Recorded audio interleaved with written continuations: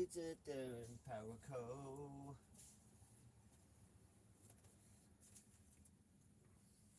Oh shit.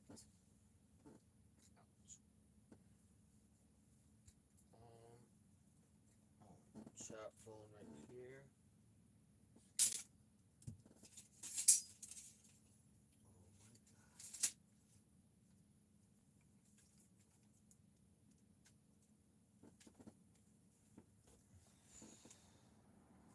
Let's see if it's working. What up, O3? What up, Jade? Let me get the chat phone up.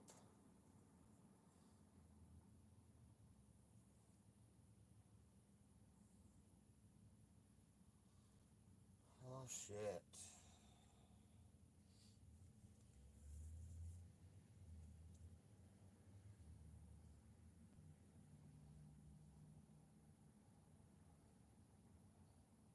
Alright, here we go.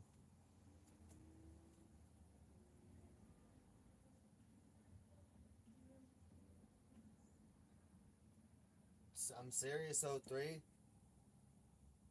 What up, E-Bagan? Good to see you, Jade. O3, I'm serious. Look, for a limited time only in the Los Angeles area, 50% off of SDG&E rates. Only for limited time only for the first 30 days. And then it's going to go up to like 65%. So a third off. A third off of government price. But for now, 50%, limited time only. And we do, contracts, 3 month, 6 month contracts. And we might be offering wireless power as well. We're expanding. We might even start a cell phone network right here. We have unlimited power right now, so we might just launch. We might maybe get sponsored by a cell phone company, and we just have like a 40-foot tower going to get attached to the RV, and we get paid $50,000 a month for a cell phone tower. We can't go into bridges, but we'll be in one spot for a bit. We're just expanding, guys. I don't know. The ideas are flowing, expanding. What we can do with unlimited power right now. I'm just saying, you guys, it's not unlike the power of Superman to be able to see through women's garments or fly, in the skies like a bird. It's an awesome responsibility. Almost like Iron Man right now, and I want to make sure I don't wield my power literally, like an evil dictator. I want to make sure that all my people get their power freely, and then I'm a good power company. You know what I'm saying, guys? An honest and just power company right here in the area of Venice.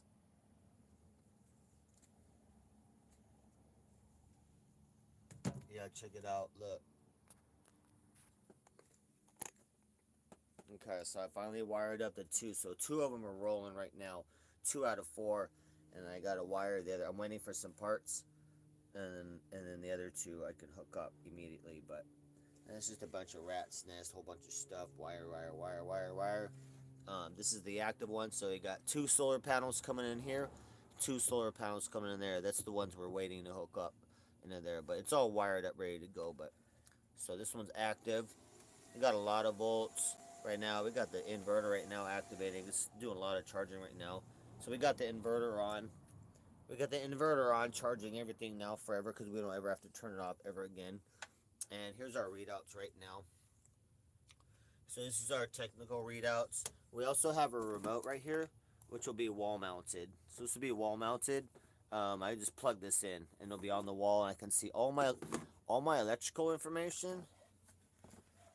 All the electrical stuff is going to be on a beautiful piece of wood right here. So 2 of these, and like a 12-volt monitor and a bunch of lights, and everything's hidden underneath this seat. So here's our stats right now. You guys will love this. So here's our stats. It's just gonna run through the stats on it right now. Hold on. Why is it not focusing good on that?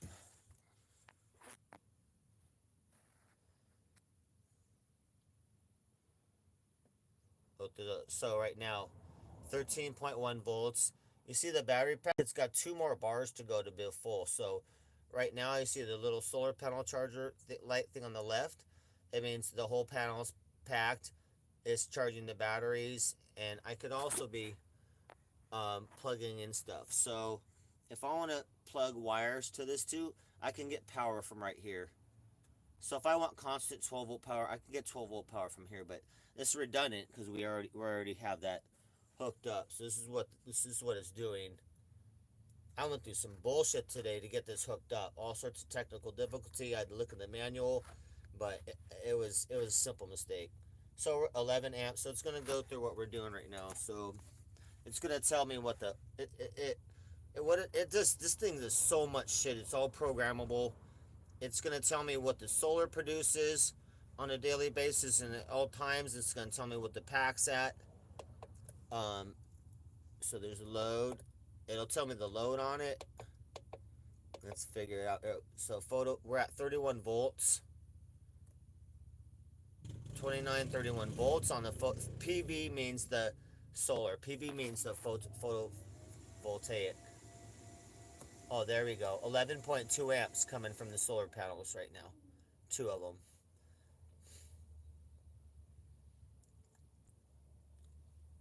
There's the battery. 12.9 volts, 13 volts. Climbing. It's charging this shit out. This pack has never been full for months. Battery. I was hacking at that shit. It's hacking at it. It tells me the temperatures. I got temperature probes as well that come off these. So these little wires right here are temperature probes. We have that. And the temperature probes will go right to the battery pack. So if the battery pack gets hot, it never will though. But just in on other systems. So it's got temperature probes for battery pack, and there's the comm. Like I said, that's the remote, which is this right here, which is this guy, the remote, and that's all wall mounted. But it's cool I have these mounted underneath like this. This is how these things are gonna stay under here. So let's see what we got going right here.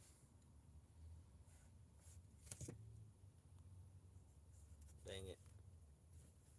Hold on here. There we go. Uh-oh. It shows me the load right now on everything. It's gonna keep track of that. I gotta look in the booklet. I gotta look for the booklet, but it does everything, dude. Yeah, a proper, like a full battery normal is 12.75. So 12.75 is a full, like, car battery normal charge. But the pack's been so low and it senses the amps. Now we're at 3 bars. It's got to go to 5 bars to really push the pack. The voltage is maybe up, but that doesn't mean the amps. You know what I mean? The amps of the pack are low, and so it's gonna just go all. It's gonna nonstop charge this thing forever.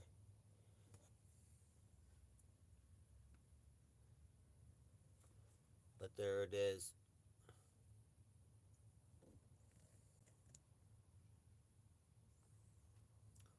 Well, we have the RV operates. It's like a house, so you need battery packs. So we have a massive battery system. Okay, we have a massive battery system. Right, six huge batteries,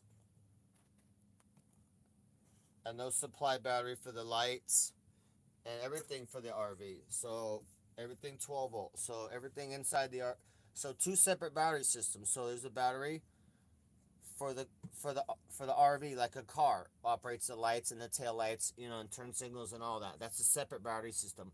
Then you have the house battery system. I have 6 batteries that runs all the lights inside the RV, the refrigerator, everything 12 volt. It my battery pack my battery pack feeds this inverter. So my battery pack is massive pack is 12 volt. So when I want 120 volt stuff, this inverter turns 12 volt into 120 volt, right? And it also feed this system like a regular house breaker. This is the 120 volt system. This is the 12 volt system right here. All the fuses right there. So the battery pack supplies power to the inverter, and then that power that gives me 120 volt. So that gives me power to my power strip and all that. So the inverter supplies all the power in this RV that's 120 volt, like a house, like an alarm system. Anything that's 120 volt, like a normal house has, is powered by this guy right here. That's a very special unit too. Eco. It's a special Eco edition, and so it uses really low energy, dude. Super fucking efficient. I had to wait months to get that thing. It's a fucking expensive piece of equipment. And we got everything hooked up. We got trip switches here. I can cut the power here. So we got the solar hooked in. Those two panels go through here. So I can cut it right here. If I just click that, it'll cut. I cut power. Boom. Right there. Cut power. Put it back on. I cut power to the entire RV right here. Right there. Bam. Entire RV power back on. 12 volt. All the power runs through here. All the 12 volt power runs to this. It's an 80 amp thing. And powers this entire board and everything.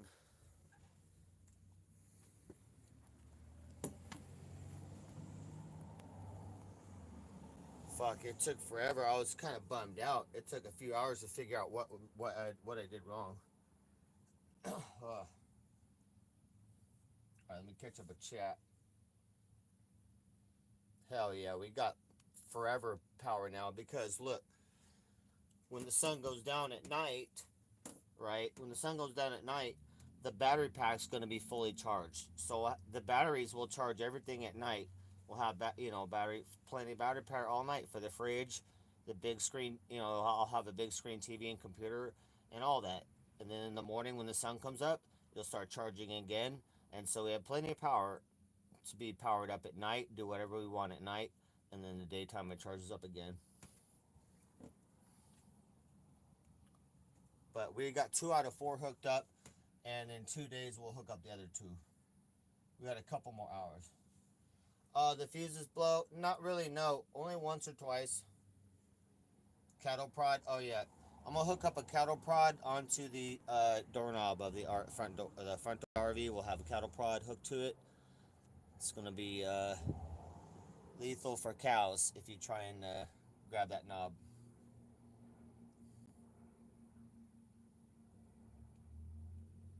Oh yeah, O3. That's solar and all that. That'd be thousands of dollars, bro. It'd be a couple $1,000s to install this for labor. It'd be a couple grand labor to someone to install the entire, like the batteries and everything, dude. Like, that's a lot of work. This is what I'll be doing in the future, bro. It's because big money, and solar, like mobile solar systems, and also on houses. But I'm gonna specialize, in like in systems 1 through 4. So system number 1 would be like a shed at your house, and you could literally start going off grid. No red tape either. There's red tape about you could put panels on your roof and all that, but then there's red tape about you hooking it into your breaker box and all that, and then the government gets involved. You can do a shed thing or have panels on your roof, but bring it down, and then you just run electrical wire in, and you have a couple outlets that come in from outside, and you just plug your shit into those outlets, and that's how you can technically beat some red tape. And now you're off grid because you run shit from your house in there too, your fridge or whatever. It'd be now you run in, but so system number 1 would be like a shed or a van. System number 2 would be a small RV. System number 3 would be like a school bus, an RV, a bigger RV, like mine. And then number 4 would be like a transit size system. So I'll be installing those systems in the future, all the batteries and all that shit. They have like for for retired people, seniors and whatnot. They got big meetups and whatnot. Big meetups, RV meetups that everyone. I can't remember where they're at, but they're huge, thousands. If I just roll up to shit like that, like I would literally get unlimited customers if they see my system and know everything's running, and go fuck. I want to be off grid because I'm able to find the parts cheap. I'll be able to source all the parts and get it all going, and then do a contract, and make good money. Like the system may be 5, 10, 15 grand total, and my labor's a couple grand on the bigger system. So But literally, I could pull up to like a fucking RV meetup, and everyone's gonna want fucking solar hookup because it's either me, bro, or you got to go pay an RV dealership. Like, oh my god, bro, you even want to know the quotes, bro? You don't even want to know the quote from an RV place, bro. And otherwise, I don't know who would do it because solar companies won't fuck with your shit. A solar company that messes with houses and whatnot, they're not gonna come put solar on your van, on your RV, or your school bus. They technically can't. They're not gonna fuck with that. Legally, they can't. They can't really. So it's either me or the RV dealership. And you fucking horrendous price. Sometimes 250 an hour at RV shop. You guys don't even know. That's like boat. That's almost as bad as boats. It might be worse than boat prices. Honestly, it's worse than boat prices.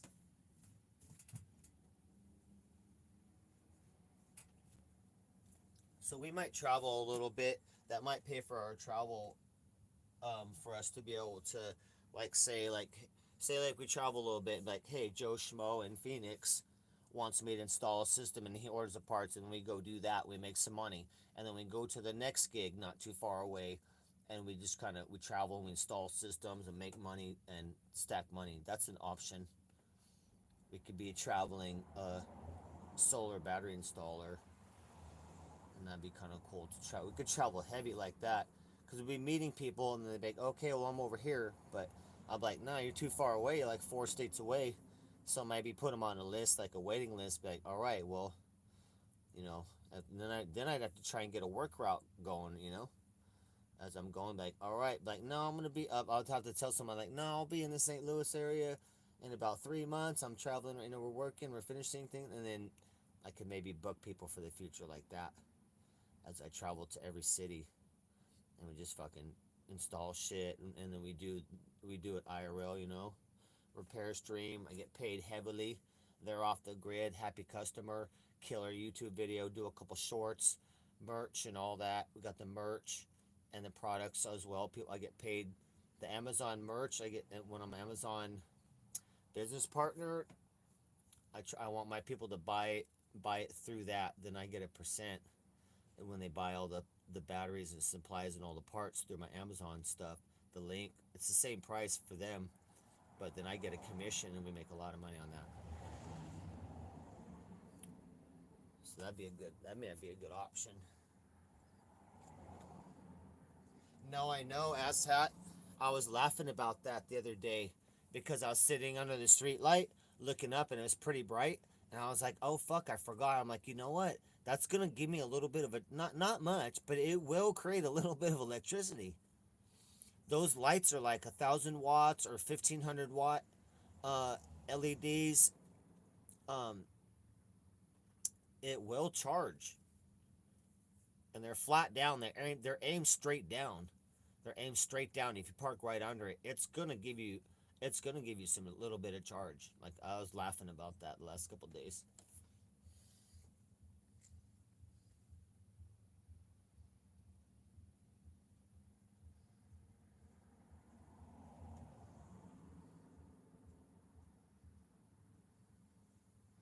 Oh shit. We're gonna let the pack charge up. I forgot. We gotta kind of hook up my fridge. The problem is the hookups outside. We got to figure out to get the extension cord from the fridge, guys. Woo! I want to get my fridge hooked up, guys. So unfortunately, my fridge only runs on propane or 120 volt if possible. Now you can't create enough electricity where you can do electric heat. That's a waste, and it's not enough. Propane heat is the way to go. It's efficient. Even in the winter, snowing outside, you would only use 1 gallon of propane a day. That's nothing. In the winter, that in snow, what I mean, you'd be fucking warm in here at 75, 80 degrees, no problem. Um, but we eliminated the water heater. That's a constant pilot light. So we have a tankless water heater. It's on demand. And also the fridge. What we're doing is I have a little tiny inverter. So it's a little 12 volt to 120 volt inverter. And we're running that. and that's going to supply power to the fridge. And then off the the battery pack will supply the 12-volt power to that little tiny inverter right by the fridge. So we gotta figure out how to wire that up. I can't remember if I spliced it in or not yet. It might be on one of the fuse panels right now, and I have all the fuses out. So we're gonna put the fuses back in. Shit, guys, where'd the fuses go? Oh no, oh no. I'm trying to think where the fuses are. I'll grab some milk.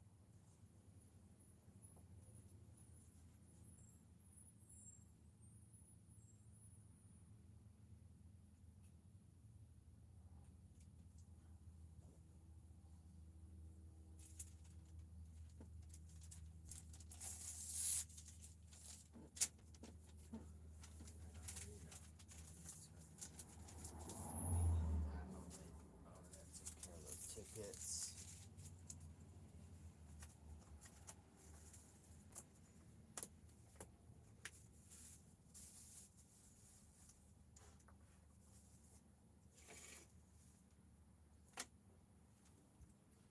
Shit, it's been rigorous work, man. We're knocking shit out right now.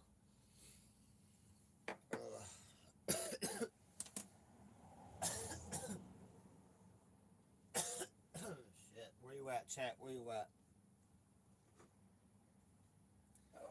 Yeah, man, I made a couple. The problem was I didn't really make a mistake. These double posts I bought, these battery terminals I bought, double posts, like it's one post, right? And then an inch and a half away, it's another post. Now, I thought they were connected. You know what I mean? I thought they're connected, so you hook up. Let me show you guys what I'm talking about. Shit, bullshit.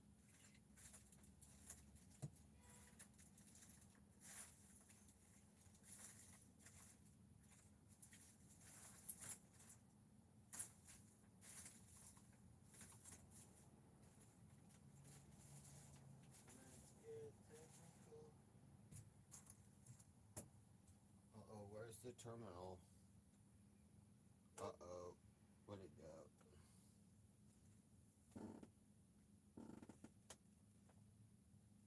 Oh, darn it. Dude. Ow, my knee is messed up.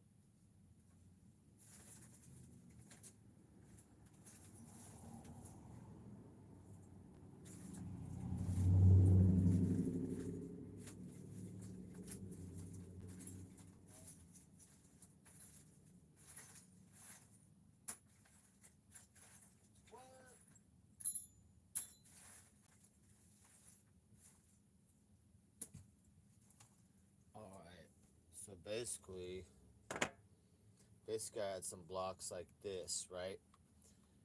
And they just mount down, so they screw down to and it's supposed to be connected, right? And they were not. It's supposed to be connected, like that's useless, two separate posts. They're not connected, so I had everything here and here, but they're supposed to be connected, so it should be something like this, where the whole post is connected, all of them are connected. So basically we fixed that, and then we got power back. So everything hooked up good, fully functioning, powering like a mother humper right now. Only 2 panels, and it's gonna fill that battery pack for the first time in months and months and months. We only had full power charging when we got to plug in on the streets. He's cool, and he ran an extension cord from his house. Other than those times, we've never had full power to the batteries, and they need to be charged up so long, bro. It's been forever. So this is constantly charging right now. Check out our fucking stats we rolling right now. This is our stats right now we rolling.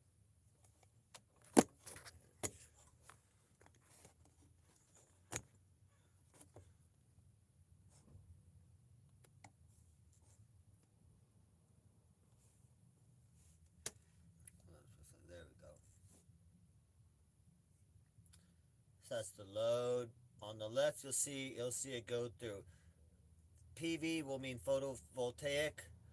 That means the solar, then it'll go battery, then it'll go load. It's going through the load specs right now. It's just gonna cycle through. So photovoltaic, we're at 30 volts, giving me 30 volts, 6.4 amps right now. It's giving a charge. It's deciding what to give the batteries.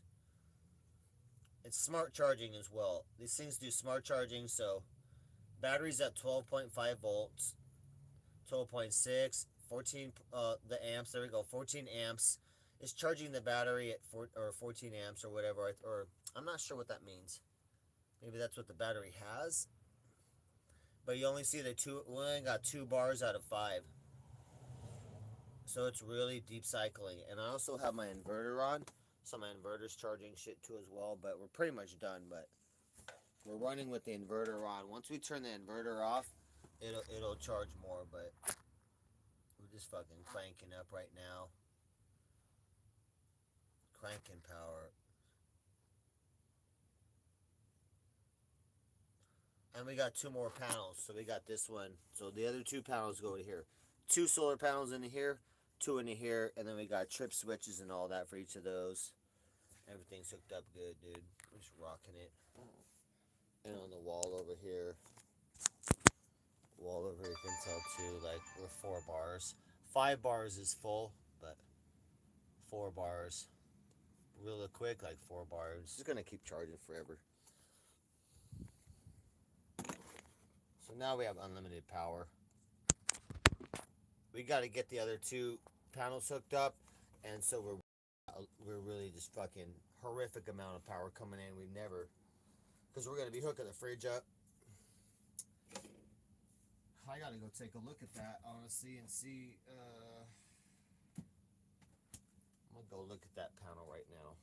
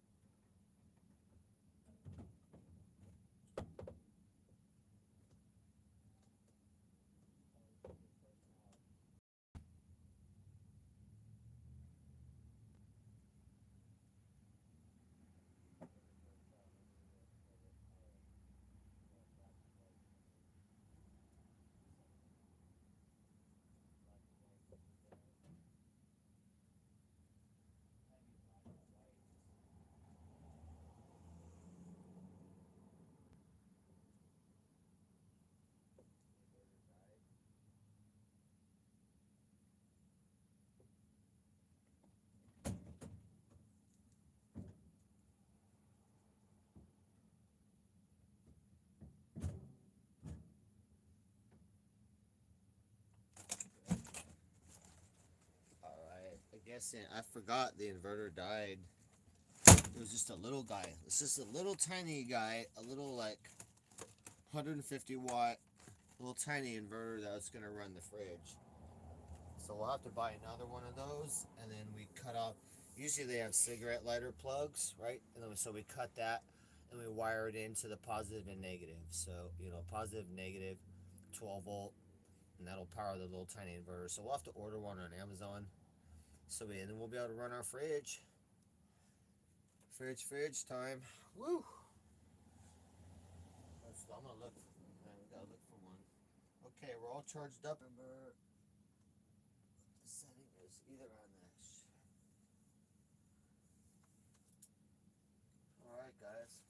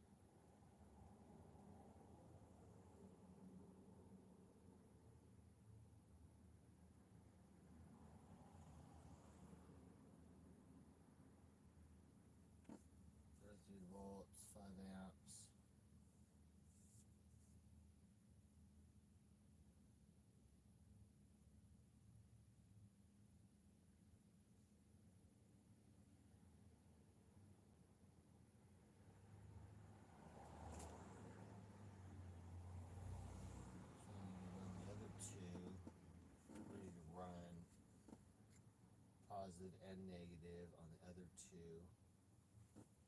Let's see here.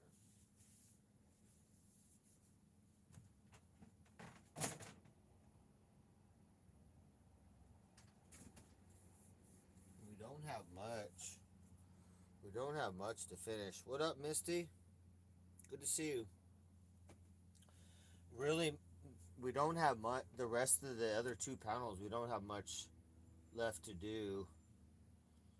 I have to make like an extension cable, and then put a couple ends on it, and then run those wires down. But everything in here is done, so I just run those wires down, plug those into here, boom, boom, one tip of red and black, and everything else is wired up. So we're like about maybe 2 hours. I don't know, maybe not that long, like 2 hours or less away from hooking the other two panels up. I went up on the roof. I did the Windex and cleaned the panels up all nice.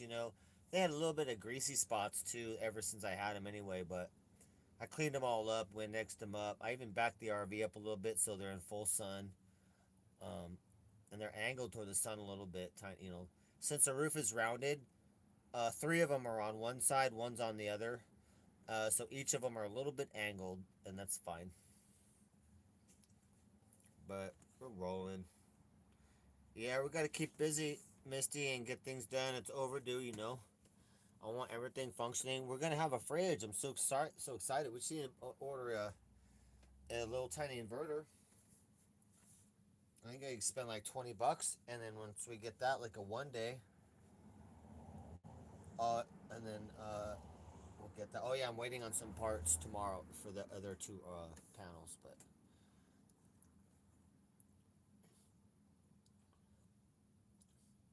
tomorrow then. By tomorrow night, the other two panels will be hooked up. We'll be full rocking. And then we'll be waiting for our little tiny inverter for the fridge, $20 inverter, to power the fridge itself.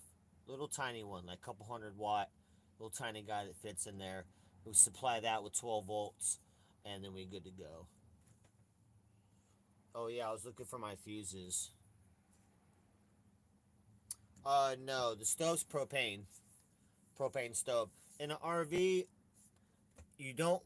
In an RV, you can't do electric heat because it's way too much power to like heat an RV. So that's why they're propane. And then electric stove and all that. That would take a lot of power, a lot of watts, running that shit. So you can't. Like even with all the power I got, I can use microwave and stuff like that. But like a microwave's like a 1200 watts. Using those for a few minutes and whatnot, that takes a god awful amount of power. And so you don't run. If you have propane already, then you just run. I'm running propane heat, so then you just run the propane stove with it. And I have an oven too. I've never tried the oven yet, but now we can power everything. And like a 6-inch fan up there, so it'll take all the smoke out, so I can cook for real. Now I'll be able to cook full on. Then we'll have the fridge on. I can have food in there. That fucking will help. And then everything can be powered. Now I can have my computer. So I need to go find a free, cheap computer monitor. And then we can fire my computer up. I can start doing computer work again, working on their channel, and have my computer back. I got a nice little kind of older gaming computer, so we'll be able to run that. I can run a 65-inch TV. Those only take 120 watts. I can run a 65-inch TV, no problem with the computer. It's awesome, everything. And power tools and all that. I can run all my power tools now. Anything I want now. Unlimited power, guys. Literally. Like, I built this system so heavy duty. It's 1200 watts solar total. And I have 6 batteries, and I'm going to add more batteries to it. I'm going to add at least 2 more batteries, so we'll have 8 batteries. It's a fucking horrific amount of power coming out of here. The idea was to be able to run air conditioning on the low setting and be able to run that on solar. And so this will be able to do that. But we don't have AC or nothing yet. We might need another solar panel to help run AC, because ACs take a lot of juice. Nobody really runs ACs off solar because it takes so much, and nobody has that. We'll be kind of the only ones out there that do. I want to try and get enough solar. If we add another panel, we'll have 1,500 watts, and then we might be able to run the AC. Like it's a Coleman Mach 3 Power Saver AC. It uses less power. We could run the low setting and the medium setting on the solar. Possibly the high setting. The other ones take way too much watts, but that one for 700 bucks, it's a badass one, and that would be the idea. That if it's hot enough out there that we need AC, then there's full sun and we have full electricity, and all that shit should be like 1,500 watts on the roof. That should be able to cover the AC. And then we have the battery pack as like the gas tank. The battery pack's also covering charge. It's holding all that charge. So even if we're losing charge because we don't have enough solar power in the AC, then we still have the battery pack running too. But we want AC covering all the we want solar covering all the AC power that we use and then some, so that we can be in the sun all day long real hot and have a low or medium setting at least on our AC, and running good like that. So that's what we're heading to. That's the goal of this RV, and that's king. Nobody even has that. Nobody has that. You're in less than 1%. The percent of RVs that have that are probably like 0.001 or something, dude. It's not even 1%. No, nobody does. We're gonna be king. We're gonna be king out there. I'm not bullshitting you about power company shit. But with my power, I could pull up and power Eric's RV. I could power any RV right now.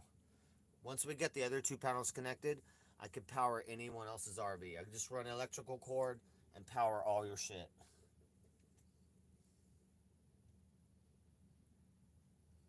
Yeah, usually house stove is 220. What's up, Matt? And the dryers are 220 because they use so much goddamn electricity. Now you got more efficient ones that may be 120, but they use god amounts. Anything that's got to light up like a hair dryer or a toaster or microwave uses a fucking god amount of watt electricity. You'll see everything dim out like those are the things that pull. I had to get out all my paperwork, man, because I was stuck. I was trying to figure everything out. Nothing worked. It was flashing this code for hours. I was like, no, what's wrong? I had to go through the entire system and it fixed it up.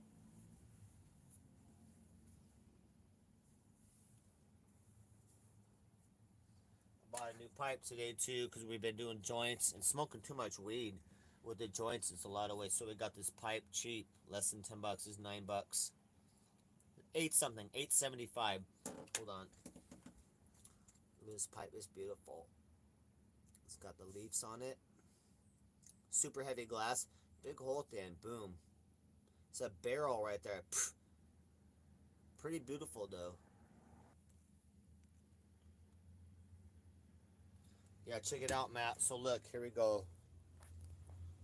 We're making progress, buddy. So look, we got these zip tied in. These are where these are going to be. And I'll figure out like a wood mount that's going to mount these like this. But I want these just like this so we can get to all the screws to tighten it and all the wires coming out where I can see it. And I can see the panel. This is what we're running right now. It's going to run through the cycles here. Hold on here, let's see.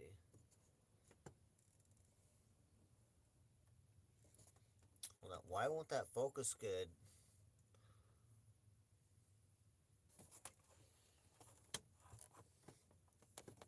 Hold on, you guys got a lot of glare.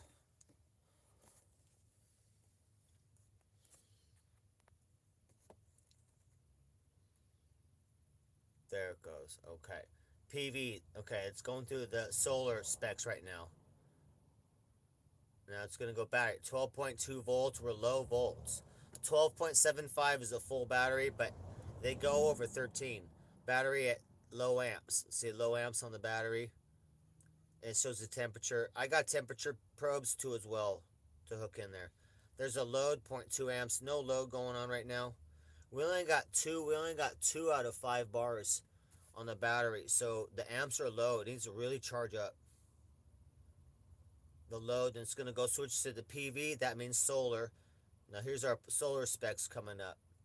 Our 2 pound, 32 volts, right? We got 32 volts on the 3 amps. Oh, we got low amps coming in. I don't know why. Sun's coming down or something. We had like 10 amps before, so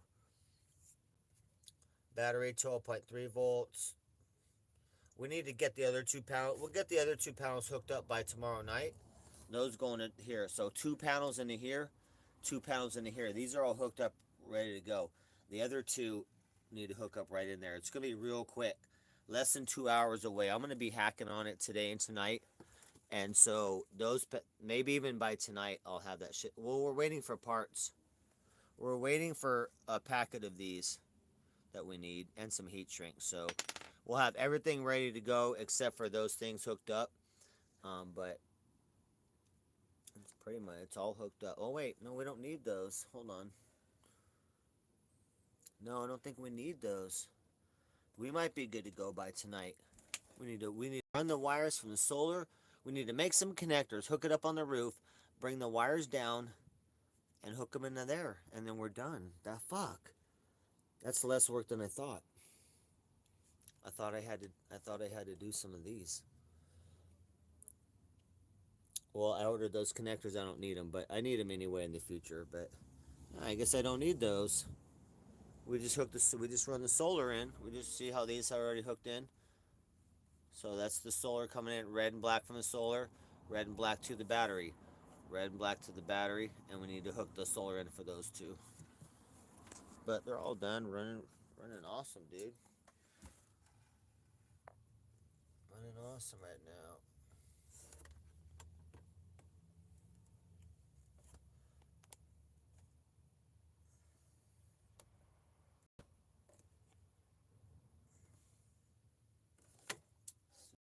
We need to get in more sun. This is awesome. I love this.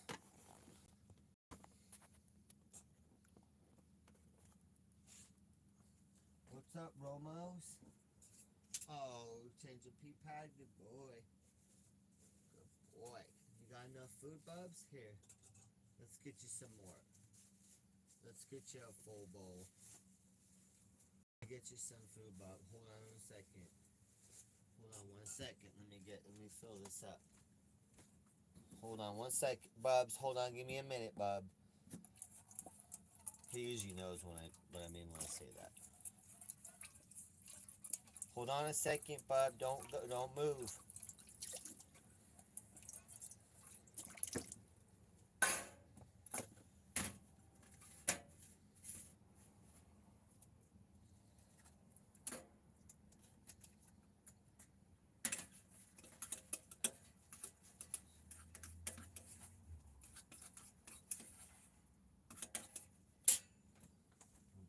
Here, Bubs.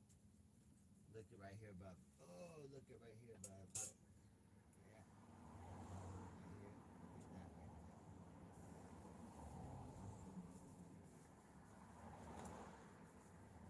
Did you see what I made you, Bub? You didn't see that, Bub? Fresh food, Bubs. It's fresh food for you, Bub.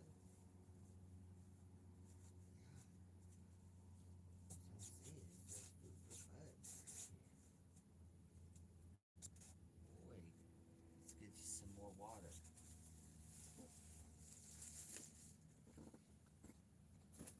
Let's get your water here.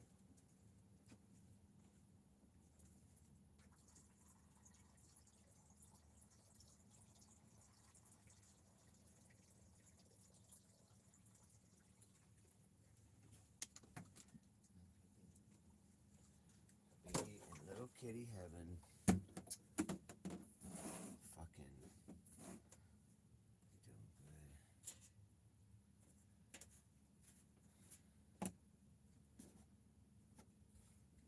Yeah, I'm stoked, Matt.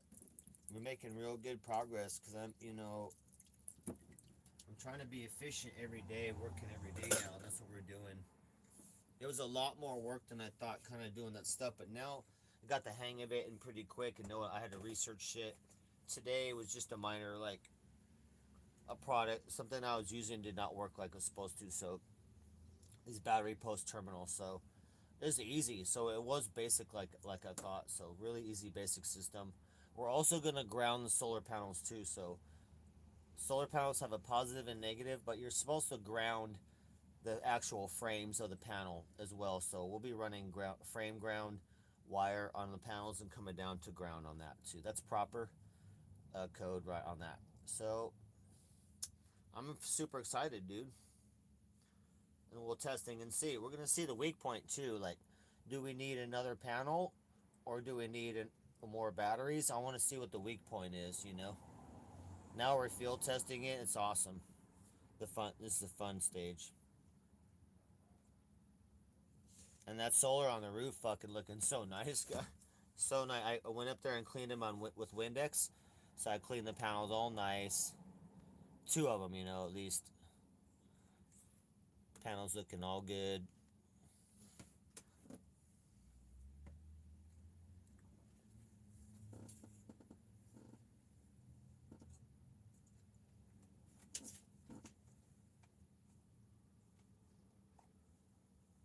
Go check and see.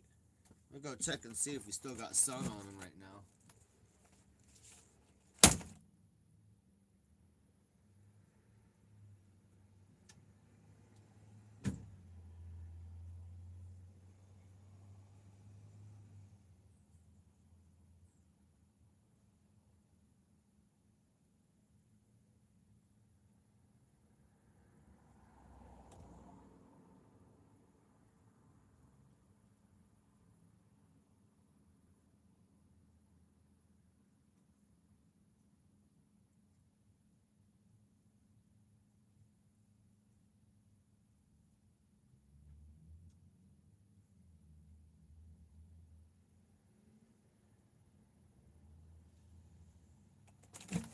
Alright, we got a little bit of shade block right now. A little bit of shade block on one of the panels. I got very special panels though. They're split in two. So if shade or something blocks one half of the panel or some part, then the other half's still okay. Otherwise, on a solar panel, like if you have a branch, so say you have a long solar panel and you have one branch, a shadow. So say you have a shadow that like a 1 inch or 2 inch shadow that goes across the middle of the panel, that'll cut the electricity of the panel. So my panels are set up special, so they can take shade or what a lot better than the other panel. They're nice, dude. Working good. But yeah, we're blocked a little bit right now.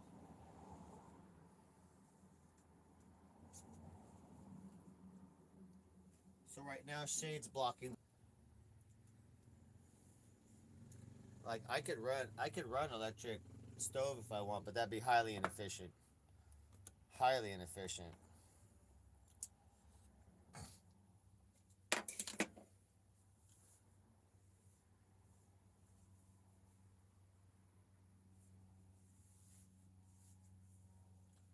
Propane's so efficient. You can literally cook an entire month. You could cook every day an entire month on like maybe 2 or 3 gallons of propane. That's how fucking efficient propane is. Cooking with propane, it uses nothing. But if you're in the snow in the RV, your worst case scenario is, and you want to keep that RV fucking toasty, you're still only using 1 gallon of propane maximum a day in the snow in a big RV. That ain't shit. And that includes cooking too. I can cook and keep my RV warm as fuck in the ice cold snow in Seattle on the snow streets for a gallon a day, a little bit less. I used to do it for 23 gallons for the entire month. I'd be able to do 30 days. And that was in the snow, very cold. I love propane like that. I love propane like that. Oh shit, we're fucking rocking.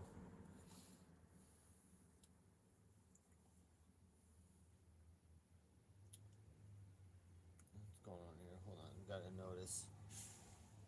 I got my volume turned down on my chat phone. That's why. Oh, appreciate. Oh shit, Matt. Appreciate it, Matt. Thank you so much, Matt. I just got the volume's turned down on my chat phone, so I don't hear any notifications, so that you don't hear a voice echo. But I appreciate it so much, Matt. Thank you, my brother. Right, as you see, man, my life is pretty much all an open book. But we're out here making heavy progress.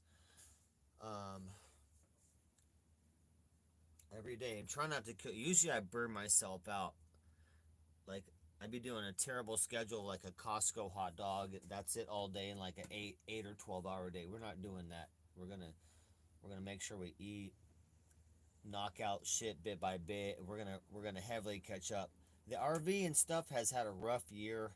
We had multiple brake issues. We had water pump. We had radiator issues. Man, we went through all sorts of shit. Multiple radiator issues. I modified the radiator. We have two huge 16-inch electric fans, one on the front and back of the radiator now. We are the fucking kings. Highly modified system. And a new water pump and all that. We are the kings of fucking water cooling now. So when we knock out systems, we're making them better than stock. So our cooling is fucking super advanced right now. The RV will never overheat, even in the desert.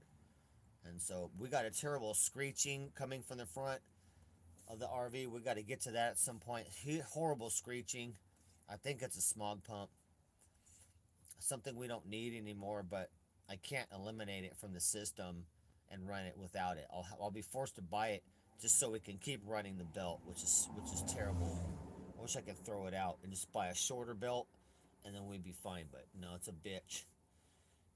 And then yeah, we got brake issues. We got to get a brake calipers in the front, and we got to get the rotors turned. But we're knocking stuff out. Like I said, we fell behind because the RV just kept having so many issues, and then our money went to fucking parking tickets and all sorts of shit. But we're legal. I really appreciate that, donators. Legal. That's the best feeling in the world. I like to be legal, not have to worry about that, And we can move. We only have to move a couple miles. Like the spot I'm in right now, we can't be at night. So the spots at night, you can't be there 2 a.m. to 6 a.m. So that's why we go to a night spot that's cool. There's only a couple left, but that's nothing to worry about. We go to the night spot, we go to the day spot, and we just keep hacking away at the RV legally. That's the best feeling in the world. Months time ago, I paid it, smogged it, and insured it a long time ago. But they just kept adding parking tickets and adding parking tickets, and oh my god, dude. But now we can handle everything, and address shit. I feel a lot better. Like now we can get up and we're making every day we're hacking out mega progress. Like now, like today, we put some hours in. Now we're fucking cranking power, bro. I appreciate it, Matt. I am actually too. Most of the streamers are fuck ups, especially IP2, but other streamers are. I don't know what other people do, like mainstream. I don't know. I always wanted to be like the Foresty, like you guys have heard of Foresty Forest. He's the most famous van lifer. I always thought of myself as like the Foresty Forest of RVs is what I wanted to do. I wanted to just do like RV repairs, and then we kind of finish repairs, and then we do upgrades and we travel. My whole idea for my channel was like an RV life channel when we upgrades the technology and making the RV better, cosmetically and pretty, and then we travel around and we network with other RVs and do cool shit like that, which is what we're doing. But man, we're doing so much more now, so much different since we found IP2, and then all the and live streaming turned into a real live streamer and all that. So we're on a lot more adventures now, a lot more exciting. Yeah, I like making progress, Matt, and I feel really good because look, I've lived in a lot of places, Matt, and I've always been mostly, except when I was young, I've always been a really good tenant. When I move into your place, bro, I'll paint it for free, I'll fix the fence, fix shit, and then I leave. Like I fixed up so many places that I didn't own. I was like, and even a little house. I had a little house on property. I was rolling one time, at one point for a few years. I had my own house on huge property. My business was rolling. I was making money. I was living large. I had a bunch of kitties. Um, Hold on, I just lost my train of thought. I was thinking about something. I just totally lost my train of thought. Hold on, I was watching some traffic shit. I forgot where I was going with that. All right, making progress.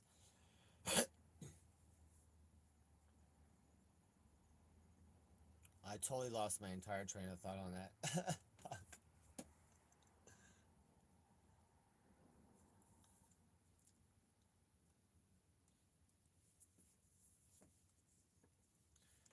No, our new schedule will be knocking stuff out. Oh, the point was I like working on my own home now. That's why I've enjoyed having the RV. I bought the RV almost 5 years ago.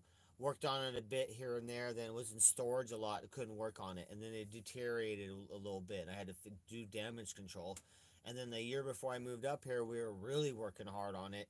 We weren't finished with it, but I just want to. I like working. I like that my work is going into my own home, and I know how to do all the work, all the engine work, the vehicle work, and also the home stuff, the electrical, the plumbing. We did all that, the carpentry, and it increases in value. That's what I like. So when I sell it, it'll increase. You know, it's all worth more than what I bought it for, and all. I love it, but I love pouring all my time and love into my own home. You know, and that's nice. That's nice, and it's fun. Usually the work's really fun. I enjoy fixing things and hacking things. Some of the things I had to do electrically on this, there were no information out there on the internet. That's why I'm writing a book on it. I got 3 books I'm writing. The whole entire outline is already done, but the solar book is really technical. That's going to take some time, a couple months for me to finish that. But we're writing a book on mobile solar systems, and I want it to be an Amazon bestseller. So we already bought like 4 of the competition's books. So I'm gonna buy. It's about 10 or 12 books out there that are books that what I want to write. The mobile solar, mobile solar systems, basically. For buses or a shed in your backyard. We buy all the competition's books. We go through all of them, and then I make a master book, and really simple, and also simple and technical at the back on that, and have Amazon business links on that, so they buy all the products when they see the systems made. Like you'll buy system number 1, 2, 3, or 4, and I have all the product links. You can just order all that, right? Do it yourself, or you find an installer like me to do it up. But that's where we're heading on that. But yeah, I like having my own home, and will be Japanese design. We can't do anything right now to make it pretty or finish the woodwork. We're doing everything to get the systems going and fixing damage and stuff. But we'll get to making it pretty, and it will be Japanese design, legit. Really beautiful.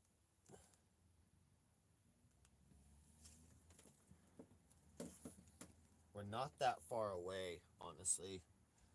And once I get a job and we need some income. I'll sell a couple things, and we can really hack away and finish up. Just keep a nice, easy pace every day, and we're already hugely overcoming like the things going wrong on the OV. Right now, I'm overtaking the problems of the RV pretty easily. Like we're already cooking right now. Two solar panels up and rolling. Within 2 hours, we'll have the full system rolling and powering the RV. Then we can move on to dropping the gas tank. That's our next thing we're doing.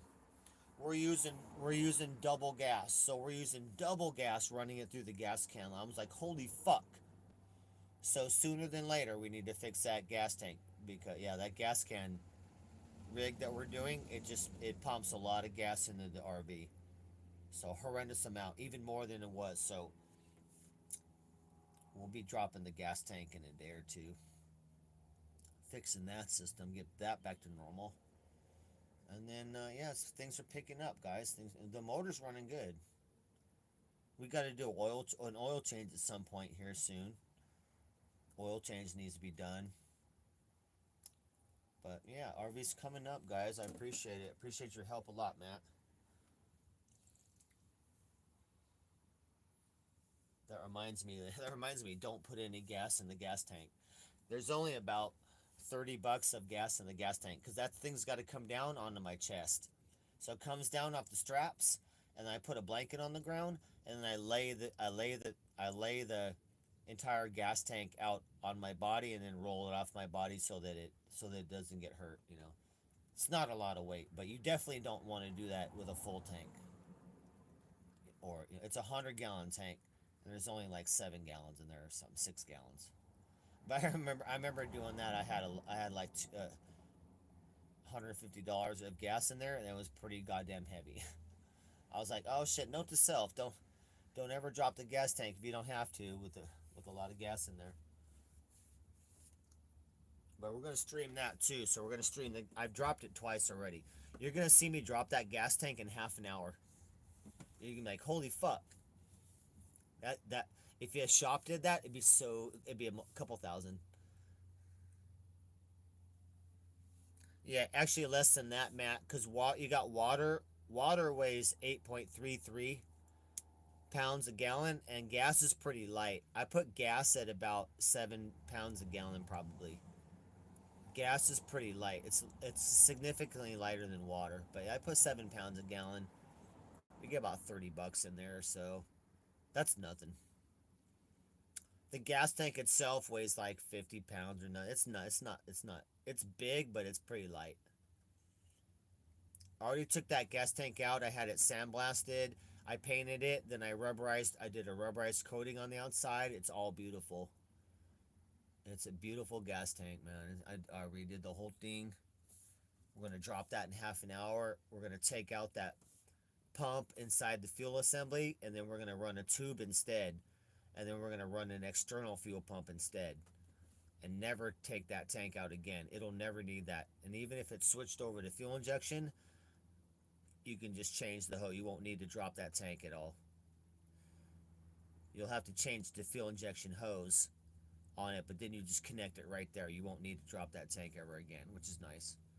We may or may not, we're probably not going to convert to fuel injection since I found a badass new carburetor for 150 bucks. Like, I'm like, hell yeah. All the parts on it, I was so fucking stoked. I can barely sleep at night. I just think of the picture of that carb in my mind. I'm like, hell yeah. So we can avoid all that work, and we'll pop a new carb on there. It comes with smaller jets. So we'll run smaller jets so we can save some gas. We can run it a little bit leaner and save some, we'll get better mileage.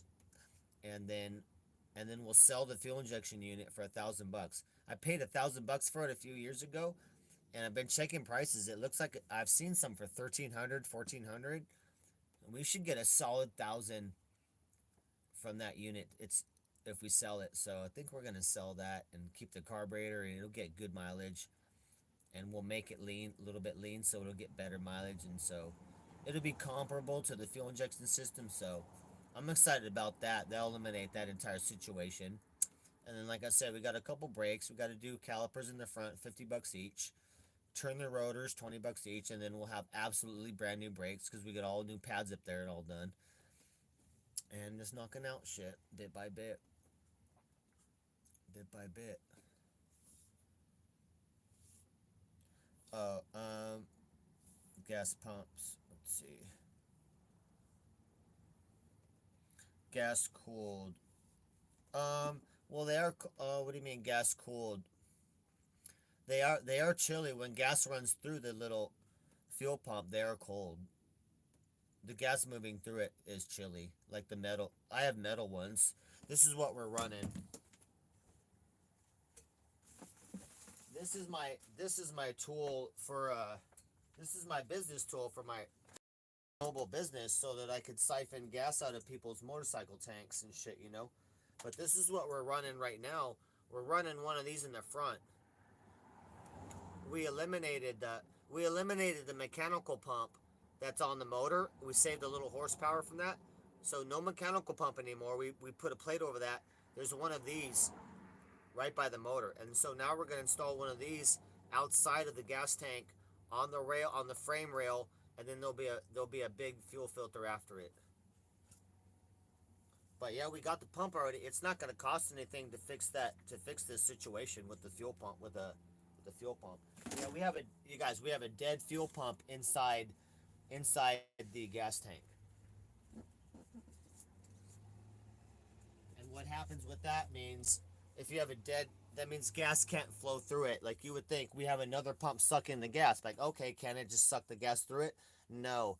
If you have a dead fuel pump, no fuel is going through it. Even under suction, it's fucking locked up. So you're forced to address it. So like I said, we'll run a straight tube. We're gonna take that out of the assembly. We're gonna run a straight tube into the gas with the filter on it and eliminate. It'll be an outside tank filter that we just showed. So I'm excited about that. Then you can just replace that. That was a generic one from like Amazon or something, like 20 bucks, 25 bucks. Dude, they've lasted forever. I've never had a problem, and you could replace it anytime. So anytime you have a problem, you're like, all right, Amazon 1 day shipping. You could replace that if you ever have a problem with one. Like I said, I have a backup one. So so the situation is going to be good. And we have a pressure regulator on there too, which is 7 pounds psi. We have to relocate that right before the carburetor. So what's happening is that too much pressure right now is shoving too much gas in that carburetor, running rich. But we'll address that because the pressure regulator is on the tank right now. We are not running a pressure regulator. We're running a fucking pump straight to the carb, but it's pumping a lot of pressure. That's why we're we're at twice as worse mileage as normal because it's fucking shoving a ton of gas in there. But it's running awesome. But still, we'll get that tank out of there. Everything going good. I'm pretty excited. And as we knock out stuff, I'm pretty excited. I'm really excited about the solar.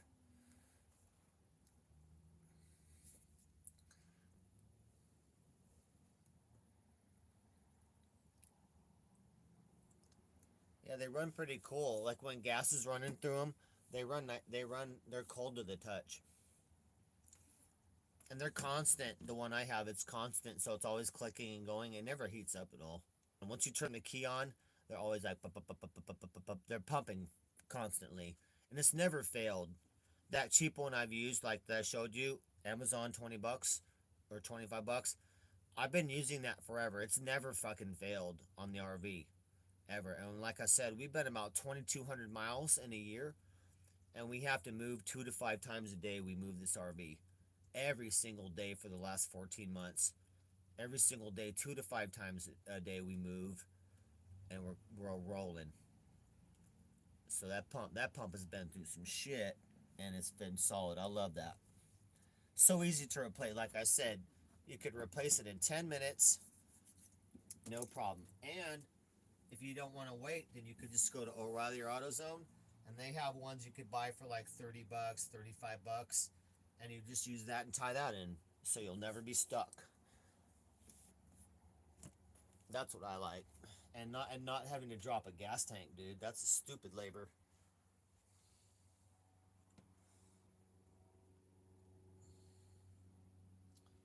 Yeah, we need things to look up too. So as long as I keep busy, we really need to keep busy because we got some sad stuff with Romeo coming up. So we're gonna keep busy and keep fixing things, making progress, and that'll be the best thing to help me feel good. As long and as you know, we're not gonna die in the streets. We're gonna have time to sell the fuel injection and my scooter to get some money up, so we're not fucking living dollar to dollar. And then decide where we want to do and travel. I need to stop and work and sell everything and fix the RV. So I'm not ready to travel yet. We need to stop somewhere and just do all this, and then I'm up for traveling. We'll have money to travel and cruise. We'll be getting good mileage with the new carburetor. I still want to travel, but I want to have some savings definitely, and I want everything sold. There's a ton of shit in this RV. I want everything out of the RV, possibly get storage somewhere, and then travel. And so we're gonna take care of a few things. It might be too late for Vegas because of the Vegas heat. So we're calculating right now. What else would we do then? I really like the idea of being off the streets for 500 bucks. I found the first 3 RV parks I found in Vegas, 500 bucks a month. I'm like, shit, bro, you ain't getting close to that in LA. So I really like that idea. But I don't like, come June 1st, it's over 90 and heavy and unlivable in the RV. So we'd have to be in studio. But if we're doing that, then we need first month, last month, and security deposit bullshit, and then credit check and all that shit.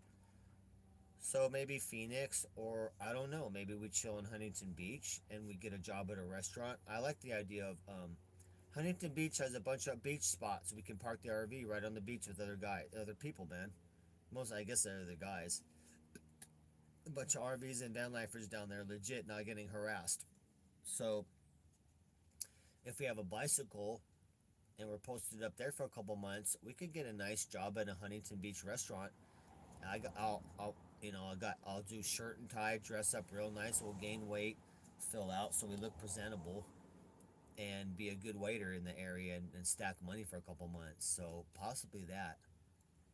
I'm just not seeing that possibility in Venice. We have to keep moving all the time. In Huntington Beach, we could possibly stay 3 days at a time and then move a little bit, and then just fucking go work a job. Venice just ain't cutting it. That's fun, but our priority now is stacking money and making savings.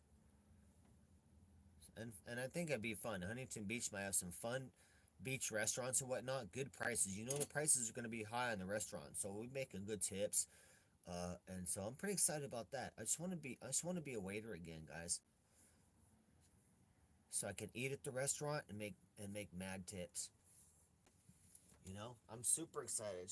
I'm a super good waiter, guys. Just want to go back to waiting tables and you know eating good fucking food, steady paycheck. Stacking money, savings. We might sell the RV when it's done and go into van life. So either way, our only priority is stopping somewhere so we can work a job and stack money and finish the RV. Up shirt and tie. I already got my dress up clothes out. We got to get a couple more things. Salvation Army. Something. I'll get a couple nice black pants. Black. I like black shirts too. The white shirt. I got the ties already.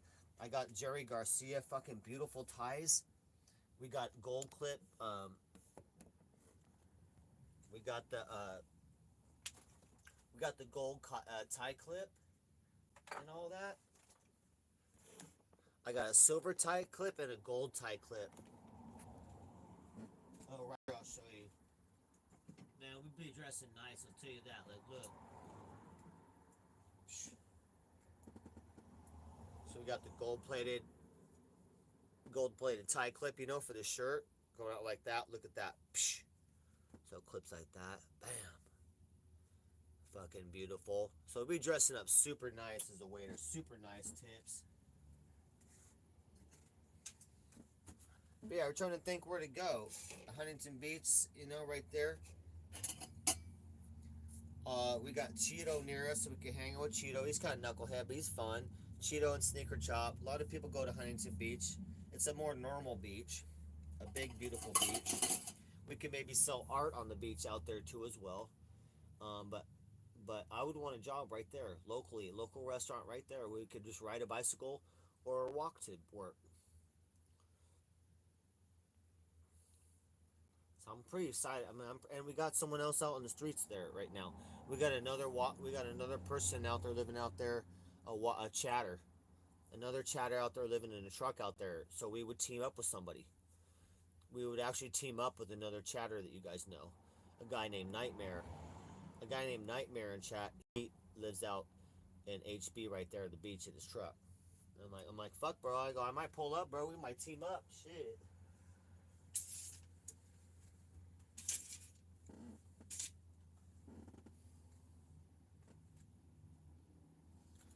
So yeah, looking good. As long as we just let's relax, take care of things, and we knock out stuff every day. We're making good progress, so we should be all right.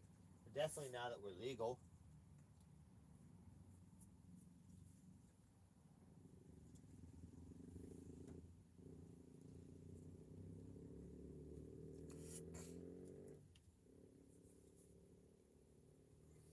Oh, that reminds me.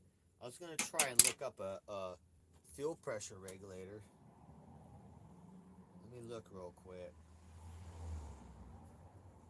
They don't make like a simple one. They got stuff like Holly makes and whatnot.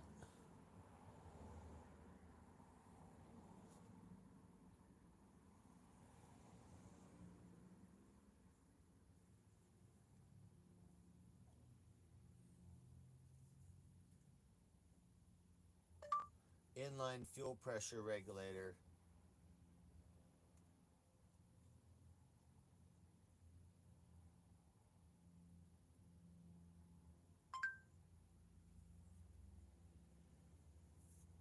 That's more than half inch. 9/16, half inch, 3/8 maybe. Let's check it out. Let's check it out here. Fuel pressure regulator. AutoZone. What's that? What's that?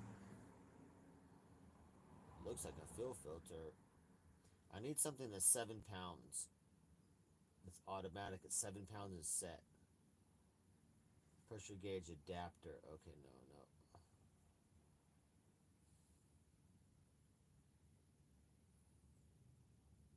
Fuel pressure regulator. Some of them are all real complicated, but they don't have to be. And some of them are adjustable ones, but we just want universal.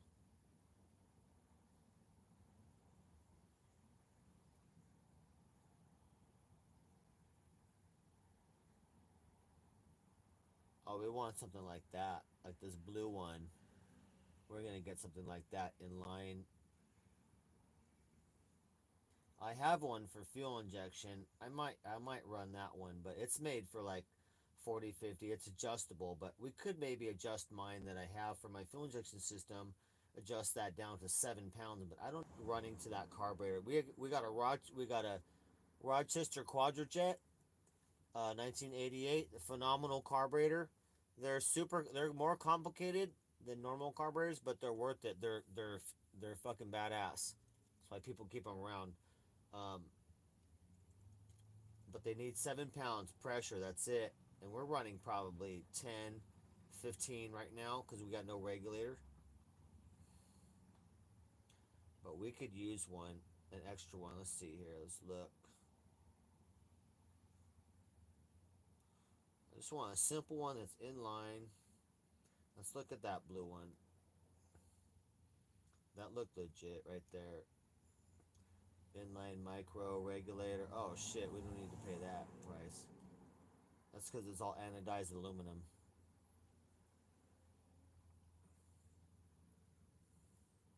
Let's go to shopping. Holly makes it usually. The one that I got running on the RV is a Holly.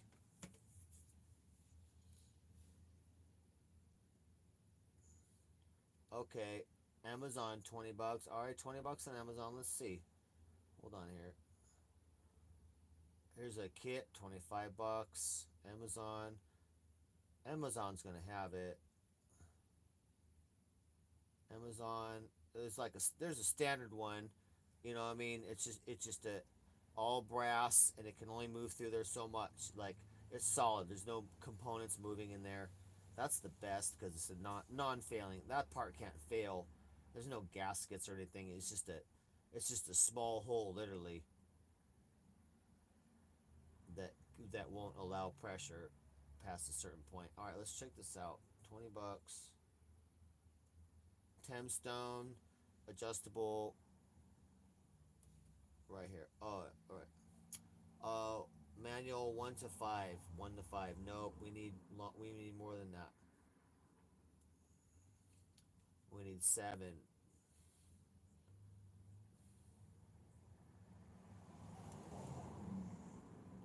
I'm gonna have to get mine out that I have. I have one. I'm gonna have to get it out. I don't know if it goes that low though. We'll have to find out. Otherwise, we have to pay like $35. No, we don't want to do that.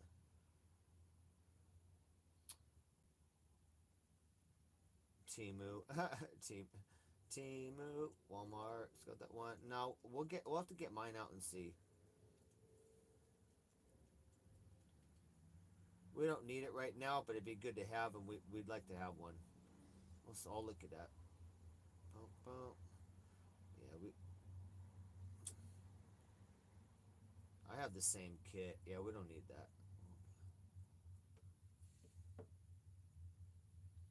We're only gonna run off the gas tank for a day or two anyway, more, and then we're back to we're back we're back to the normal gas tank.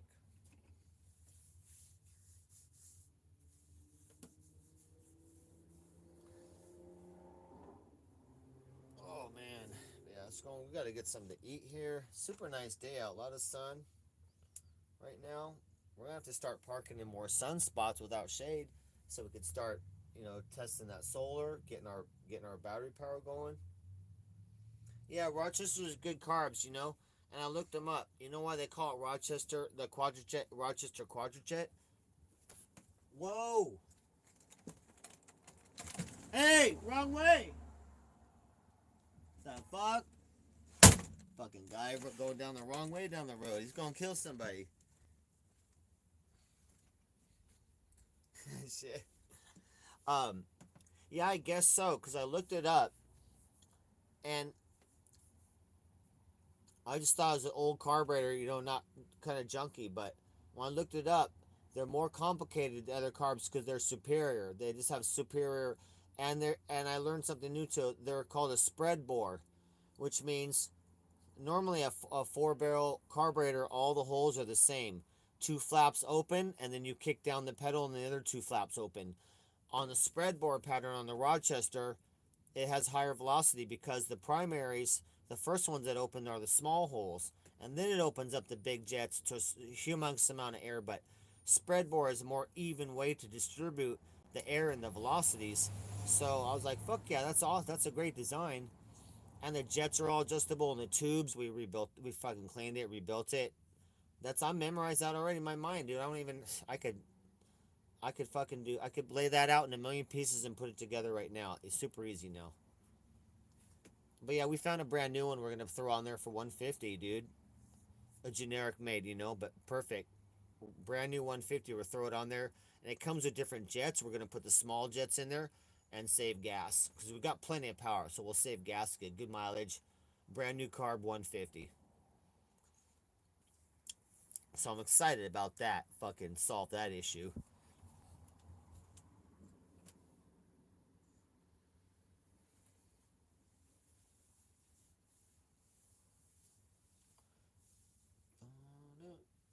And my old Rochester, I guess if I want to put in a kit, well, it needs parts though.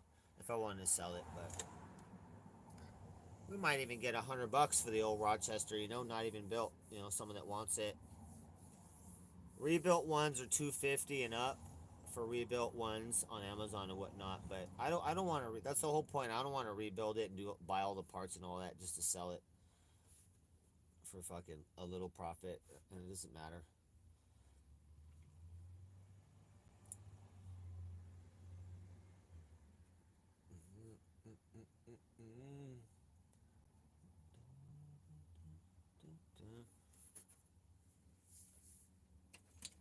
Yeah, I don't know much about Holly.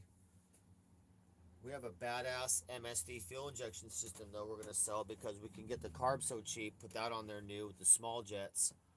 We have a $1,000 MSD atomic fuel injection setup that we don't need, and we're gonna sell that. We're gonna turn that into money, and the RV will be fine with the brand new carb with small jets. Perfect. Because we need the money now. We need the investment now for that. We need to cash everything in. I'm gonna sell my DJ speakers too as well. We got a scooter to sell, motorcycle to sell, the fuel injection to sell, DJ speakers, and that's about it. We gotta liquidate all that.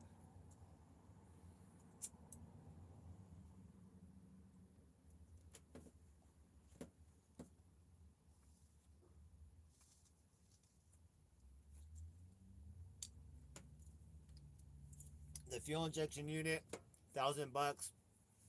Scooter, 1,200. Motorcycle will sell for 4,000. Speakers, a couple $100, a few $100. That's gonna be a nice chunk. We're gonna turn that in. We're gonna cash that in, build our savings.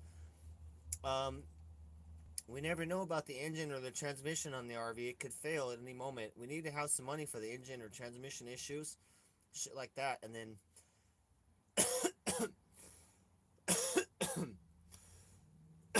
figure that out.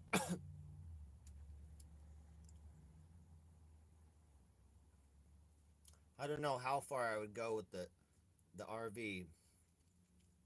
If the motor failed, I might want to just park it and live in it somewhere, and then sell it after that. I don't know if I would want to do a whole new motor and all that shit.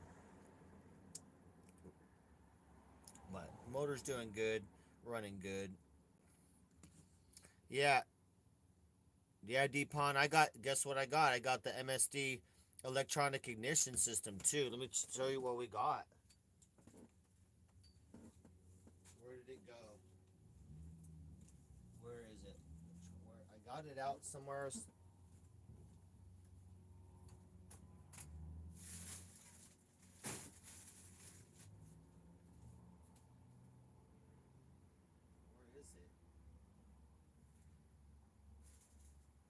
MSD electronic ignition. I just got it out somewhere. Can't find it. I can't find the bag, but yeah, we have an MSD electronic ignition system. It's got the badass coil, the coil pack, and the distributor. And we bought all the we bought all the badass the silicone red wires and boots, and we got the whole kit. I want to put that on pretty soon. I want to put that on pretty as immediately as we can. It's gonna be a bitch to time it to get a timing gun to where the marks are. It's so hard to get in there.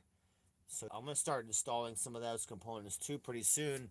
We'll do a repair stream. I'll start installing the coil pack and everything, and then we'll take the distributor out and put the other one in. But we might get stuck because we have to get the timing right, or the RV will be stuck. But we can wire everything up and get it all ready, and then we just have that one point ready to go. But we're gonna do that. We're knocking that shit out. I can't remember where I put it.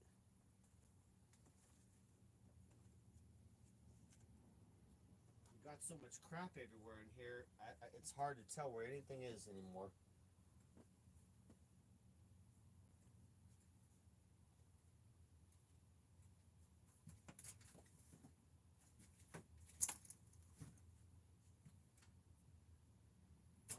I'm excited about that though.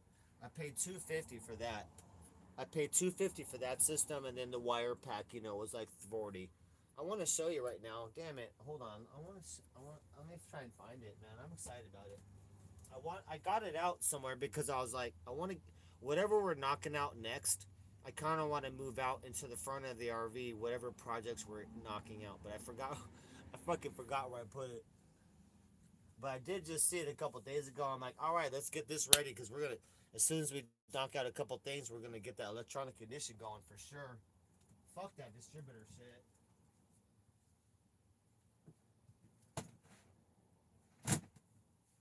Where is it? Where the fuck is it?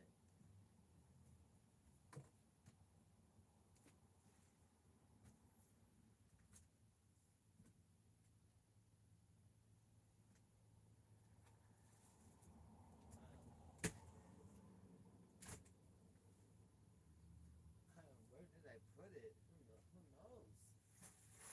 Who knows where I put it? Where the F is it?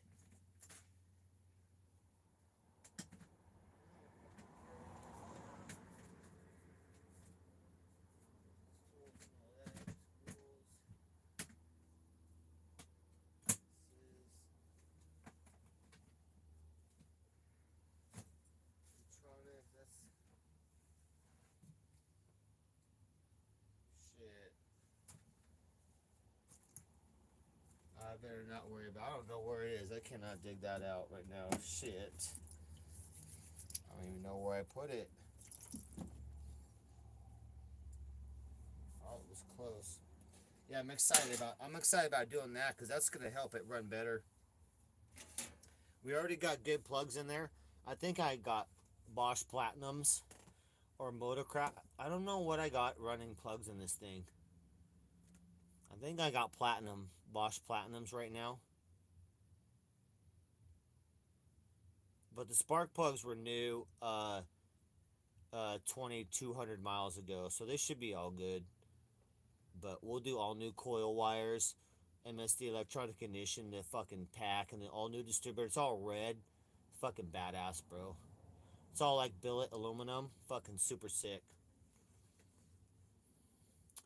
I just saw that we got to get the instructions out too. I got to find all my instructions for all my electronics. I'm looking for that too as well.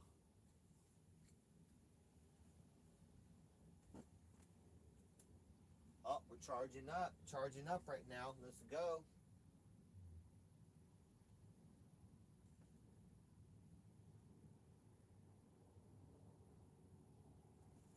Let's see what we got. Let me look over here. Oh shit, 5 bars. We're definitely charging up on amps right now because we're 5. When I press the button, we're 5 bars. Oh shit, yeah, bro. Woo! DJ Darren Power Company right now. What the heck? Are we like a full power company now?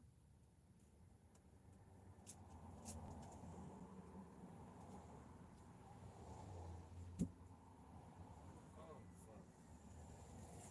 I almost broke my kneecap. I came down on my motorcycle again onto a bolt and fucking hit my kneecap again, so went into shock and cold fucking shivering. Fucking I'm limping around. I got gauze wrapped around it. It got fucking smashed hard. I thought I broke it. Luckily we're alright, but I'll be limping around, sticking out on right under the fucking kneecap. You know what? I don't even know where I put it, bro. It's been packed away or some shit. What's this?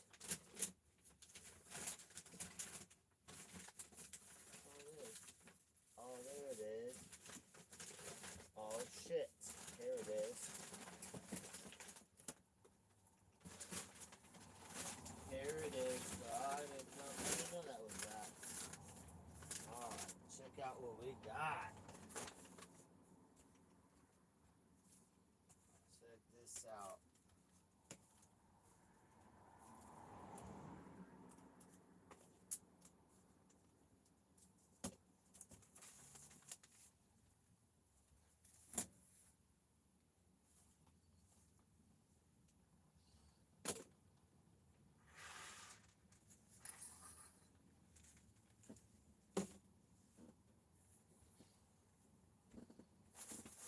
Alright, we got, this is badass. This is high temperature boots that go around the boot and the cord for to temperature insulate from the engine. Fucking badass, dude. Thermal boots go right around the fucking rubber and all that and up to some of the cord. Fucking badass, dude.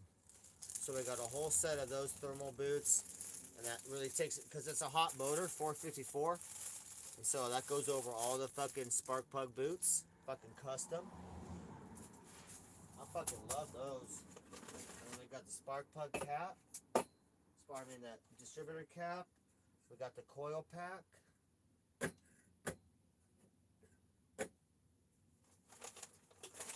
got the brain on it. Got the brain unit. Oh.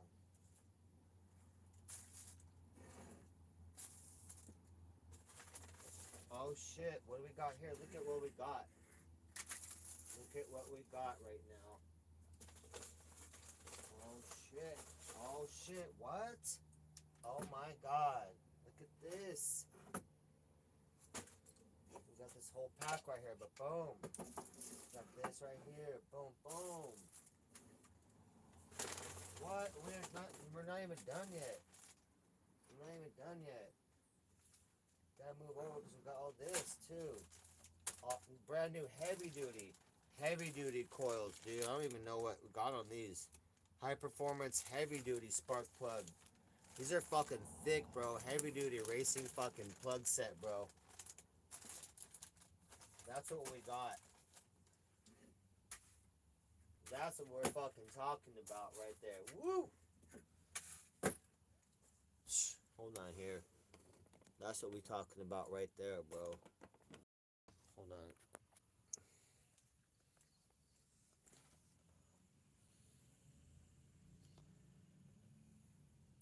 The MSD Street Fire setup. I bought these separately. But yeah, full distributor, all that. Real easy. It's just a single plug or something on there. And cap. Fucking badass, dude. Fucking mount this sucker. This thing's heavy, dude. Fucking heavy fat coil. I can go ahead and start mounting all that. Mount that up. get all the cables run already, get the boots, get this all mounted up, you know, and start getting all the wires hooked up. And then one day we'll have to fucking just jump off the cliff and do the distributor and do the timing and like hope it starts. But we'll get everything hooked up like it should be, and then we'll have to fucking then we'll wait, and then we'll like, all right, we'll take the distributor out and we'll match all the wires up exactly one by one. So we match this up exactly. You take one off, you put it on this one. Take one off, put it on that one, and then you transfer that, and then you pull the other distributor out, and then you match that one in the same, and then we do have to time it with a timing gun. But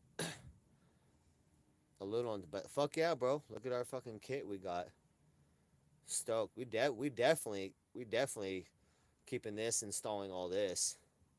That's gonna really help it too, man. That's a nice fucking system. Fatter spark. Delivers fatter spark and good cables. Electronically controlled. No more. I love that thing, dude. I was wondering where that was. I was like, where's it at? We got it. We got it. Oh yeah, installation. We got installation instructions right here. Bam, bam. Full instructions. No problem. Should be no problem to do. All our diagrams. Good to go. Good to go. And then we just got to have the timing gun so that we do the final timing on the crankshaft, the mark, you know. And then we got all the fucking hardware, all this stuff. I love this system, dude. That gives me the chills a little bit, honestly, because I can't wait for that. That's gonna be nice. Nice little setup. It's gonna really help the RV too, man. That's a real performance game.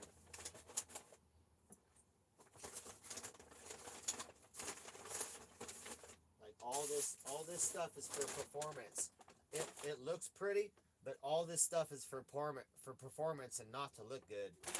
This is all to make shit run awesome. And if I wanted to do the MSD fuel injection system, if we still install that, then that runs with this whole that operates with this.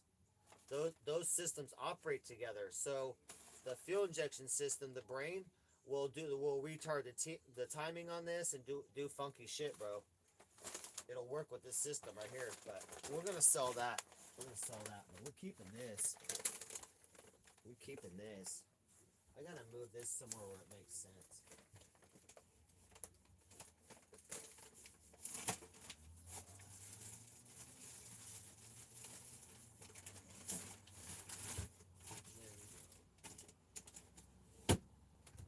I'm super excited about that system though.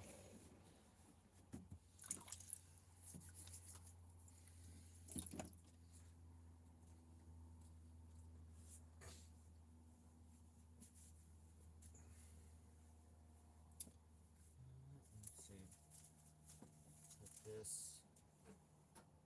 documents away, put this here.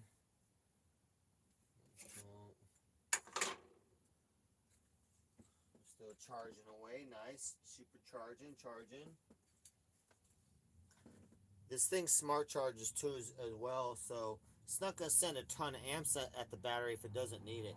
It'll trickle charge it and whatnot. It adjusts it accordingly, so we're fucking deep charging right now. Batteries haven't had a full charge forever. It's been months and months and months. And even then, we only like a day here or a day there that we'd be able to plug in and charge up. And never full batteries, so it's nice that we're always going to throw a bunch of electricity. Get those batteries all topped up like they should be and proper. Like I said, we got about 2 hours of work to finish the other two panels, and then we're really rocking at that point.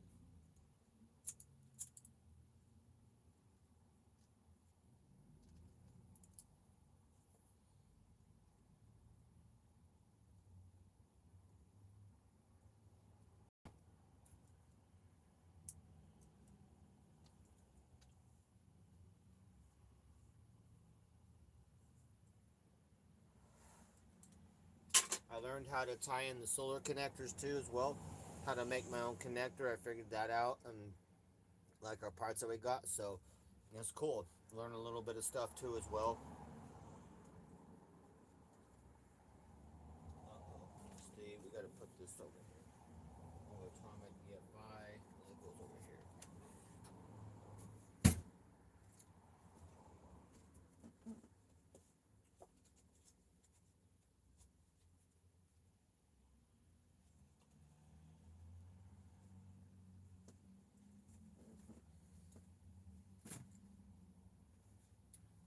Let's see.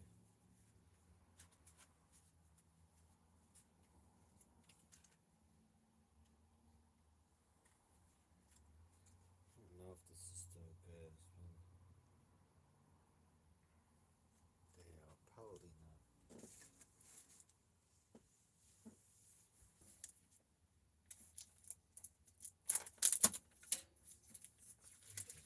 Salsa there, dude.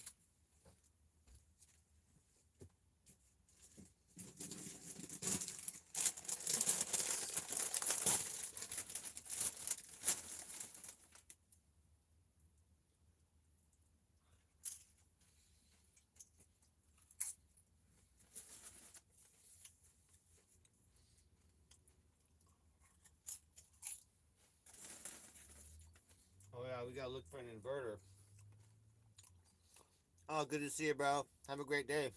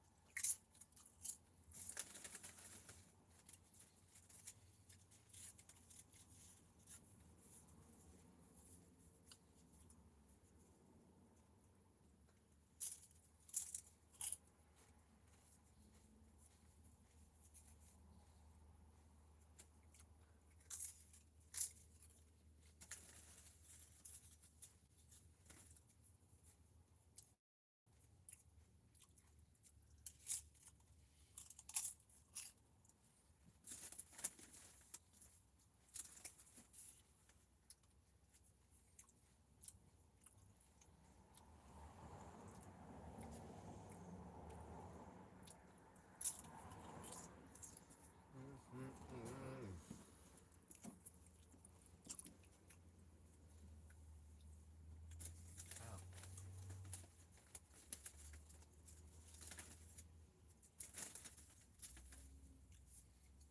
We gotta drill a hole in the roof too. I already made the marks because we're gonna drill into. Basically, we got a 3-inch wall, right? We got a 3-inch wall where wires come down right into this box right here.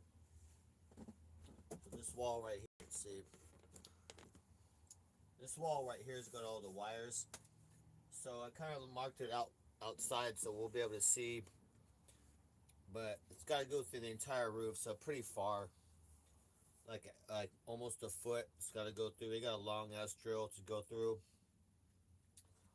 and so we can run the solar wires. They'll be waterproof right there from the roof, straight into here, all nice and clean. This will be a nice, beautiful piece of wood with electronic screens and whatnot. This will be the control screen center. All the electronic readings I need and panels. They'll be all mounted all over here. But all the wires will be nice. But yeah, we gotta make a fucking almost a 1-inch hole in the roof. Line it up good so we hit right into the middle of that wall.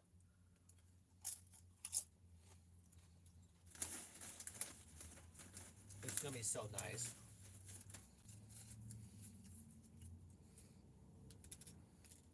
And then we just keep the panels clean, you know. Just keep the panels clean. Maybe jump up there once a week, wipe them down.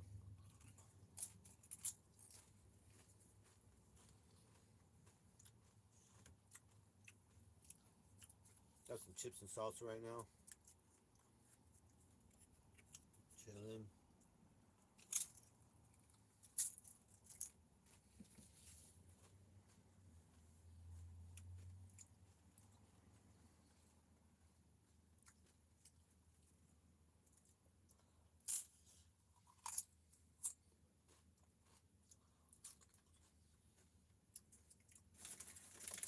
we got to get onto the roof and take measurements of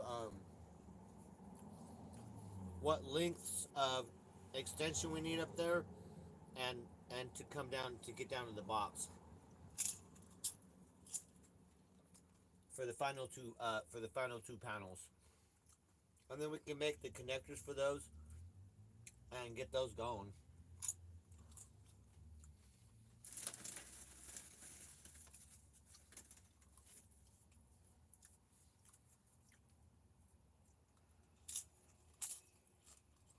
I'm just gotta take a little break here, relax, eat some food. I didn't really eat a big meal today or nothing, so just kind of gotta chill and get some calories in me.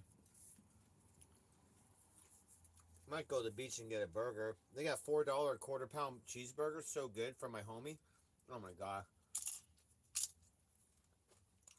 And it's just such a good homie now. I made good friends with people. I got the best freaking friends at the beach. He calls me by name, you know, when I ride by. He's like, hey Darren. I love that, man, you know. I fucking made a lot of good friends here, and just I like good people. There's good people out there, guys. I get in everybody's face. I'm all out there looking for good people. So I meet a lot of people, and I'm out there a lot, you know. And I'll tell you what, you go through a lot. Go through enough people, you know what I mean? Go through enough people, you're gonna find some gems. You gotta find some gems out there. And so I really enjoyed uh, the quite a few friends I made up here. I'm kind of a lonely guy, in a like a buckham isolator. So I like getting out and making friends and socializing. It's good for me.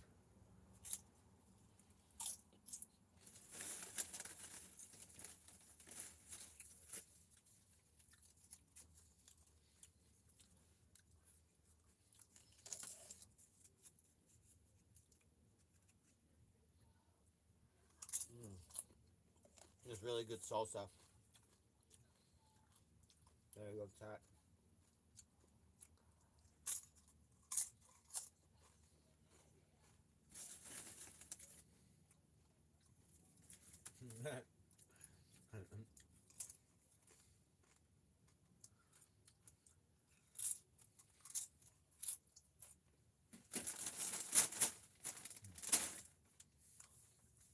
We need an inverter. We need a little small inverter to power the fridge. $20. Let's go find it. I forgot the little tiny inverter that I had for the fridge that burnt out. It was free though. It was a cheapy one. We'll find one right now. And then we'll have a fridge. Our fridge will have every day. That'll be great. And I can fucking store some food and eat, save some money instead of paying full price for such small, having to buy small amounts and everything. I can't even store nothing. So I immediately save almost twice as much in money in food. Then I can make big meals and then fucking keep them in the fridge and reheat that. Shit, man. We're saving double now in food with the fridge going, so we got to get that going. Fucking way too thin. We need to be eating food and home cooked meals, nice and cheap, but nice big home cooked meals, nice and healthy, and be gaining weight. We want heavy weight gain. All right, what's going on here? Google, knock it off, Google.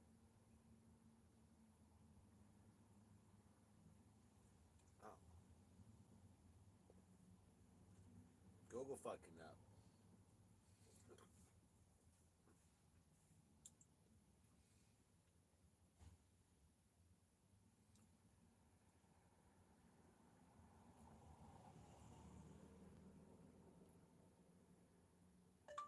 12-volt inverter car. Basically, it's a car inverter. It'll come with a plug for a cigarette lighter that you would plug in a cigarette lighter, but we cut that. It's positive and negative, and we wire that right up into the power source. Who's that?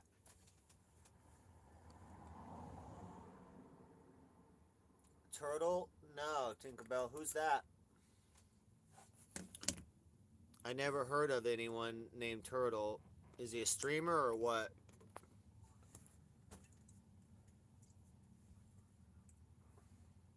I'm so excited for the fridge. We gotta get the fridge going. Look how skinny bones I am. Fuck.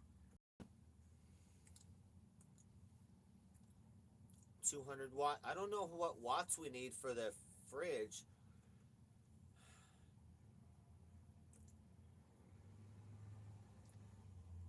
There's a 400 watt, 25 bucks overnight. Amazon Prime or Amazon Prime, low to high price. Let's find an inverter right now. We got a donation, so we're gonna find a nice $20, then where our fucking fridge is going. Cause now we got fucking solar panel.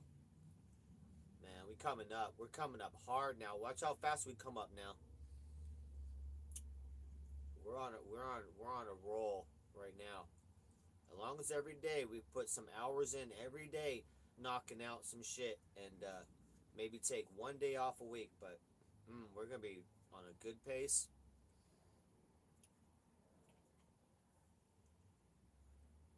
Nah, who's Turtle? I ordered a different type of microphone to see if it'll work with the cell phone to increase our microphone volume because we have problems on this phone. So we'll see if that works. It's like $5, but we'll see if that works at all.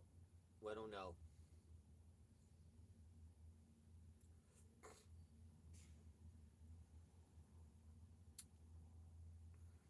Inverter. Oh,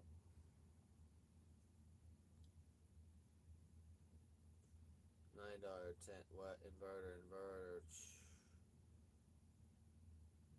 150 watt, $10. I don't know how much watts we need, guys, for the fridge.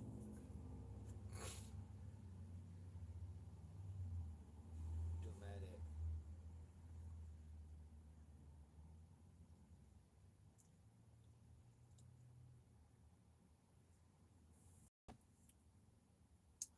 Let me look it up. Let me look it up real quick.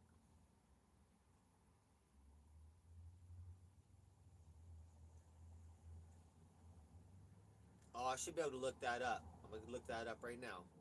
We should find that information right now.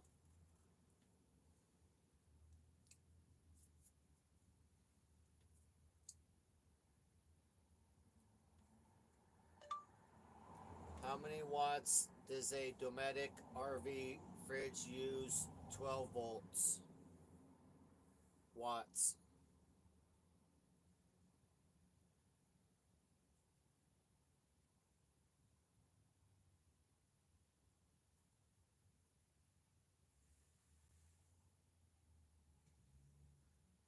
I should have said how many 12-volt watts does it use.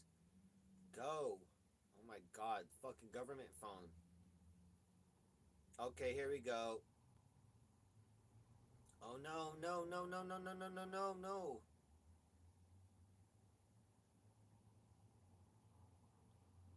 Oh my god,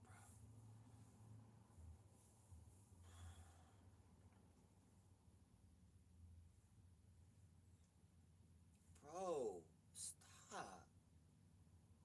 This government phone's so fucked up. It's so fucked up. Can't even search nothing.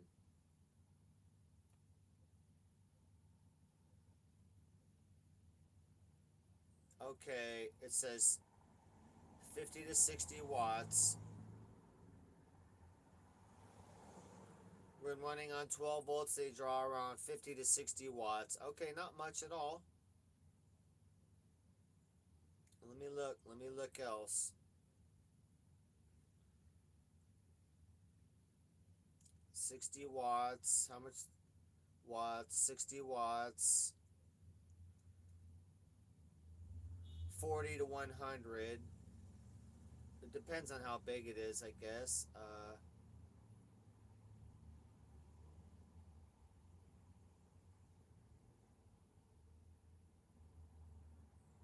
Oh shit, no problem. We got that no problem. Alright, guys, so 40 to 100 watts total. We don't need 100, but so we're just gonna 150 watt little inverter. That's all we need. We don't need that. That's double. You want to have double what you would need. So that'll be double what we'd need. Little tiny guy. That's $10. That's $10 right here. This is what we used to have, but it died. This is what we used to have. This is what we're gonna order for $10, 1 day shipping, and now we have a fridge. Now we're fucking fridge life, and it's so nice. Let's go. Nice. 150 watt car power inverter. We're good to go. It's got one plug. That's all we need. Let me just look at it just in case I forgot something.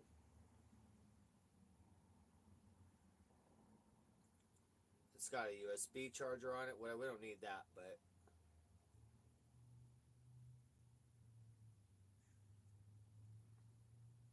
oh my god, bro.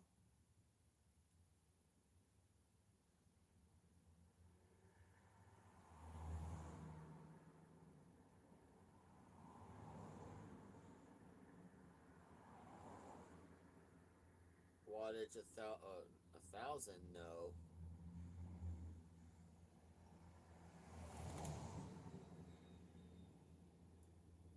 Oh my god, this kind of. Why does it say 1,000 watt? You guys are tripping, dude.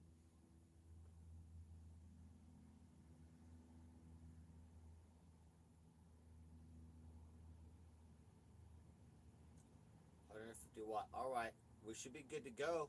That should not overload it at all.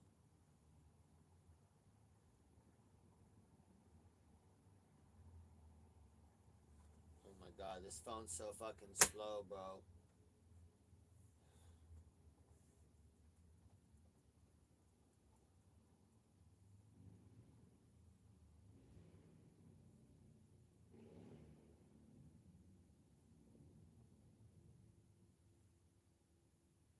Oh my god, dude, no, no.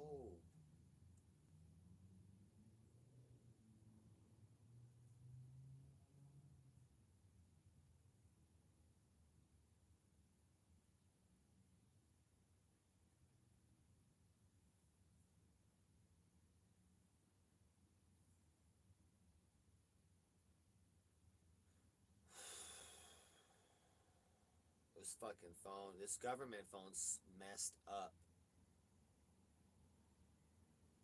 All right, proceed to checkout. Let's go. Gotta change the delivery address. Whole Foods. Let's go. Boom.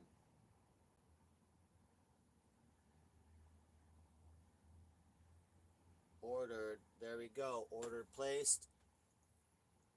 Thank you so much, donor. It's only $10. That's double what we need, or triple, like what, and that's good. We may use 75 watts most, or less than that. It said 40 to 60 watts what the fridge would use, so that'll be nice. We'll be able to hook that up. Start getting our fridge cold tomorrow. Woo!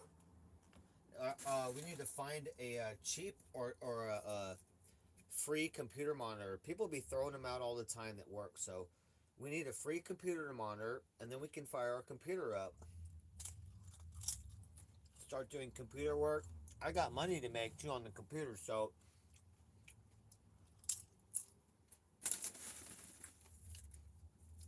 we got stuff to do to be productive big time on computer in multiple areas. We need to make a website for the channel and all that. We need to make merch. We need to get some t-shirts lined up, all that. All the prints, the Photoshop stuff ready to go. We're going to have a merch line. We're going to lock in Teespring on the channel. So you'll be able to order t-shirts and all that different stuff. Hoodies, sweatpants, all that shit. We're going to make a bunch of funny merch stuff. Basically like a small t-shirt company. We're going to fucking run through that. Not just like DJ Darren RV shit. We're talking like just funny shirts or different like cool shirt designs that make in Photoshop or whatnot, and then we can make that, and it'll be a t-shirt.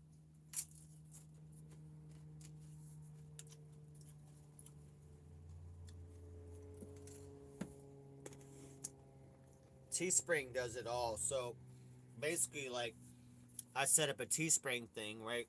It runs on the those 20 different shirt designs. Well, anytime somebody orders something, like, okay, I want a large shirt of the Felix the Cat shirt that Darren has on the website, or on the channel.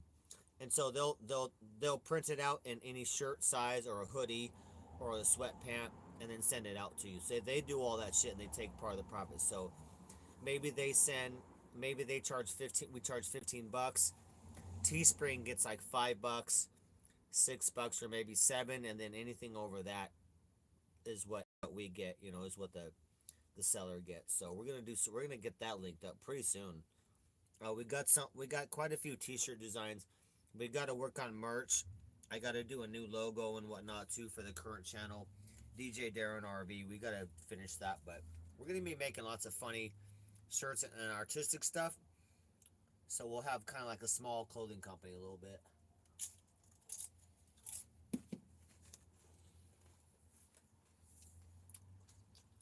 And I want to be able to make stuff on request too. Like if you submit a design, I can make you something like that. We gotta figure it out. That sauce is so good, dude. I think it's time for hamburger though.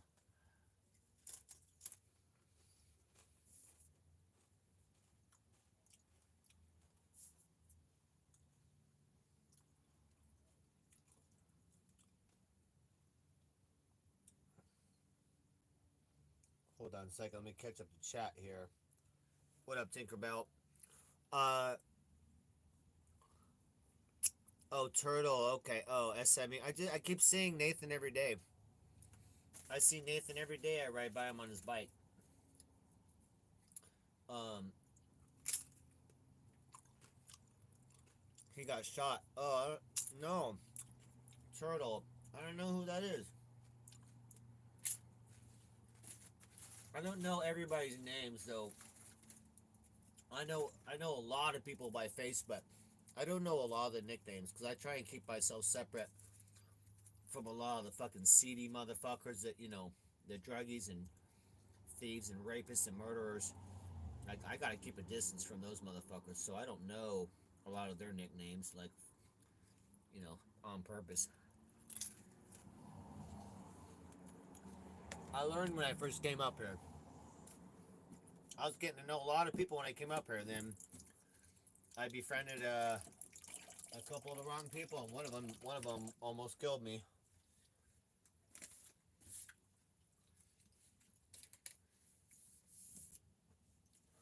One of those guys was real life Debo on PCP and meth. We had a 1 hour standoff in my RV. He would not leave. He wanted the keys to my car to keep it, my cop car. So it was a standoff in the RV for about an hour. It was like that was terrible. So after that, we changed rules and we changed the way we deal with people at all. Nobody comes in the RV anymore like that at all. But yeah, that was crazy. That was a literal like. It was kind of a standoff. It was a pretty scary situation.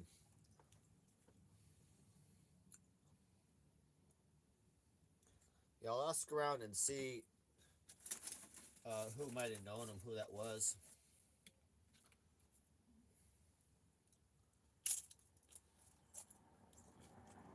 Good to see you, Tinkerbell. Hope your day's going good.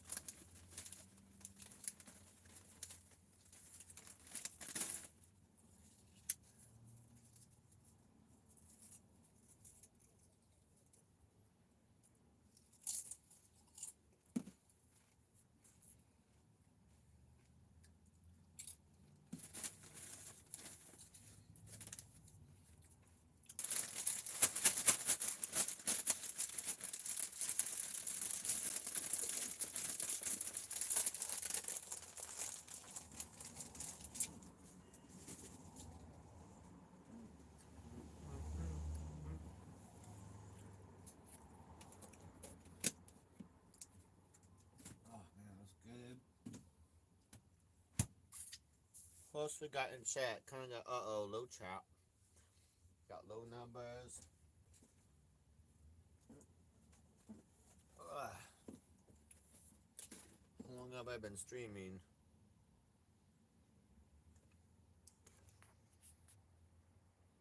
Does it say? It doesn't say.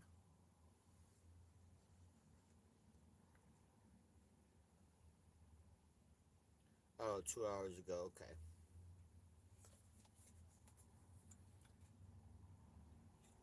Mm-hmm.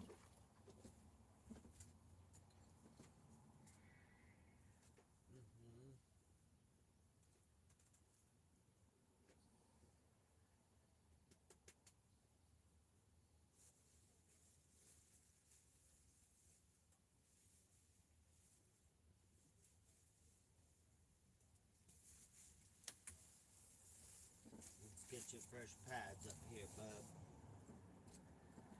Fresh pea pad, boy.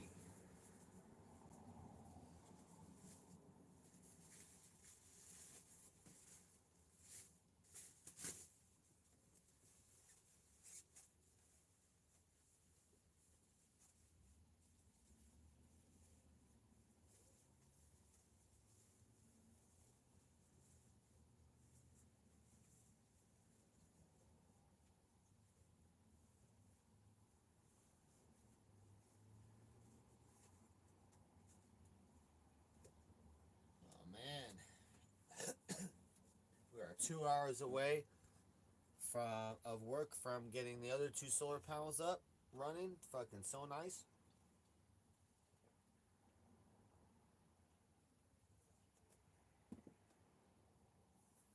That's such a big step. That'll be nice, and that's done. And we just power just going. Then we just take care of things. That's so nice because that powers my tools. I don't have to run the RV, like turn the motor on for run the tools and all that shit. We save so much gas. As of today now, we just cut our gas savings in half because we don't need to run the RV at night anymore now. And I can run on my tools. So nice. We're gonna knock shit out.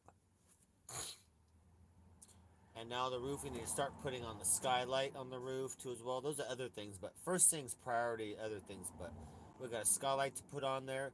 We got the bathroom vent and fan to put on the bathroom, and then we got another one, side vent over by the toilet. Roof fans we got to put on, and the skylight. I'm looking forward to that. We got a skylight for the living room, so you'll be able to see the stars from the couch. You could lay asleep on the couch at night and chill in the couch bed and look through the skylight and see some of the stars at night. That's gonna be fucking cool. It's like a bubble skylight and it opens up. So open up and there'll be a rope ladder. You can climb up to the roof. So I planned it all like that. So we're getting that done real quick now too.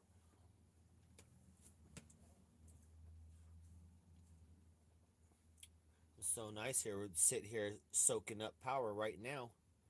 Soaking up a ton of electricity right now. What up, Big Vegas? Big Vegas, I'm just gonna assume Big Vegas, I'm just gonna assume you're watching CNN and they made an announcement of DJ Darren Power Company just starting out here in LA Venice. I'm just gonna assume, or possibly TMZ breaking news. DJ Darren Power Company. It's a pretty big deal now.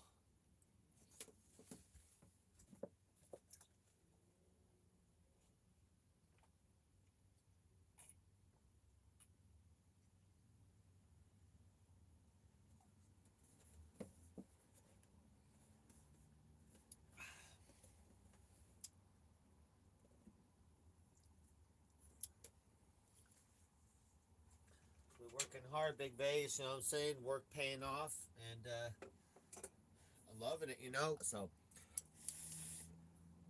we're gonna work hard every day, but keep an easy pace so I don't burn out. And we're gonna get ahead. We're gonna get ahead of the RV issues and problems. RV took a lot of damage and a lot of issues, man. So I feel excited now. I feel excited about working on it again. I got pretty upset about it last year. Things going wrong. I just get burnt out and tired and frustrated. And then I just want to go to the beach and hang out. You know, we did a lot of that last year too. And part of me wants to relax and recover from this trauma anyway. But we but we need to keep a good work schedule and be keeping things done, getting the RV uh, up to date and knocked out, and get all our stuff sold too. It's gonna be nice to have savings, and that'll be nice. We're gonna have a pretty good amount of savings to start with before we even start the job. I think maybe we'll see, but once we sell the scooter, motorcycle, the fuel injection system, and the DJ system, we're gonna have quite a few thousand. That's like six and a half thousand right there. So I just want to dump everything, guys. Let's dump everything, finish the RV, and then we figure it out at that point. What are we gonna do? We could move to a van life. And it'd be a lot easier, but then we take a big hit in the amount of room we have. But van life would be kind of cool, like a tall van we can walk in, and we hang an electric motorcycle in the back, electric dirt bike that's street legal. That'd be pretty fucking fun adventure right there. We could fucking go anywhere, and you can park anywhere, not illegal, and all over cities. If you're in an RV, you're hunted in every city. Special regulations on where you cannot park every city. But if you're a van, you can fucking park anywhere in almost any city all the time, all over everywhere. So, and a van you can kind of go off road. If you got some off road tires a little bit, you can really travel around more, like that. So I'm kind of really interested possibly in doing some van life, and that way we could fucking travel heavy. Big Vegas, look, I'm not saying that I deserve the Nobel Peace Prize, but I'm saying I might deserve the Nobel Peace Prize because, look, I'm just a guy. I'm just a skinny white guy, homeless, living in an RV in Venice. But now, I'm now a power company helping power a portion of Los Angeles, specifically the Venice area. Look, it starts area by area. You know what I'm saying? And we're just gonna expand. But for now, Venice is better now electrically. That's all I can say. Nobel Peace Prize time? Maybe. Maybe.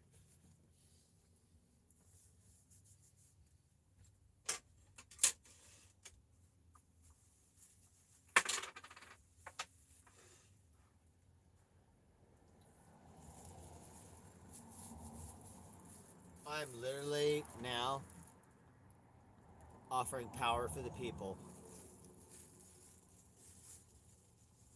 When I say power to the people, like now it's literal. It's like literally, like a vegan, like literally power to the people. Literally. What's up, Rombos? My baby boy. My baby boy, boy. Boy.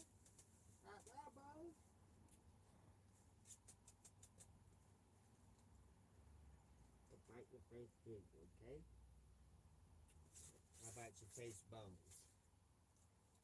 I bite your face bones. Let's get you on here.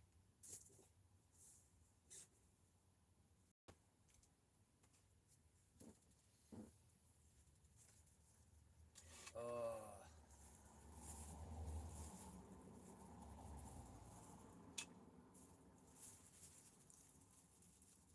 I don't like that clock.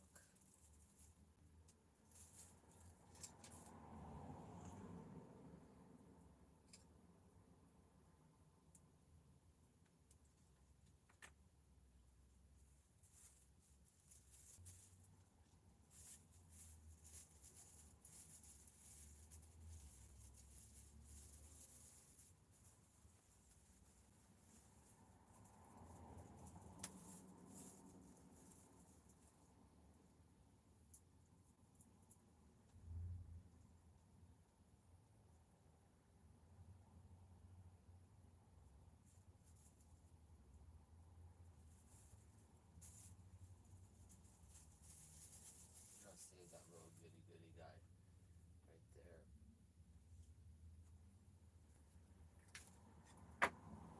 Got a new pipe today too, guys, for like $9.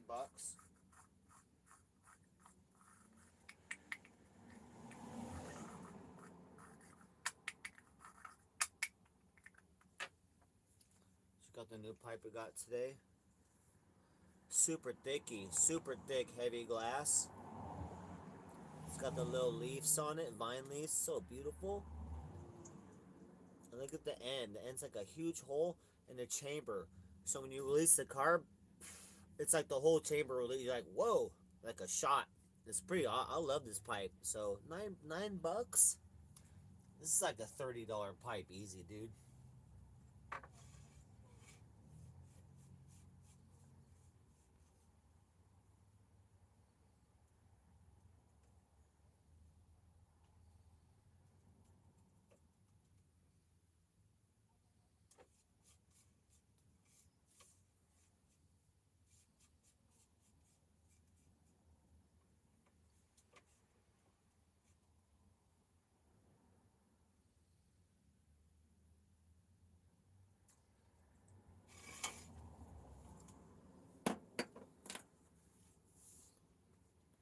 Oh yeah, I'll show you. Romy told me. Let's see here over here. I forgot to say Romy told me. Here, get his little eye. Clean his little eye out. Oh, there's my baby boy.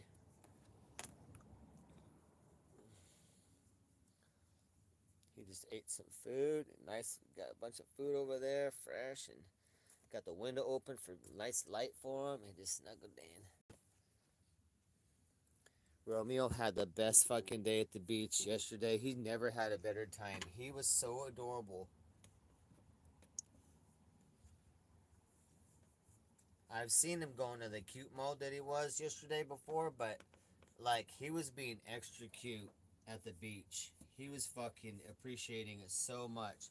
We're gonna do that one more time with him too before we gotta say goodbye. But he was having the best fucking time. His little toes rubbing his face, and his little toes was moving, and he was just soaking up the sun and napping. It was so adorable to see that.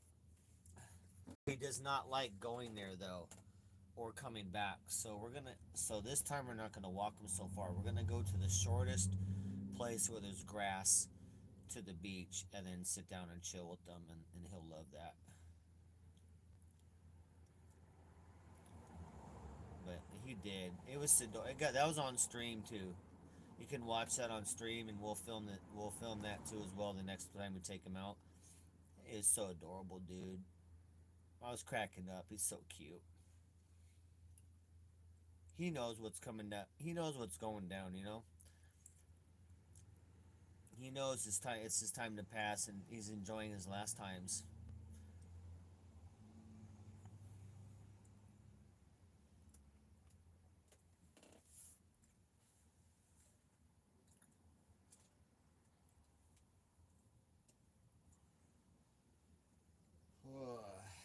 This new pipe is perfect.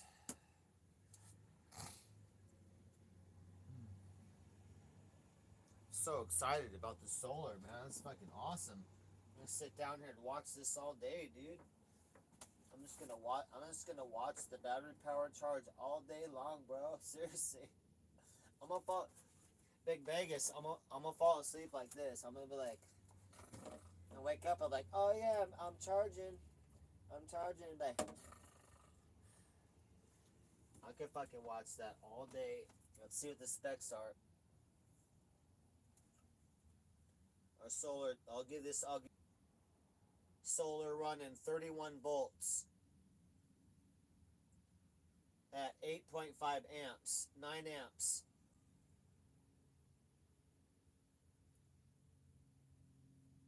The battery charge is at 12.9 volts, 13 volts on the battery charge and climbing. 20 amps on the battery. Fucking awesome. It's got temperature probes too as well if I want to hook them up. What up, WW? Fucking running good, bro. We're out here selling power now. I'm literally a power company now.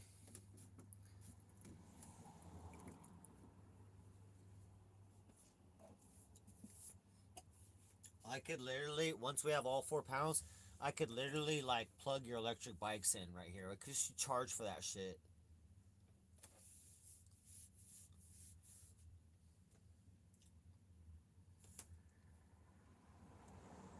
if I was parked right in the dude, if I was parked right in the parking lot, right up next to the boardwalk, then I could make a sign saying electric bike charging and just charge your shit. You know what I mean? That'd be awesome. It'd be fucking free. I'd be chilling. I'd be chilling, charging bikes for free. I'm like, woo. I'd be like, I'd say Cash App, Venmo. Should I be charging cell phones and bikes? A little station, right? If my fucking RV could back up, you know what I mean, in the parking lot, right up to the boardwalk, close. That'd be awesome, dude. Like that's a funny thing, but that's actually real. The parking lot, unfortunately, they charge so much goddamn money for RVs. It's like $20 to $40 for 8 hours in the parking lot. That's fucking insane, dude. And then for cars, it's like $7. You're like, what? That's fucking robbery, bro. Hell yeah, bro. Ninja Power, bro. That's a kind of got a good ring to it. Ninja Power. Ninja Power Co. Nah, but literally right now, I could pull up to Eric RV and chart and fully power his RV. Once we have 4 panels in and all our batteries are charged and up and running, we could plug in another RV and run them as well. No problem. You could run your TV in there and your shit. I'd plug you right in, no problem. Especially in the sunshine, dude. In the sun, I could do that all day, and at night too as well. I could run your RV at night probably as well. We're fucking stacking over here, bro. I designed this system well, and we can add if we want. We can add another fucking 2 panels if we want, or we can add more batteries. We're gonna see where we're deficient. There's gonna be somewhere where we might need another panel, or we might need to add 2 more batteries. We'll see what the case is. It all depends on what we use and how much we're charging up in the day and whatnot. So this is fun. We're on the testing part now and seeing like what we can fucking crank out. We're basically like the Starship Enterprise, the new model, right? We're like the Millennium Falcon that's been. We're basically like the Millennium Falcon, basically like injured and rough and like fucked up on the outside, dents and scratches and broken shit. But we just been overhauled like new fucking Star Trek, components and whatnot, So now we're in the testing phase. We might have to add warp drive. I'm saying. Just saying, you guys. We might add Tesla warp drive soon. I mean, John DeGaff, maybe. I like John DeGaff. I John DeGaff and uh, I feel real similar to him. You know what I mean? Like him and we're both kind of like to just keep things chill, man. My life's wild, but I don't want to be. I like how John DeGaff seems like he wants to be a good natured person, and I don't know. We have very similar qualities. I'm looking forward to hanging out with him and Mike. Like I keep seeing him hanging out, man. I want to hang out. I can't wait to. We're gonna go out there. If we don't go out to Vegas, we're still gonna go. I gotta go visit my mom, and then Strokeoff House is only 20 minutes away from that. Strokeoff's is. So we're definitely doing that because I'm definitely going to visit my mom soon if we don't hit Vegas. So that's happening real soon. Like within 2 weeks. But we got to take care. We got to fucking hack out some shit right now and finish things and get all this things taken care of. But we're making great progress right now. I'm super excited.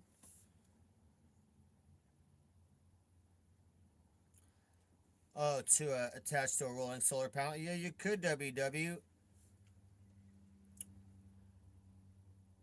It wouldn't be enough to run. I mean, you could get a 300-watt panel or whatnot and roll it behind you, but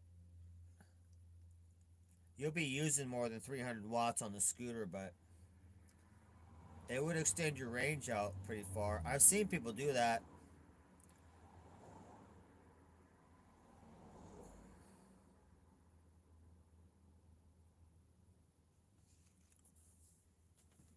What I like is the golf carts, bro. The golf carts with extra batteries, and then put 2 big solar panels on top of the golf cart, and they're fucking that good to go. That'd be a little local, like a little beach, like local thing. You can have golf carts around here legally, like and drive them around. People drive them around, like as transpo around here, and they're all decked out. Some's all fucking shag fur all over it, and lights and crazy shit.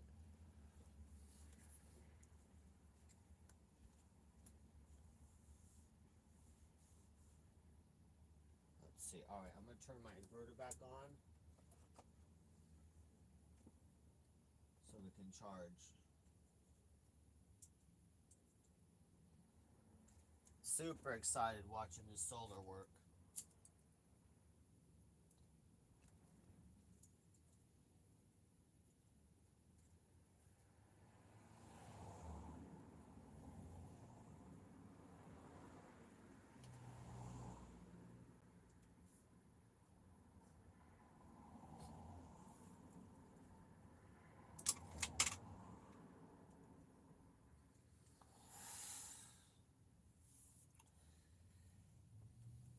Yeah, you could WW if you wanted to drag it around, but you could.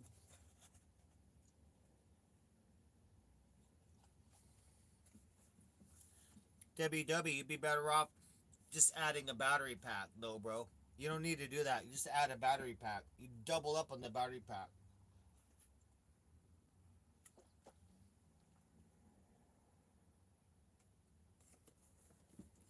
This is all shit I've already done. I was modifying electric scooters a long time ago already. My scooters did power wheelies. They're so fucking fast, bro.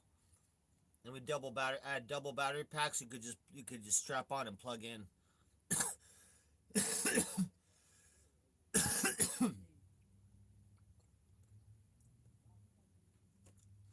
In San Diego, it was only me and another guy that could work on electric shit. That was it.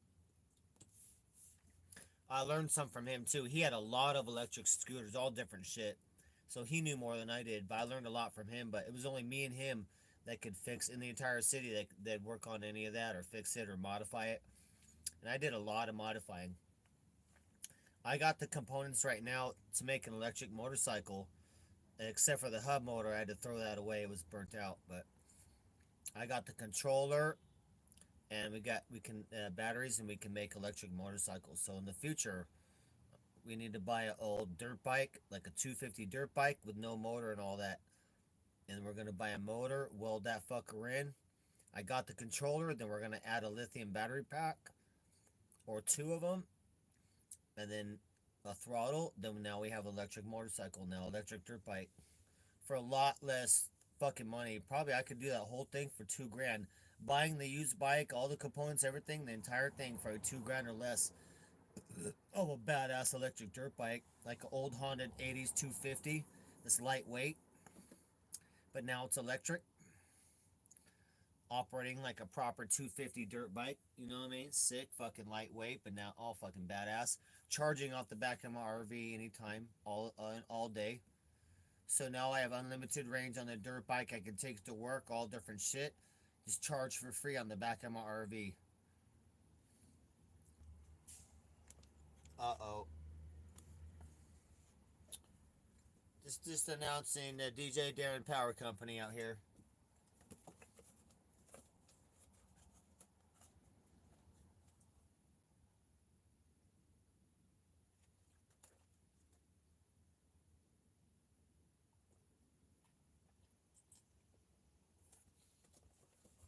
We are now offering electric power in the Venice area for half of government rates. Please call an agent for information and pricing schedules.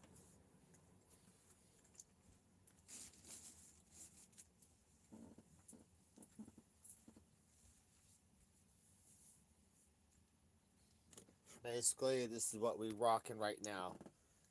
We got 2 out of 4 panels set up.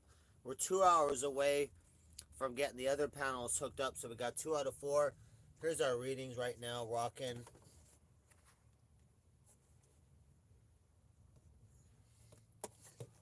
Hold on here.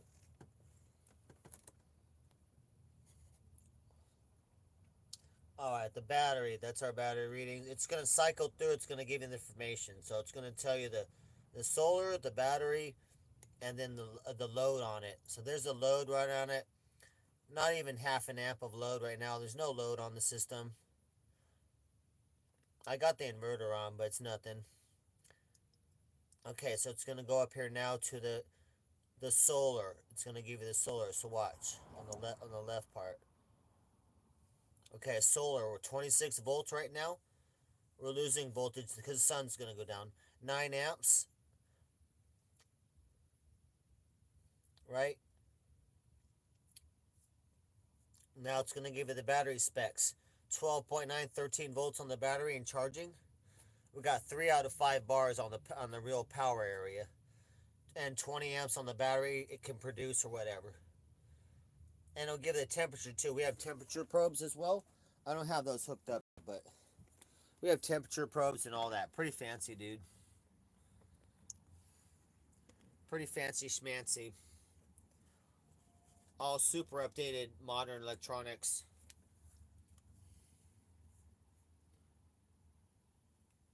Oh yeah. Oh, you could, WW. You'd have to have a tent or whatnot, a stand-up scooter, but you gotta have a tent or something.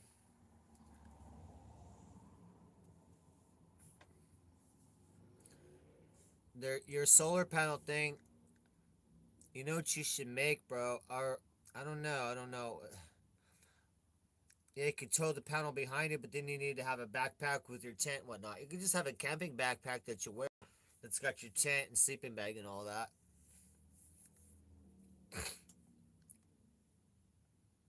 Yeah, that ain't bad, bro. In the Boy Scouts, bro, we did a 75-mile bike ride in one day when I was a kid. You know what I mean? That was when I was a kid, dude, in the Boy Scouts. So it's fucking doable.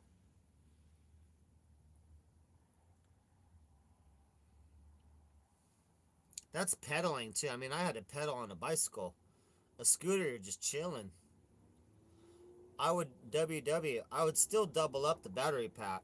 You should double up the battery pack and then also tow the solar panel behind you. And then you'd be good to go.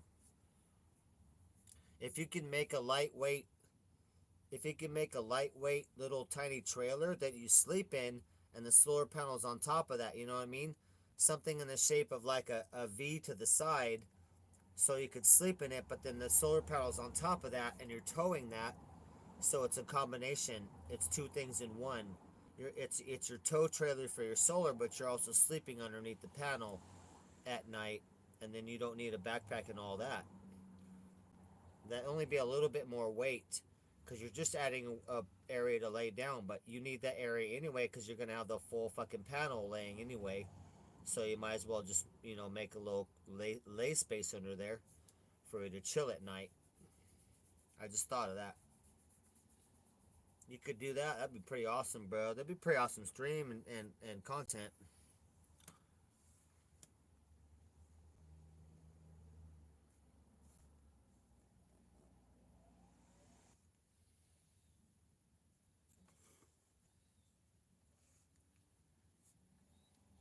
And then double the bat. Like I said, I would add one more battery pack to it in parallel.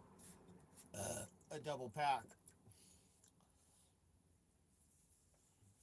Or not. I mean, if you don't want to fuck with it, then not. But you need a solar charge controller, like what I have hooked up right here. So you need a solar panel and the solar charge controller.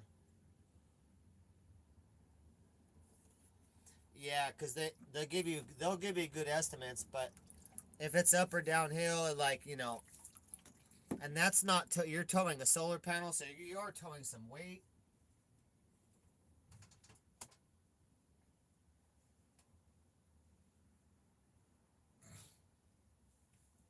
I like the idea though, because that's pretty cool. But then you got to figure out a route that's not freeway. Have you tried to see what the route is? Because you ain't going to be on the freeway, bro. You're taking a non-freeway route. A bike lane, you're going to have to be in the bike lane for the entire route.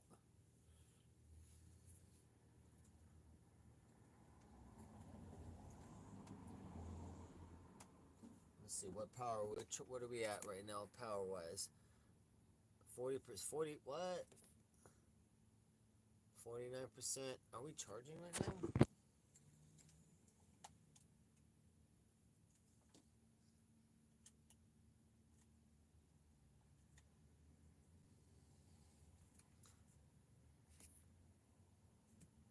Hold on here. All right, we're charging.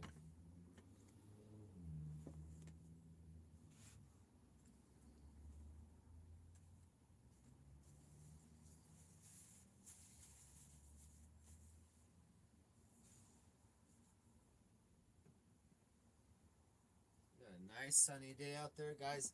Nice and bright outside. Woo!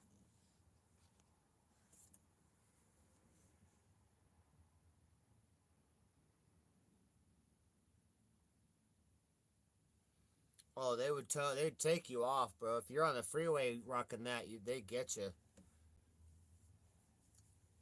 They would remove you from the freeway for sure, bro.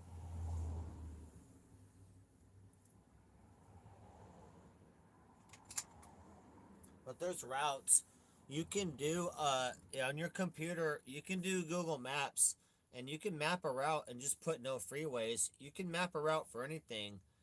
If you're gonna take public transit or walk, or if you want no freeways, you can do specifics. But just map a route with no freeways on the Google Map and then print it out.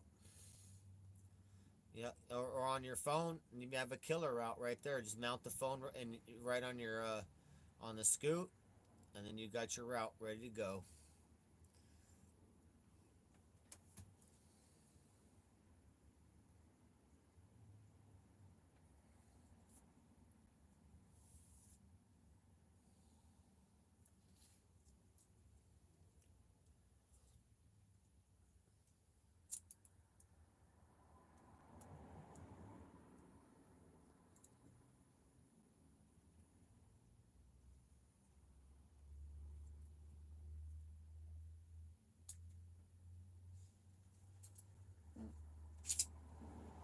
And this pipe is awesome. We got awesome weed, awesome pipe. Our brand new pipe we got.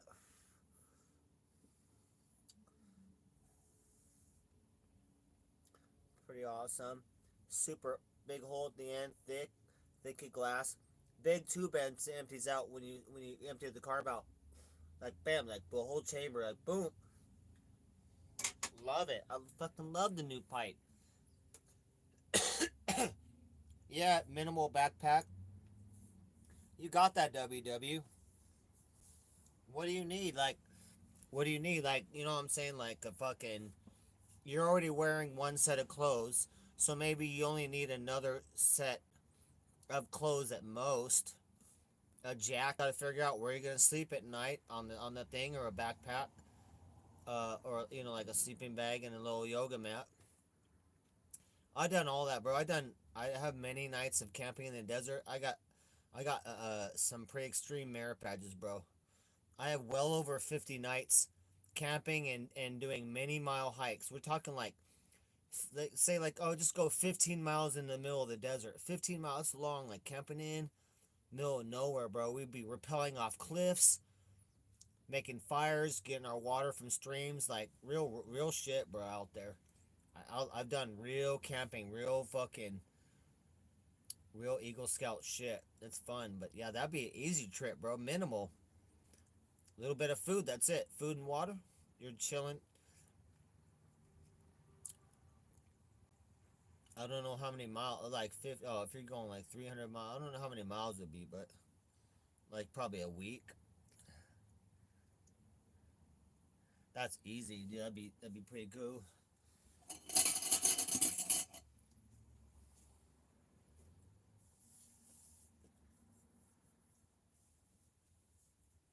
You'd want to be driving. You would want to be riding from sun up to sundown. You might run out of power though.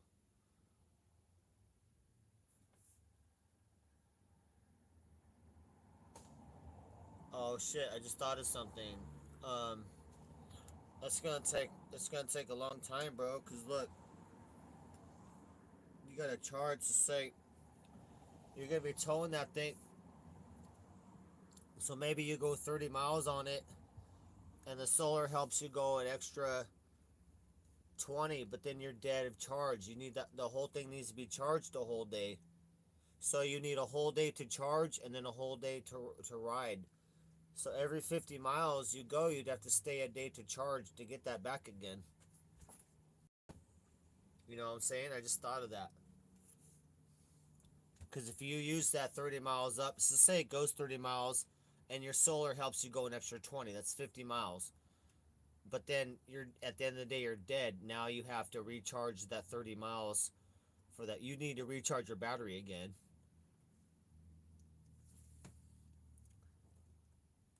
And that would take another 6 hours or a day. So you sit there for a day and charge. You gotta think about that.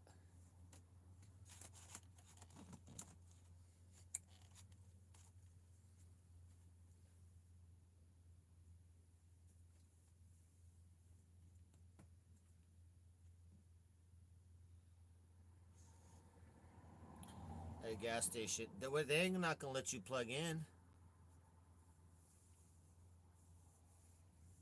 I don't know of any gas station that's gonna let you. They're gonna call the cops on you, bro. Shoot.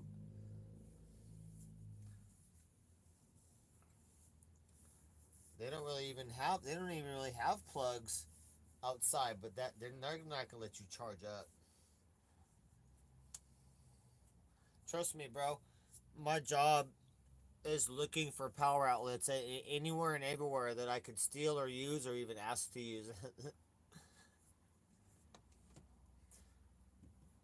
Yeah, but you won't make 50 miles a day, WW, because you need a whole day to charge again. That's going to take you a long time. So if you're going 300 miles, that's going to be 12 days. Yeah, maybe WW. Don't count on it, though, WW. Don't count on that.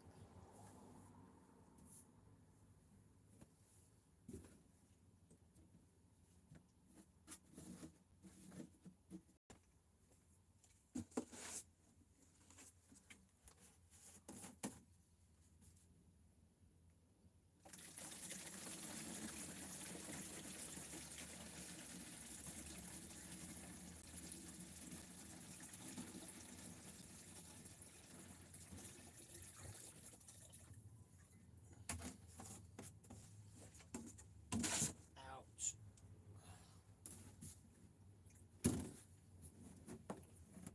Alright. Stocked up on water. That's WW now. And people do like to help out cool shit like that, you know what I mean? So I'm not knocking that idea because it will work if you ask certain people. And if you're doing like a Trump flag or some shit like that, then hell yeah.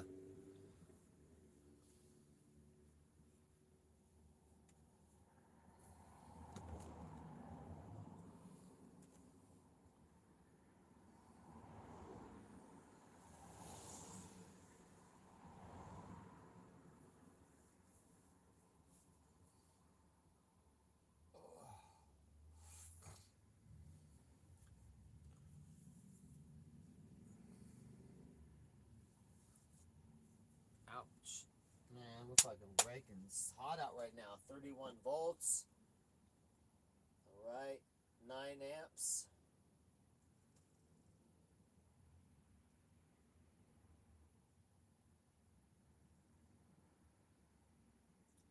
Nice. There's, whew, batteries are nice. Batteries are charged and good, man. Shit. That's with the inverter on, too. That's with my inverter on. Everything charging. Holy moly. Yeah, WDW, I was thinking that too. You could go the anti-Tesla angle too. You could get the leftist side if you wanted, and just say, just be like you're an anti-Tesla, and you could make like a little wireframe, so you're like a scuffed Tesla truck, like a wireframe around it with like some cardboard, and like the solar panel mounted, like, and then people be like, oh yeah, man, fuck those Teslas. That's good, man. The poor man, they'd help you out like on that angle. You know what I'm saying?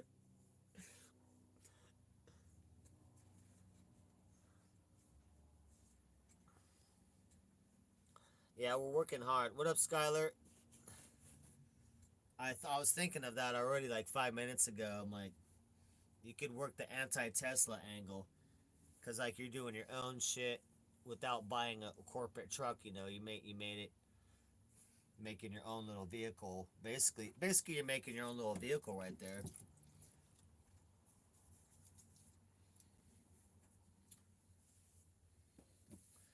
I would like to have an electric RV, but you got to build it ground up, really lightweight.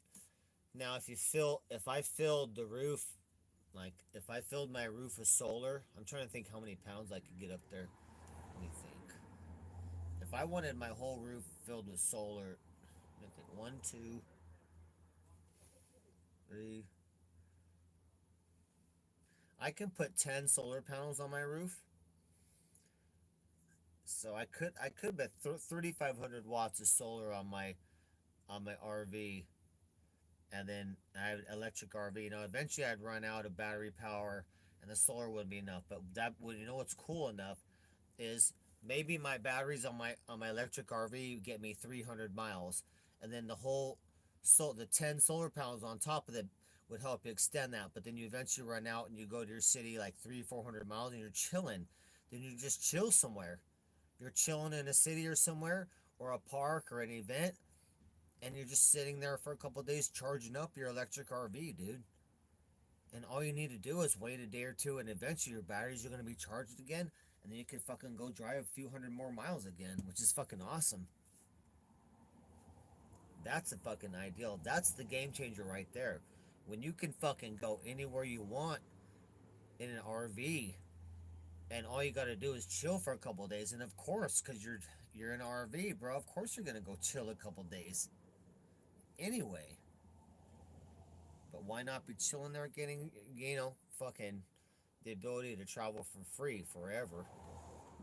That's what we're trying. That's what I'm talking about right there.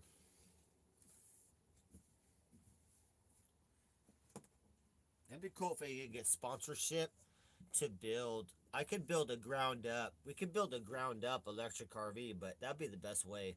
But maybe I'll start working on some plans for that. It's got to be lightweight.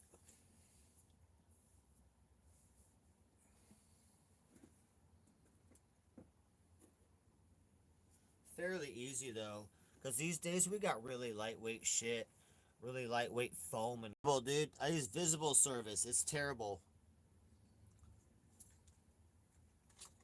Turbsky uses it no problem for the whole last year. I don't know why it's terrible for me. I can never stream with Visible at all. The phone's not a problem. It's the Visible service is horrendous. Like fuck, bro. Dude, my service was better on stolen wireless than it is for paid Visible. Like, how does that fucking make sense? I fucking literally had a better signal on stolen Starbucks Wi-Fi. I could stream better. Like, fuck, bro.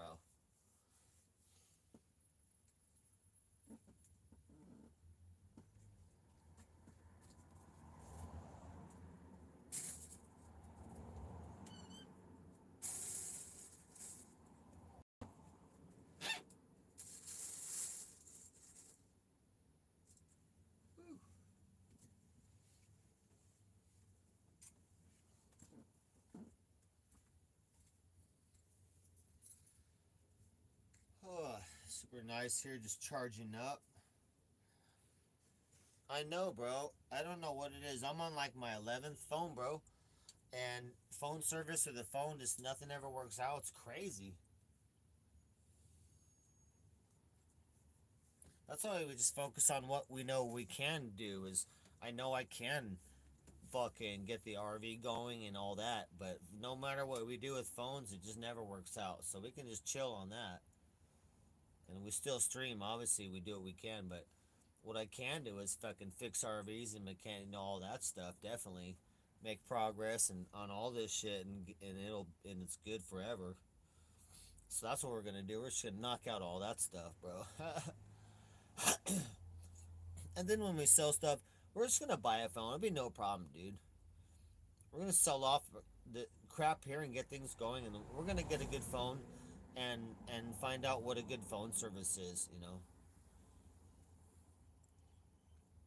we need a good streaming phone service that's good for streamers.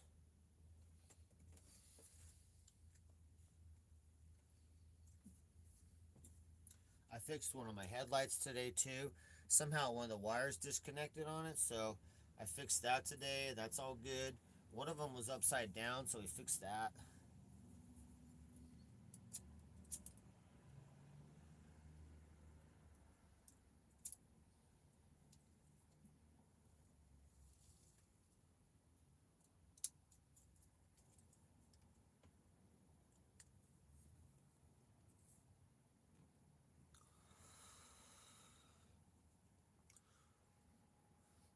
I know, seriously.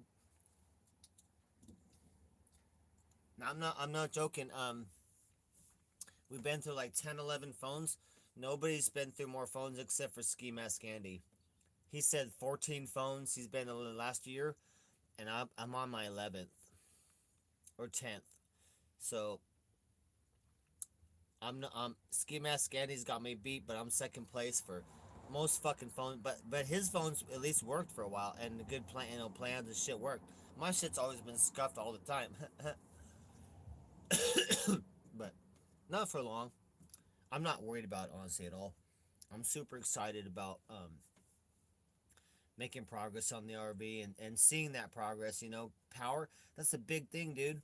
We just ordered a little tiny $10 inverter so we can run our fridge. So tomorrow we'll be able to start running our fridge, dude.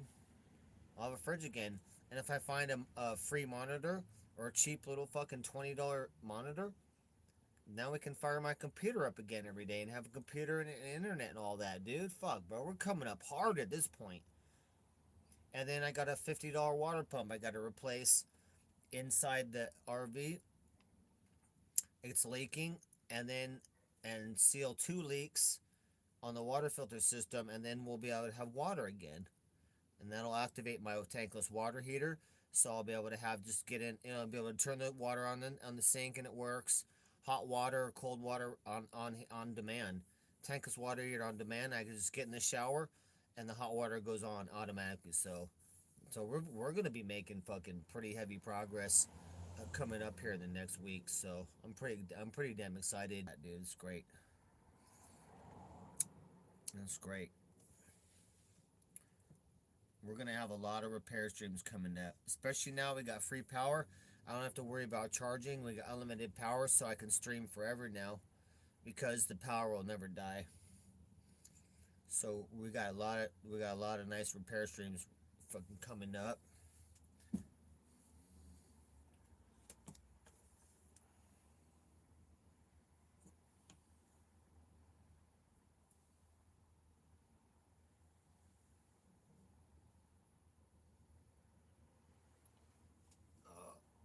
Yeah, Romeo's going to the vet tomorrow for euthanasia. We already made an appointment. So Romeo's, we've been spending some last couple days here.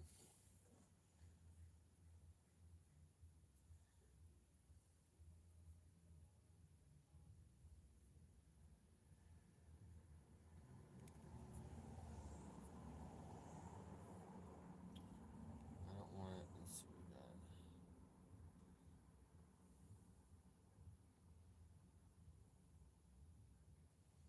Ouch, man, my knee's fucked up. I hit my knee super hard last night, again on a bolt on my fucking motorcycle, and it was fucked up.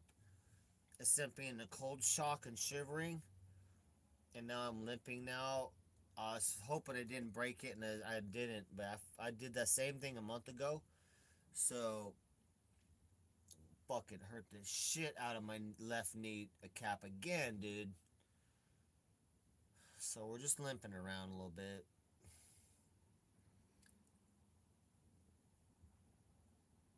We'll put the gas tank in a couple days.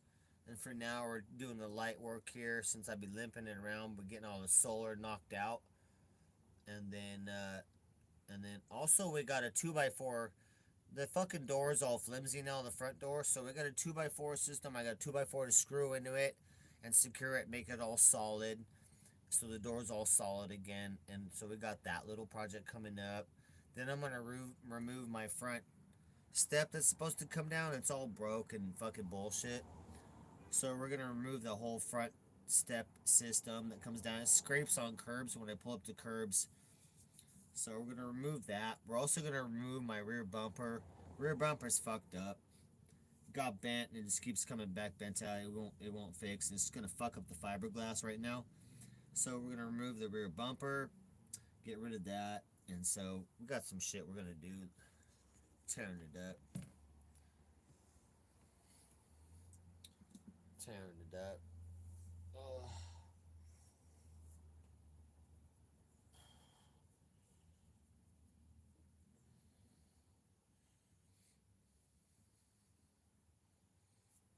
Oh man.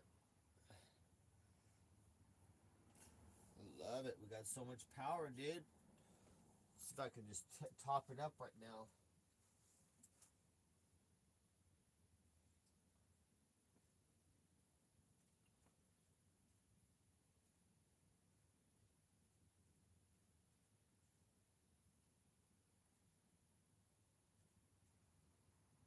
So I'm going to turn the inverter on.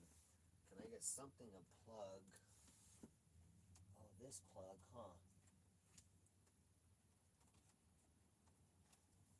Let's see.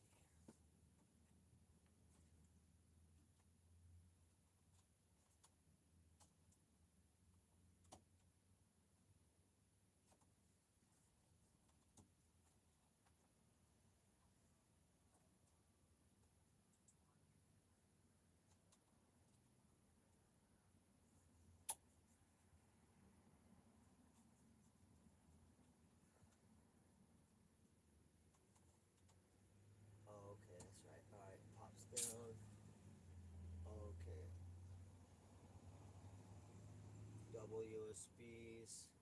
There's a charger and a USB. Okay, I need to hook that up. I don't have to turn the inverter on just to charge phone stuff. We do need chargers. Let's see. Alright, looking good though, dude. Let's see our specs right now.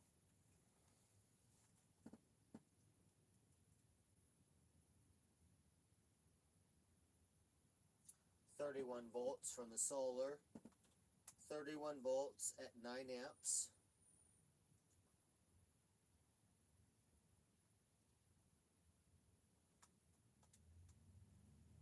Battery at 13 volts. Able to produce 21 amps. Nice, nice. And the thing is, with voltage, you gotta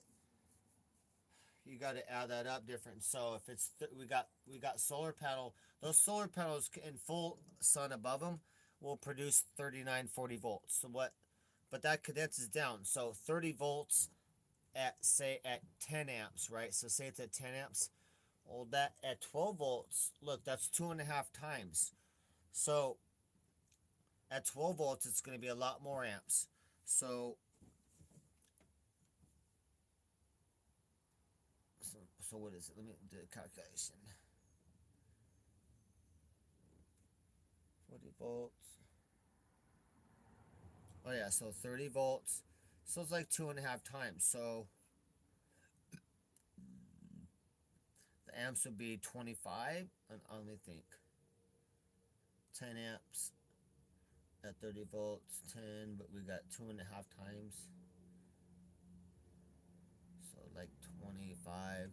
And so in 12 volts, at 12 volts, it'll deliver probably 25 to 30 amps, is what it does. That's awesome, dude. That's a shit ton that it gets to play with, that it gets to charge that battery pack. My brain is fucking. My brain's exhausted, dude. I can barely think anymore.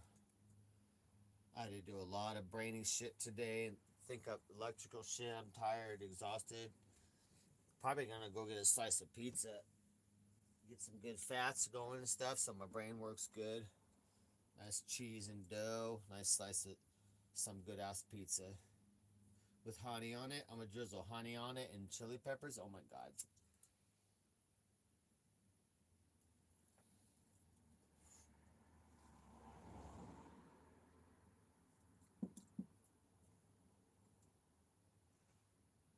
Yeah, exactly, WW. Because that's what a stun gun is 50,000 volts.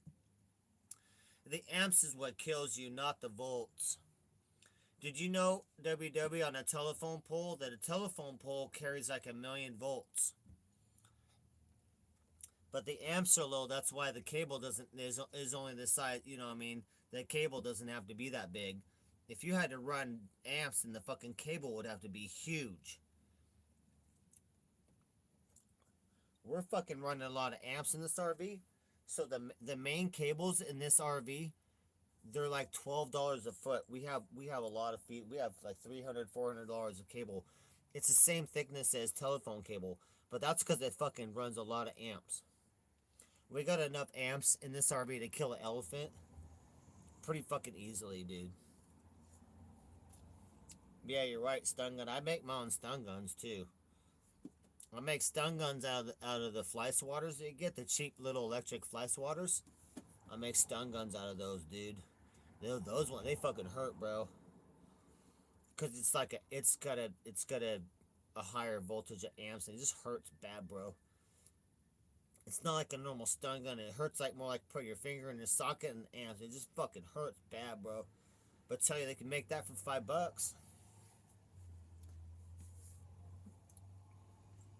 I need to make one. I need to make one again, honestly.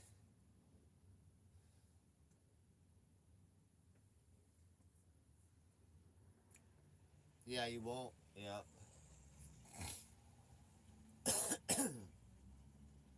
Yeah, it's all about the amps.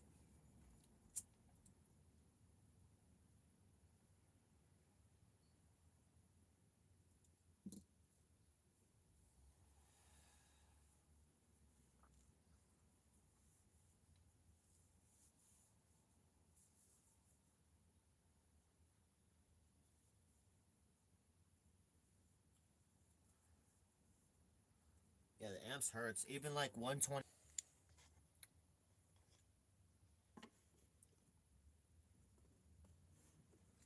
Oh shit. Yeah, 15 or 20 amps. Like when I was installing this shit, I got electrocuted twice. And it was gnarly, dude. Like I took my finger back quick, but it's like, oh my god, you're like, oh, it's a fucking wake up. It doesn't feel good. You're like, holy fuck, bro. Like a second, just a split second of that. You're like, oh my god, dude. But that's just 15 amps at 120. The fucking amps are what gets you, bro. Fuck. That's not a lot. And that's, dude, I couldn't imagine being tortured with that amount. Like, oh my god, bro.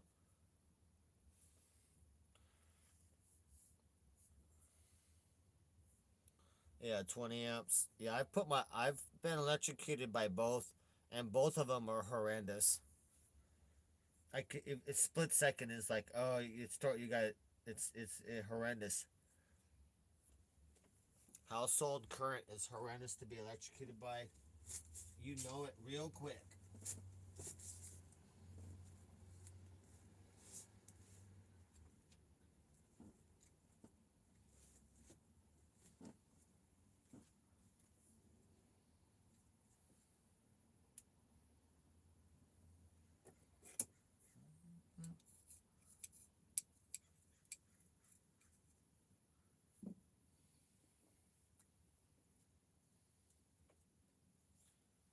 I got an update too. I got an issue going on with my electrical WW.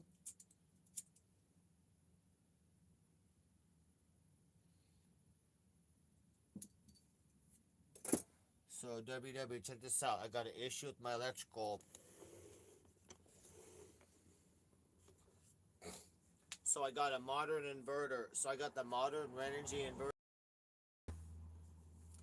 I hook it to the RV breaker box, right, and it's supposed to power that, because ideally my inverter, right, it has its own raw power, the 3 wires to plug in to power the entire 120-volt circuit.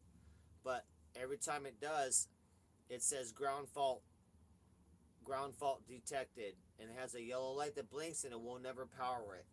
I don't know what the fucking deal is, because the RV, everything's grounded, all the wiring is good, so somehow I don't know what's going on with the old wiring of the RV. Like, it's not properly grounded. It's all grounded too now. Like, I fucking improved the system, but shit, bro.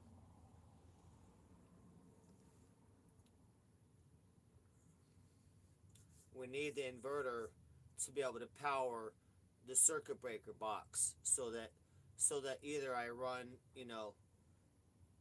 if I, either I run off my inverter, or I have a separate box when I'm plugged in, like, to a house, or plugged into an RV park, and then I'm powered like that 120, and then that doesn't not go through then, but that's a different circuit. So it's either one or either or circuit. But yeah, I gotta call the company, honestly, bro, too. Um, on the Renergy, it says ground fault detected, and I don't even know. It's a yellow light goes on the back of the Renergy inverter, and it won't let me connect to the house 120-volt wiring, and some of it's new wiring I put into as well. But just basic wiring. There's no other electronic, no other components. We're just talking about the inverter supplying the 120 volt, the 3 wires, positive, ground, and neutral of the 120-volt wire. 3 wires are going raw right into the circuit breakers right here. Look. Here we go. So there's the inverter right there, energy inverter. It's got a raw cable like this, like this white one right here, that'll come up to it, so I can switch it on, right? So I'm supposed to be able to run power. So the batteries have power, right? They power the inverter, right? So I got 120 on all the outlets, right? On all the outlets. But it won't do it no matter what. I don't know what the issue is. And all this is hooked up right. And so we're having issues with that. That's been an old issue now. But that inverter needs to be powering this whole circuit panel, so that we have power everywhere, instead of just running an extension cord like this out the back of that inverter. You know what I mean? Isolated. No problem, WW. No, that's why I know I gotta call I have to call one of the Renogy techs, because I already studied this shit, and they're gonna have to tell me what the issue is.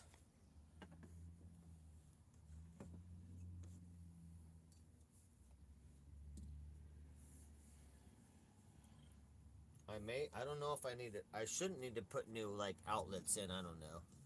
We'll see what's up, but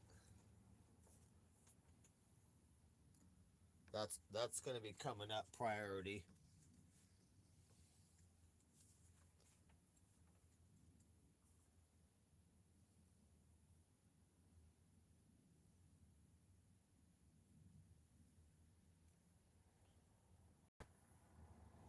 Resistance stats and the breaker. Okay.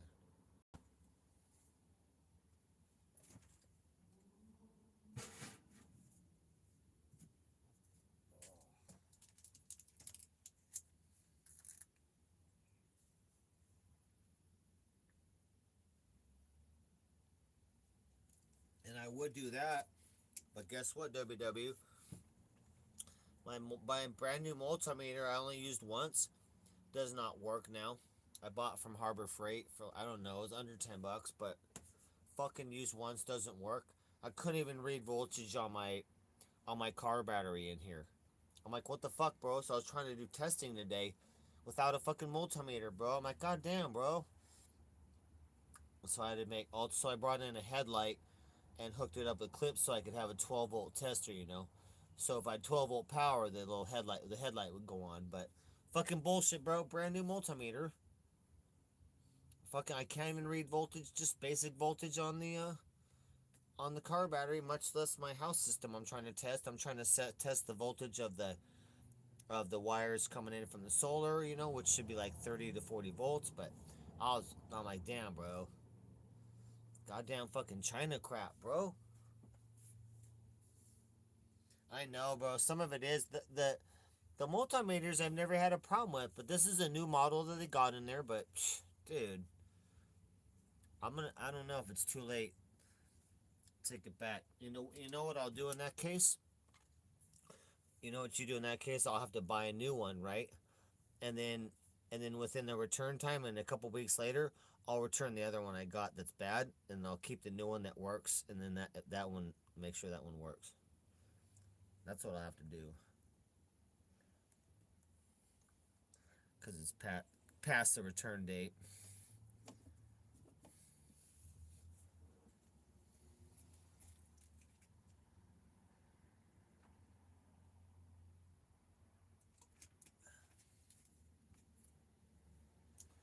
I had to do that with a power supply, WW. I don't play around. Harbor Freight, you know that shit? I don't play around like that, WW. That's how you do it, bro. A power supply fucking died on me like in less than a year, but 3 months is the warranty. So just buy another power supply, bro, and in like 30 like days or less than that, I returned the one that broke, bro. It's the same fucking model. It's the same fucking thing. It's a piece of shit, bro. And now I got the power supply that I should have, bro. Because we should be able to have a product like more than a year. That's bullshit, bro. Fuck them, bro. Return all that shit and get it back. Don't take that, chat. I told you how to do it, chat. That's how you do it. You can do that on anything. As long as it's the same product with no serial number, you can do that on any product. Take that shit back. Get your fucking product brand new again. Like it should be. Fuck them, bro. Let them all lose money. All that China crap, bro. Get your fucking product a million times if you have to. Fuck that.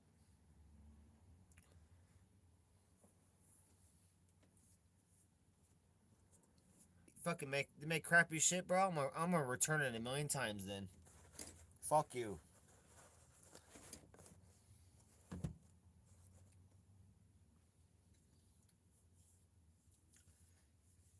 We need to just get shit made back in America again, and we'll be good again.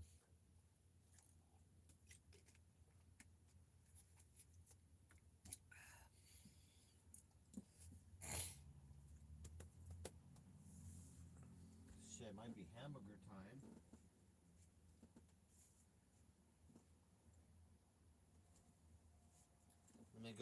Let me go check and see if we got shade or full sun right now on the panels right now. But we are cooking good energy right now.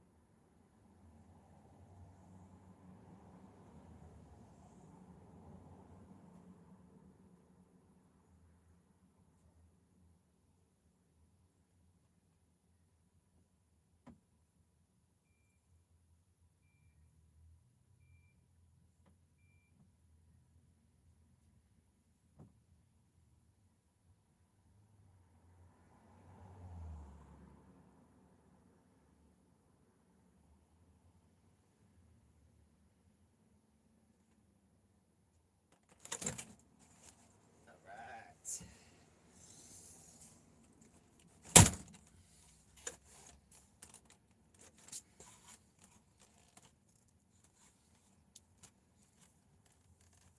Okay.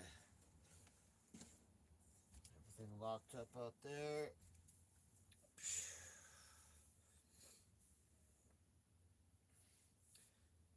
Hell no. I know, WW. You got it. It's our American right. That's a good that's a good way of putting it, WW. I like that.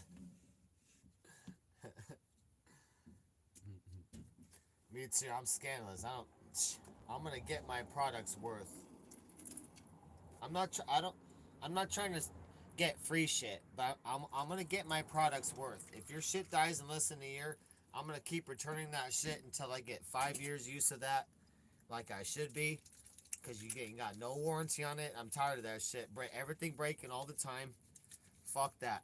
I'm gonna return it a million times until I get my proper use of the product like I should be. That's, you know what I mean. That's how we gotta do it. And that way we also fuck that system up. That way that makes that system cost so that we can go to another system of quality products. We need to fuck that system up so that system gets destroyed and we transition to a system of good quality products. In the meantime, we fuck them up.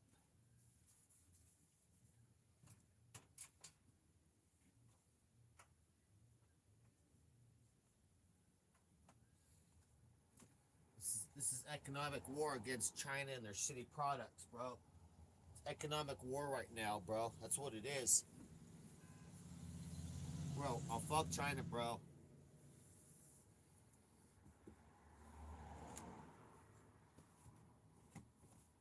China literally trying to destroy us, bro. They literally are.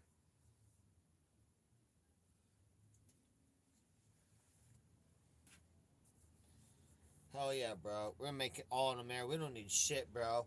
We're sitting on the largest natural gas reserves in the world. That means propane natural gas. We're sitting on the largest oil reserves in the world. Why do we need Saudi Arabia? We got the most. We grow the most food in the world.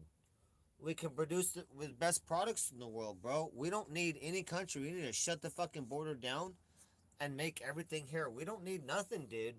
Trump said the best in Canada, like, we don't need your cars. He's like, we got food, we got all that. Fucking in house and export everything, honestly, dude. This is that we've been getting robbed and stolen from so long. That's why, bro.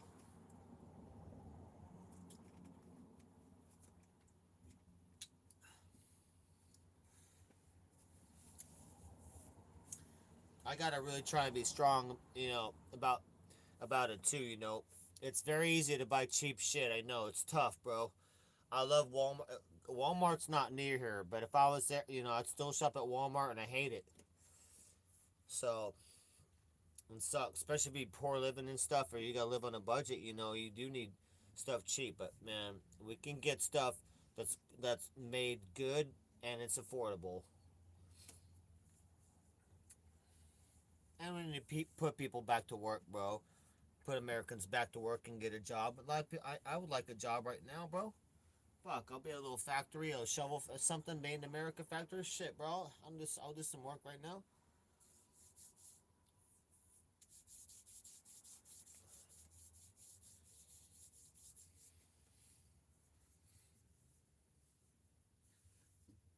Oh, let's see what we got here.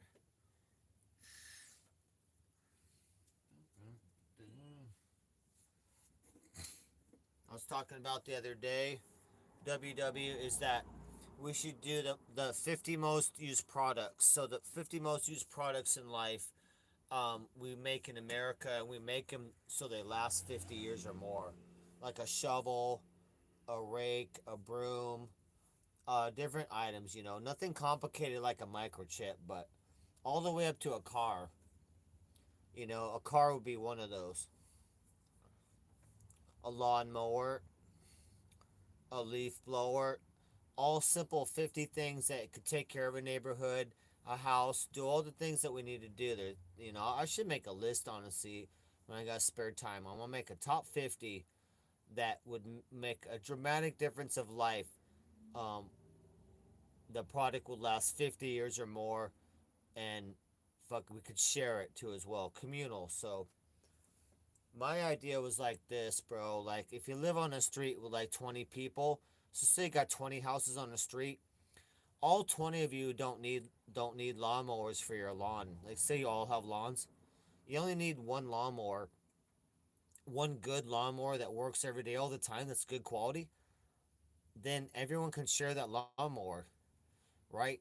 And just like a truck, you know, everyone needs to use a truck, but not all the time, dude. Once in a while. So you have like a communal truck, and that's the way you work it. So not everybody don't have to have a fucking truck, shit like that. So we share shit like that, a little bit of communal things like that are made in America products, and then that way you really be super efficient. I like that. Because we got to get back down to communities to small that take care of ourselves, can operate our own food and whatnot, which could be like 30,000, 10,000, 5,000 people, but it's got to get down to communities that can take care of their own food and water and products and their way of living, heating, shelter, food and whatnot, fixing vehicles. But that's part of it, is sharing something. You know what I mean? Do you like that idea? That way you could share it. And like a shovel, like honestly, a little block, say you have 20, 30 neighbors. It'd be nice to have just one big giant tool shed where there's like all different tools in there everyone can share. A shovel and rake and different things, you know? Fucking, then everyone don't need to buy all that shit.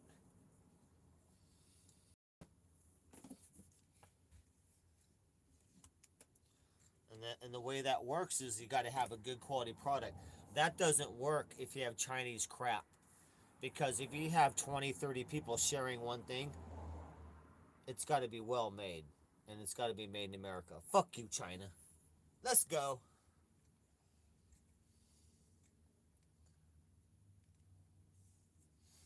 Yeah, I like Russia, dude. Globalism is our enemy. China is our enemy. Russia's pretty based. Russia believes in male and female, bro. Basic marriage. Russia's fucking based, bro. So, no problem with Russia. We need to get along and trade with Russia. Super based marriage and. Hold on, it's just fucking effing.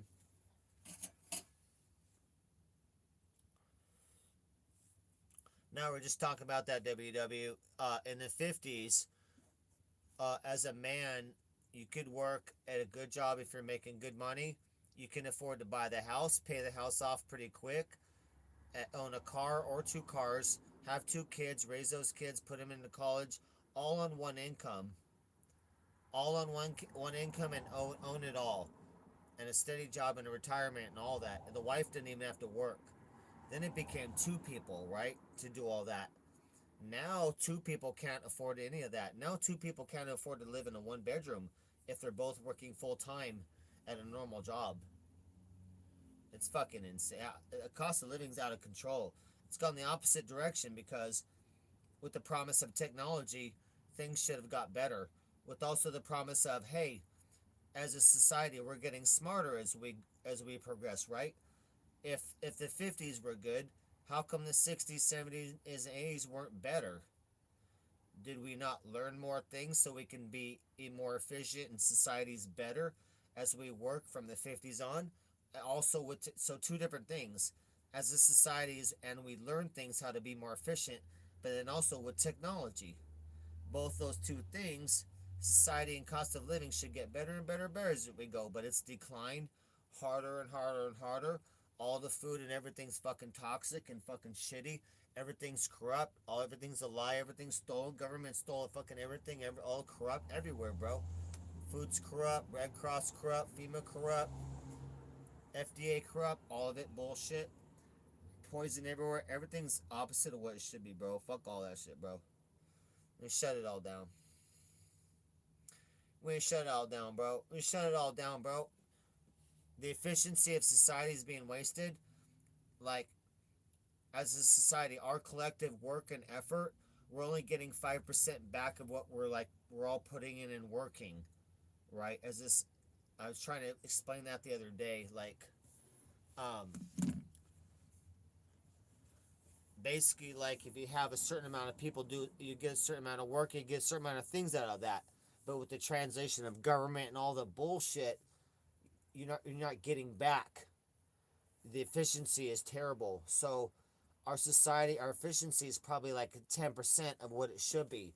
Like, without government, if we collectively just built a bridge it would be done and it would last forever. It'd be fucking perfect. But through the inefficiency of government and bureaucrats and all that shit, like we get we get a bridge that doesn't last. So basically, like if we cut all the red tape and as like if we were like what do you call it, the Mennonites or the Amish. So the Amish collectively, so let me give you an example like this. The Amish collectively, like 100 men, they can build a house, a whole house, and that will last 100 or more years. But through our society, you get a tenth of that, right? You would get a tenth of that. It's the inefficiency, and your a house that won't last. It's hard. I'm not. It's hard to explain. It's very hard to translate that.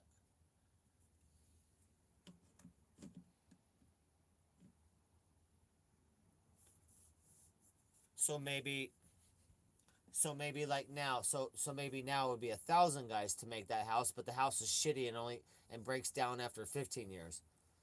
So we're losing the efficiency of everybody's work and time is caught up by all different shit like insurance companies and all these different type of jobs that are not basic survival things like food, shelter, and heat and all that survival shit. The Amish got it down, the Mennonites got it down, covering the basic needs of society and whatnot, and then building up from that. I like to add a little technology. That's why I like the Mennonites, because they're like the Amish, but they're loose. So they allow some technology, but they like to live off grid and all that, as close as you can, to making all the food homemade and all that and all as well, but just not as strict as the Amish. And Amish too. I want to go visit them and live amongst them for a few days or a week. And if they allow us to live stream, like, that'd be sweet. But that's where it lies. Small communities that are like pods that can take care of everyone's needs, and then you trade with other communities. Those communities could be like 20,000 people, 30,000, but you exchange services with other communities as well. That's how you survive the little special needs that you need.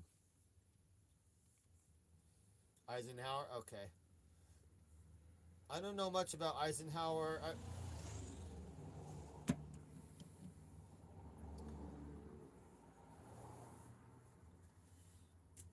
My history stuff's not too good.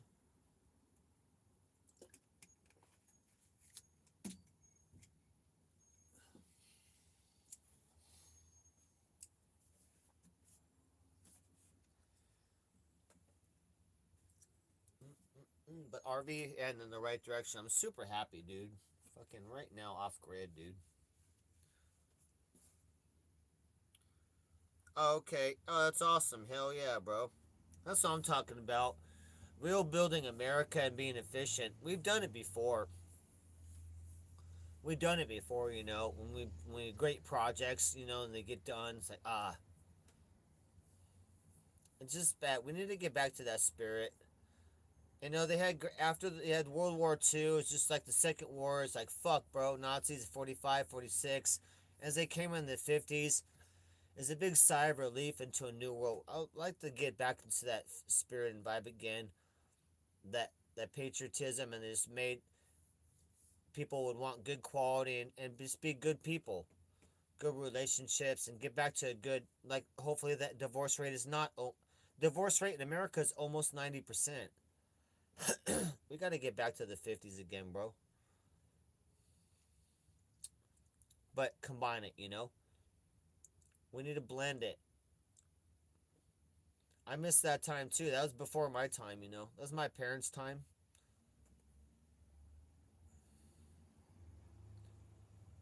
And that was a great era, though.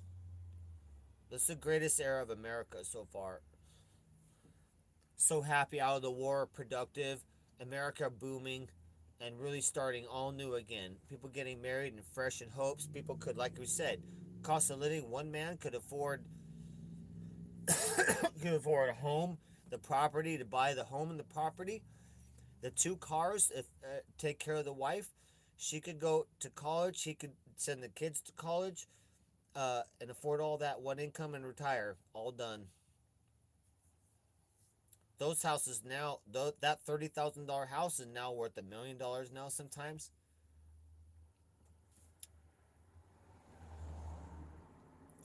we need to get back to that again, bro. Make cost of living great again. You know what I'm saying? We need to make the cost of living fucking. I know, bro. People. And the thing is, we got technology to make things even better than ever right now. So we should be able to do those so quick. WW, you know.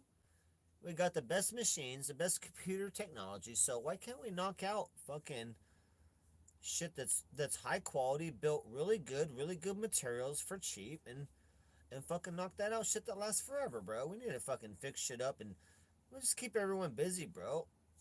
Working on projects and making America all nice again, the freeways and bridges, and you know, I like to see like sidewalks along lakes and sidewalks along the beach and shit like that. Scenic projects like that, you know.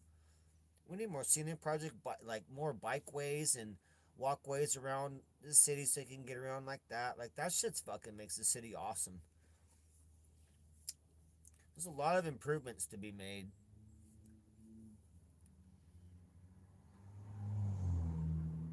Seattle does that. They got a lot of beautiful areas up there. Oh yeah, I'll check them out.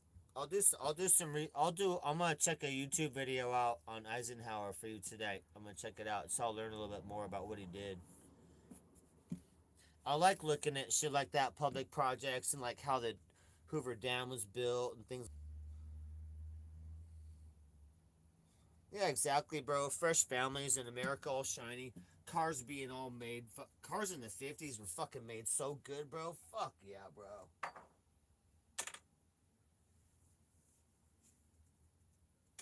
Super nice.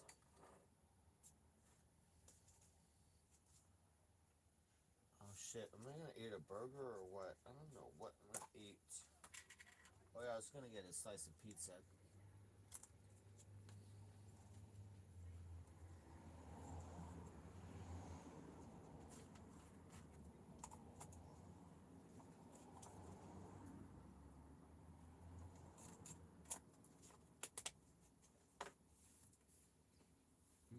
Mm-mm. I'm soaking up some sun right now. Let's go.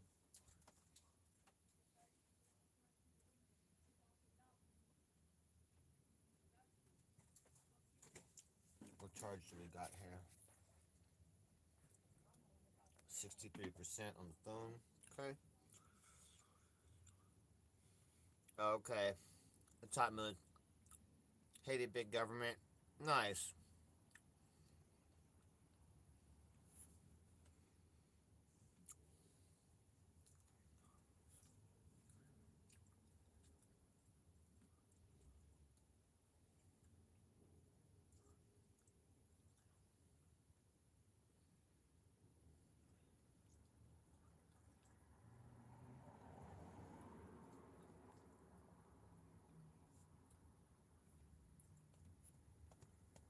Everything charging good, man. Shoot.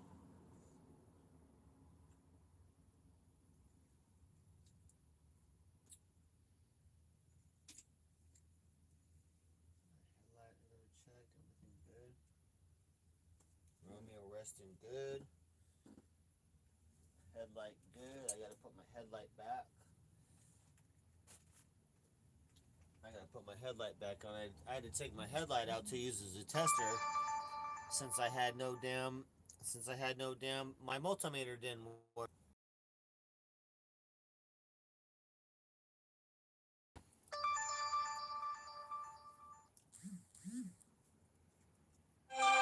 Shit, my scuffing up a little bit. Come on, fucking visible.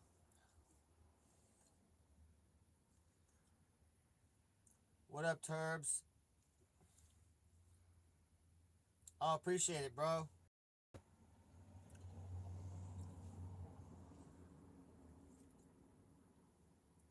I was about, dog. I was about. You lucky I almost didn't already call you today. I was gonna call you for a wellness check. I was looking at Kick. I'm like, did he not stream yesterday? I'm like, it's been 3 days or some shit. I'm like, oh shit, I gotta do a wellness check on my turbs. What's up, baby? Right here, bud. There we go.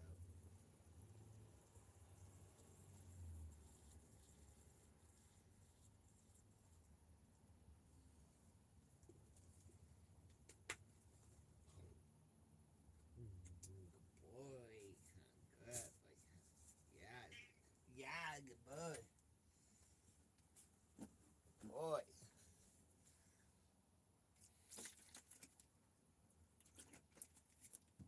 I got 2 out of 4 of my panels up and rolling, so 2 more hours. And then the other 2 panels will be hooked up and I'll have full power. But man, we're charging, batteries are already almost full. Fucking rocking, dude. We're maxing power out right now just on 2 panels. Sunshine at an angle, not even overhead, dude. We're way off grid now, dude. Now I ordered an inverter to power the fridge for $10 so I can power the fridge. So tomorrow I'll be able to have the fridge on. That'll be on all the time. And then if we get a little cheap fucking $20 monitor or find a computer monitor, now I can fucking fire my computer up at any time, bro. We're gonna fucking come up so hard, bro. In the next week, dog. Making heavy fucking progress in this week. And I'm dropping the gas tank too. Bitch, making progress pretty heavy right now. Pretty heavy progress. What are you up to, Turbs? What are you doing? I'm gonna call you up later, bro. See what's up. I'm chilling down at the beach spot. Cause now I'm full legal. So now, like, I always obey the signs. I can fucking go anywhere I want, Turbs. Anywhere I want, I can chill. As long as I obey the signs, they can't fucking touch me, dude. Now, and I don't ever have to steal power again. None of that shit, bro. Unlimited electricity. Fuck it, it's on, dog. It's on now. It's on.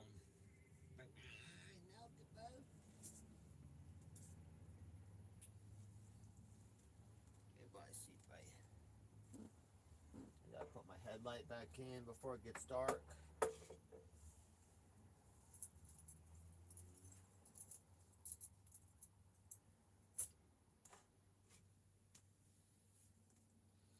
Oh yeah, the carb runs good. I rebuilt the top part and cleaned it out. And I had to put new jets in it, but they're a little big, so it runs a little rich from that. But yeah, the carb runs good. I cleaned it out. It's operating good, and engine runs fine. But it needs a full entire rebuild or the brand new. I'm just gonna get the brand new carb instead. I can't believe I found it for that price. It's awesome, dude. That was a no brainer. That's the happiest find I think I've all year. I'm like, man, that's so awesome, dude. It saves a lot of time and it's just fucking brand new carb. Comes with smaller jets if I want, so I can run it leaner. So I'll get better mileage to gallon, and that solves the entire problem, dude, right there. So I'm fucking stoked on that. And then with that, I can sell my fuel injection system, and so I'm gonna sell that for 1,000. So fuck that. We're just coming up, dude. We're gonna start building up savings here pretty soon as we dump everything I got for sale, which is a ton of shit. Oh yeah, I've been driving around completely right now. I'm driving around with the gas tank though, bro, with the little fucking gas can, bro. The RV has to drive like this with the gas can. The pump inside the gas tank is dead, dude, so it won't operate. So I run it. I run it through a gas can, and I already have a fuel pump inside here running it. So I just disconnect the RV line and connect the line on the back of the fuel pump into this gas can. But it's using twice as much gas because there's no fuel pressure regulator, so it's using quite a bit of gas. It's using quite a bit of gas running it like that, but we run fine. It runs fucking perfect, dude. Engine running phenomenal, dude. That carb runs great right now. Runs great, full speed. It runs better than ever.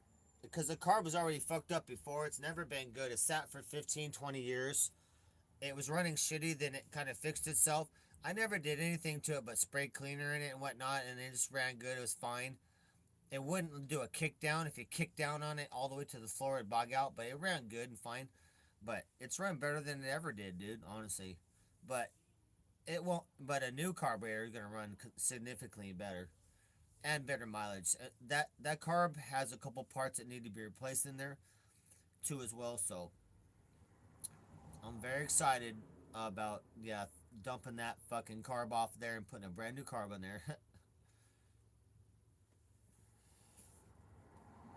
It's like a fucking less than 2 hour job too, honestly. Probably knock that out in like an hour. No, like maybe 2 hours, and then whoop whoop. So I'm pretty excited about that, dude. That puts a big smile on my face, and that solves a big problem. And I don't have to fucking do a huge rebuild and soak parts and all that, and be stuck on the street for 2 weeks. It's a lot of work to do a complete carb rebuild, and the parts I need to rebuild the carb entirely are a little bit over $100. So $150 brand new, fucking done deal, dude. Done in less than 2 hours, and then we move on to other shit. And that's awesome, and that it's gonna be so reliable after that to be able to drive around to as well, and just good mileage. And bad, it needs it real bad.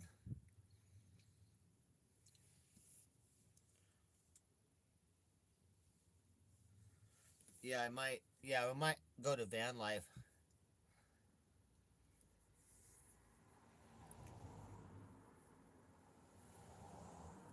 I still gotta finish it though. I'll get everything going. So, but we'll see.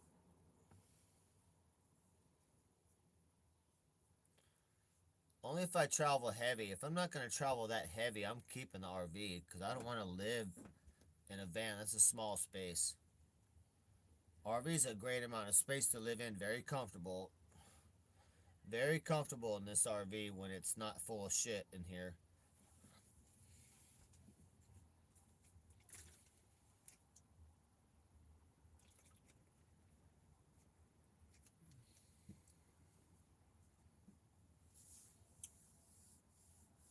Shit, what we got for snacky snacks?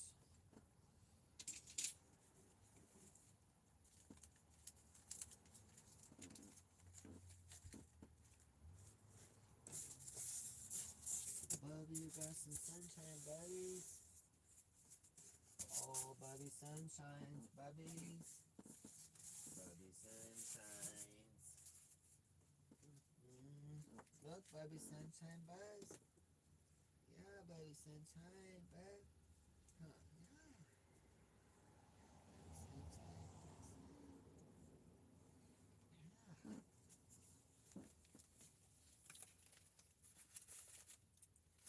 Mm-mm.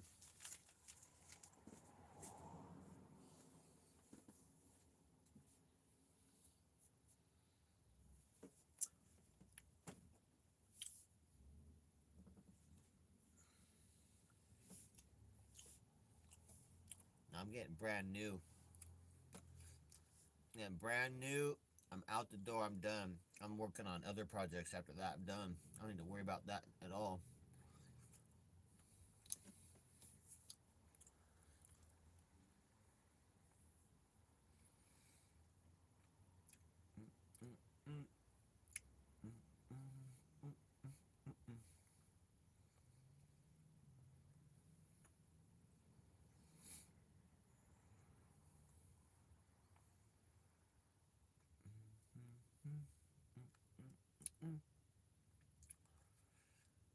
What do we gotta do after this? Oh, we gotta drop the gas tank after the solar done.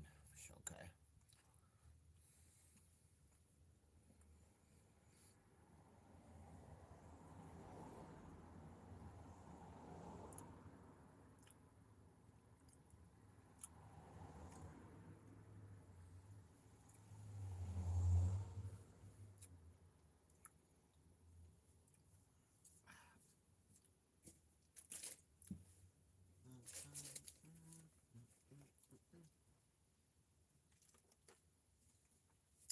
Getting a smaller RV is not gonna save you money on RV stuff, bro. It's the same money. It's all the same RV shit to go wrong, bro. It's the same money. This is gonna lose money, dude, on that.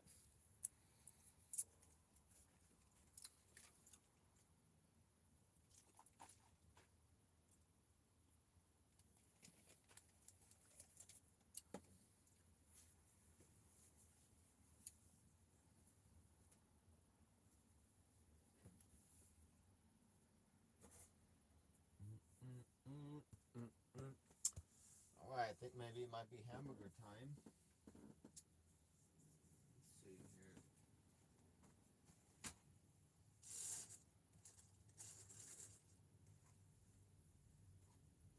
Oh, shit.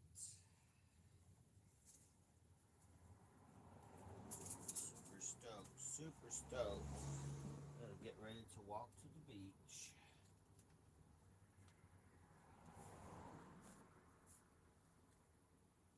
Which way to the beach?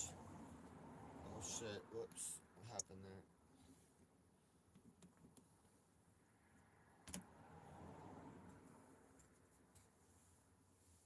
Hell no. Hell no, bro.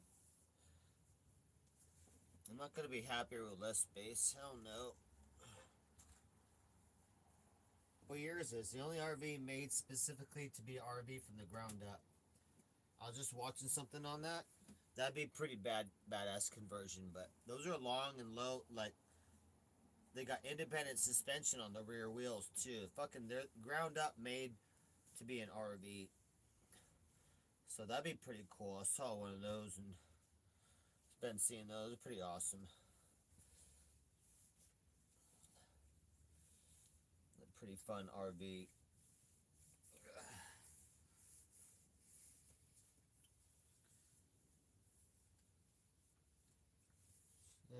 Let's see what we got.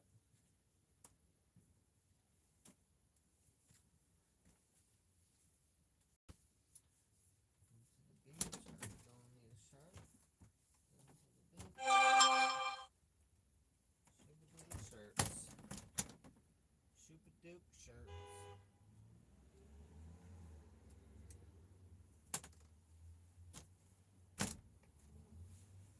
Ouch.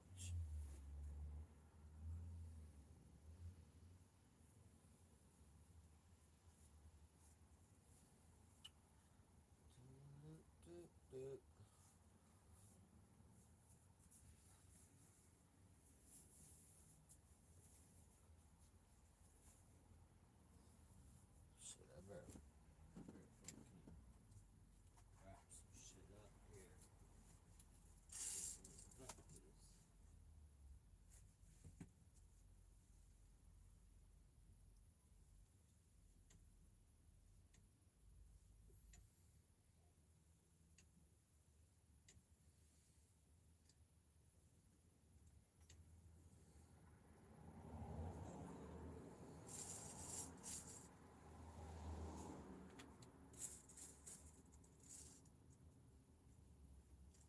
What's this guy doing over here? Sketcher, dude. Sketchosaurus.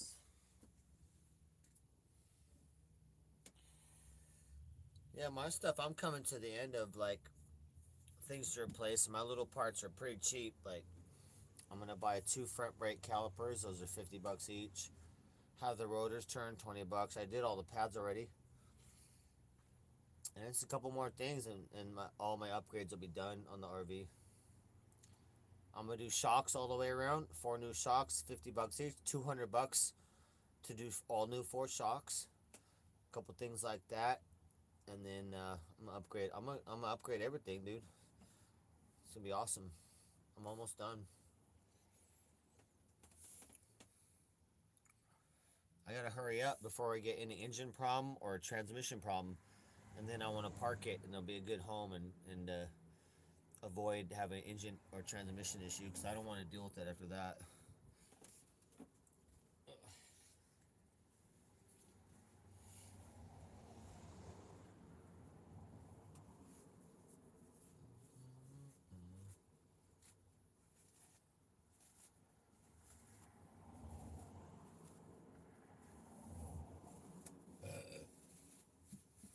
Do do do do.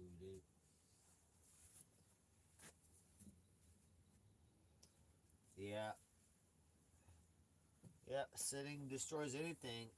Sitting time will destroy a ship or a car or a house. Things need to be used. I hate shit that sits.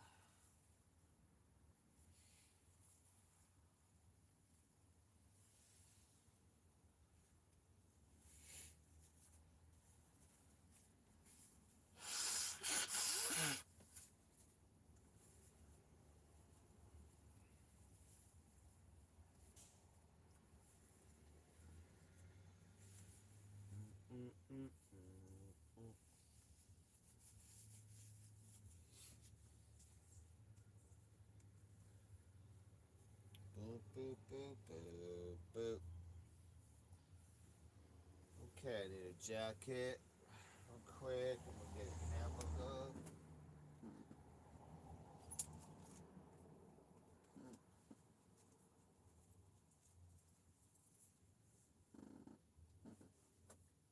Oh yeah, I'll go put my headlight on later. Here.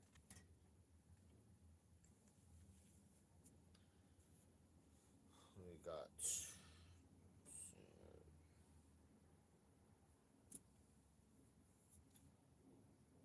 92% almost charged up on that. What percent on the phone here? 61%. Okay.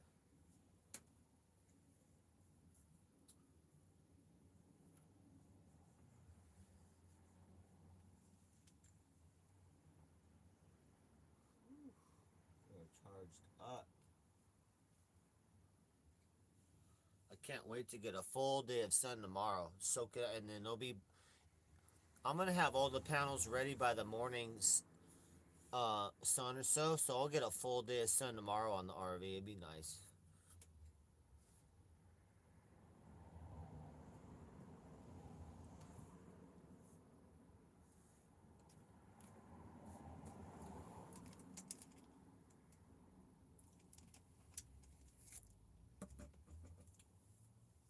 My RV. Somebody drove this RV for 45,000 miles when they first got it. It went 45,000 miles, which is that's a pretty good amount of miles in some years, and then it sat for 15, 20 years. New owners only did a couple hundred on it. I'm trying to think how old is that. Let's see. Probably sat since 2000.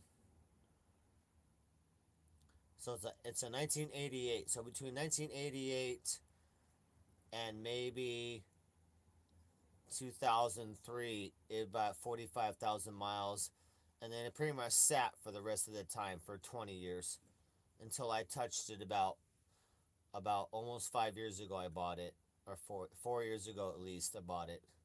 Started bringing her back to life. What up, Farmer John? Bacon. You know, bacon is one of the keys to world peace.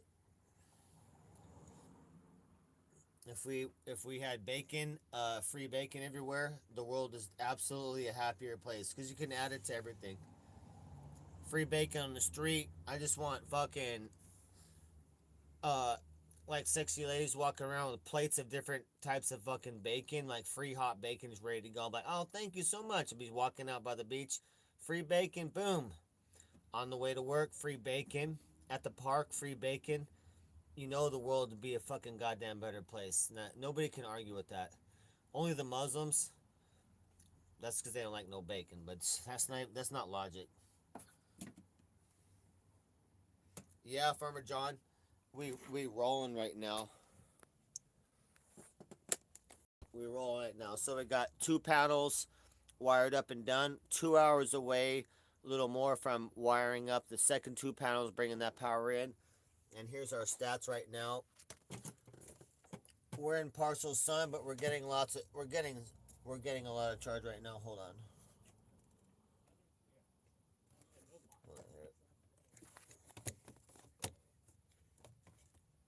Hold on here, dude.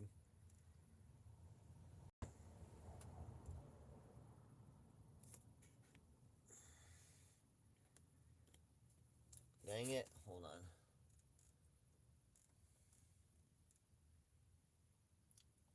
battery. All right, there goes the amps. Is the battery stats kind of low? I got the inverter on too right now, sucking power. So here comes the solar stats coming up, which will say PV means it's solar. So that's coming up the next stat. Let's hold on a second.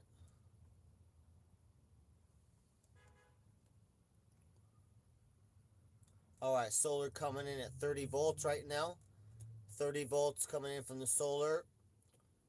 Low amps, 3.3 amps right now. Low amps.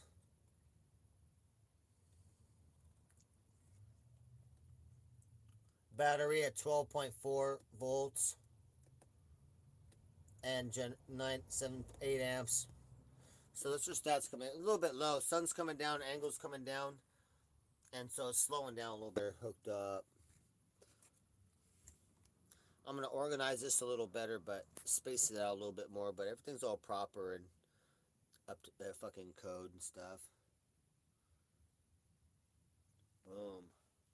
But yeah, dude, we're already like maxed out. I'm already maxed out on power. It's been 5 bars. It's been working great.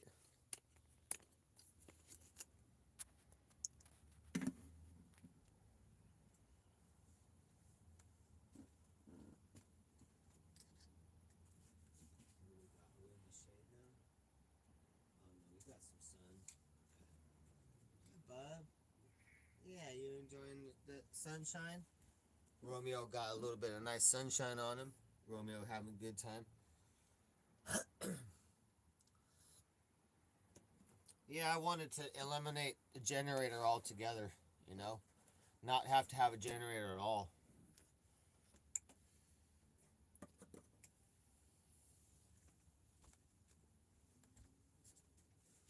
Okay, hold on, bud. Let me get in here, bud. Oh, you want to get up real quick, bud? You want me to cover you up like that, Baggy? Okay, cover it up, Baggy. Potty potty or what? You want to get some food? You hungry? Are you hungry? Are you hungry? Here you go. Hold on a second. Hold on here. There you go, Buggy.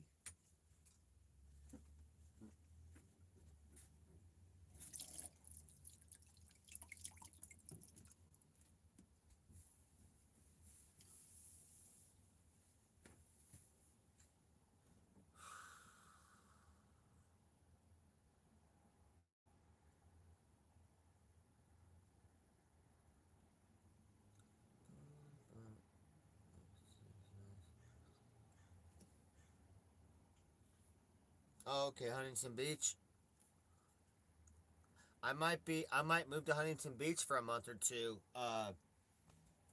Because there's some spots right there on the beach you can park fucking RVs at and chill. So I could be there at like days at a time, and then like maybe only have to move twice a week, like once every 3 days. So, and with a bicycle or walk, like get a job at a Huntington Beach restaurant, something, and waiter make some nice tips like that. Stack money for a couple months and be at a new beach. So I can't do that here at Venice. I gotta move all the time, and there's no jobs out here. I already looked. I put out a bunch of resumes and there's nothing, dude. So I'm thinking Huntington Beach maybe for 2 months. Fucking spend the summer in HB maybe. I mean, that fucking sounds like a real phenomenal plan, you know. Every time I think about it, and I'll be barbecuing, bro. Fucking barbecuing like, dude, every day, just eating cheap but all homemade food and good food, dude, and barbecuing like chicken like from at $1 a pound, dude. Oh my god, bro. I just want to fucking stack weight and fucking be stacking money.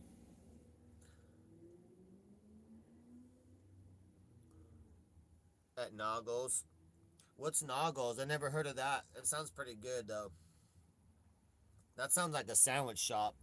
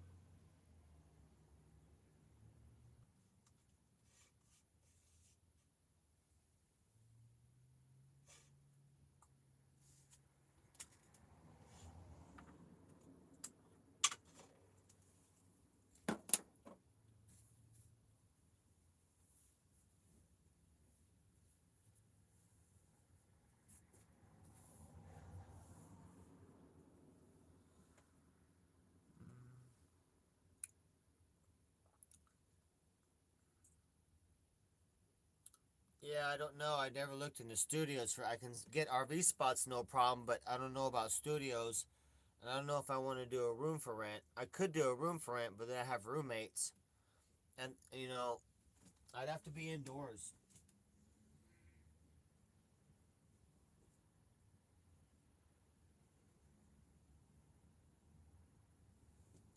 I could definitely get a room to rent. They got rooms for 400 in Vegas.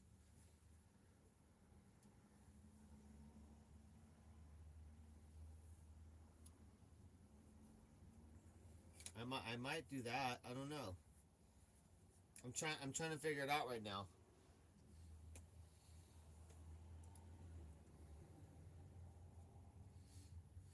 And guys, I got this new pipe from the smoke shop.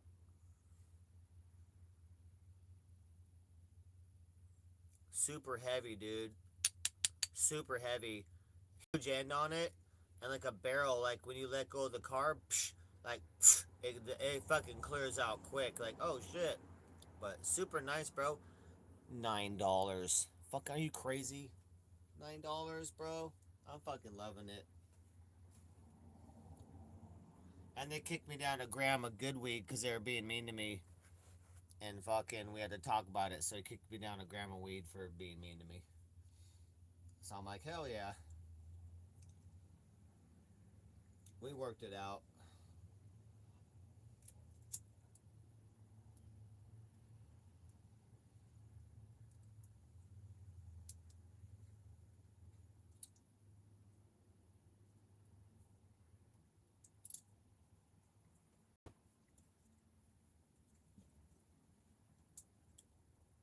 Man.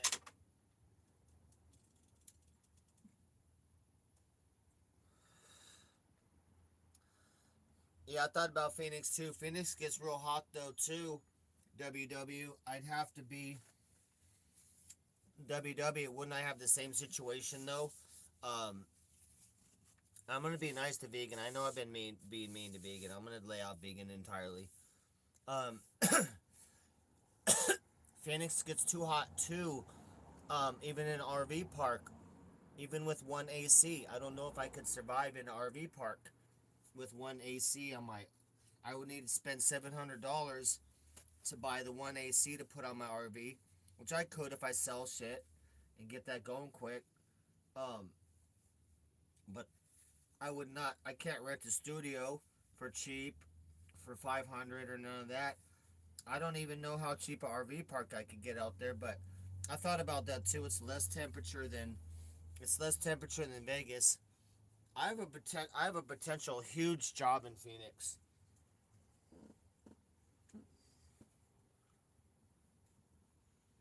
I gotta call the guy, but a guy wanted to hire me in Phoenix to build bikes. So basically, they are a motorcycle company starting out, and they need someone to build the bike for them. So they have like three different models. Like they're like a Harley style bike. They need someone like me to assemble the entire new bike flawless, and then they ship it off to someone, or someone picks it up. And they're offering 2,500, possibly 3 grand labor per bike, and it'll take a week or less. And I would do that labor on top of in a room. It has to be a clean room on top of like a king size comforter, like a king size bed comforter.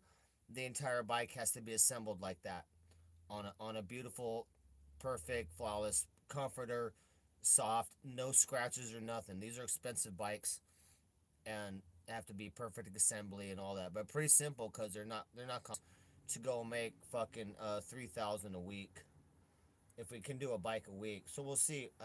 I think he's at least willing to offer to do one bike and do a test run and see, just maybe just to get one bike together. So even if we can just go to Phoenix and get one job, if we can just go build one bike for 3 grand in a week that cost me nothing, then we're gonna go do that and go. You know what I'm saying? So I gotta make that phone calls, and that'll determine too if we're going to Phoenix.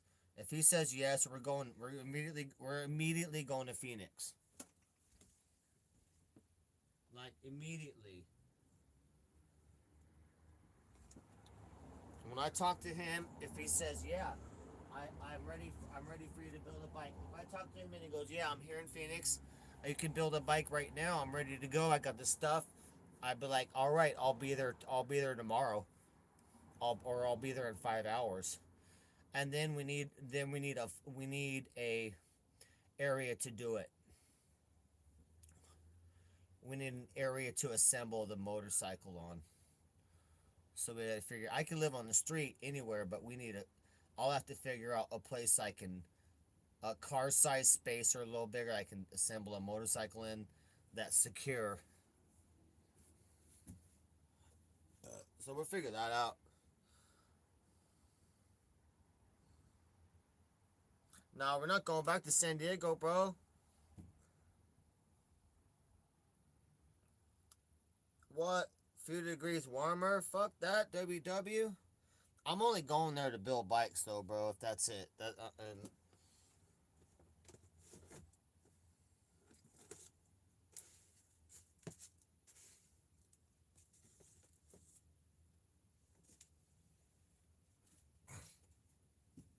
I'll still survive because I can buy a $700 air conditioner, put it on the RV. I'll have that. I can buy a little tiny generator to help the power to run that, and then run a. Then I can run a cheap air conditioner from Walmart that fits in the window. Can run that, especially if I'm making 2,500, $3,000 a month building a single bike every week, or then we'll work it out, dude. We'll work it out. I'm not gonna waste my money in a studio or none of that. Fuck no, bro. I'm trying to stack money and that's it. And we will sacrifice and live on the streets and live cheap so we can sacrifice and do our savings and come up hard.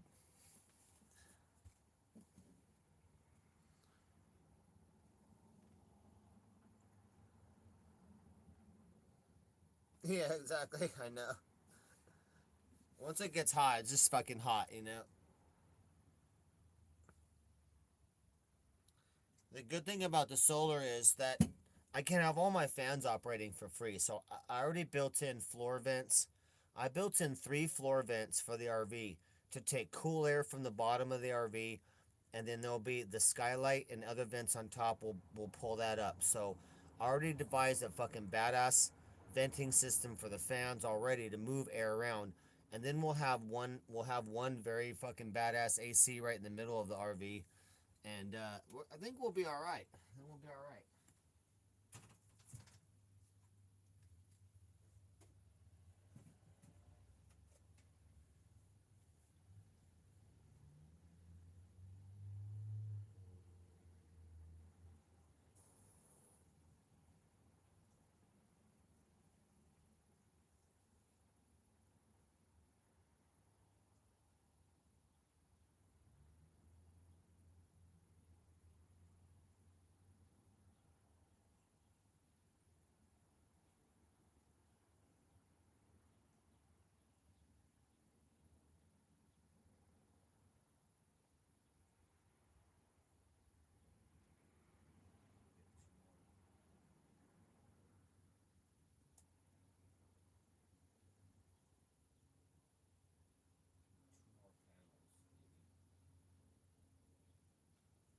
Two more panels, maybe. Might put on 2 more shoot.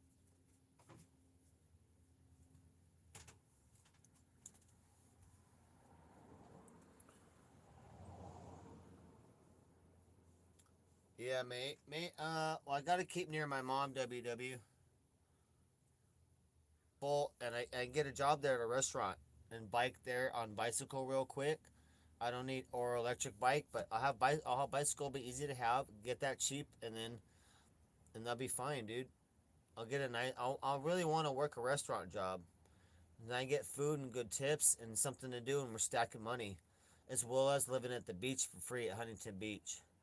Huntington Beach is my number one choice right now, because it looks like it's gonna be too fucking hot in Vegas. I don't want to have to go there all that time and money to go there and have to leave in 2 months. It's like, dude,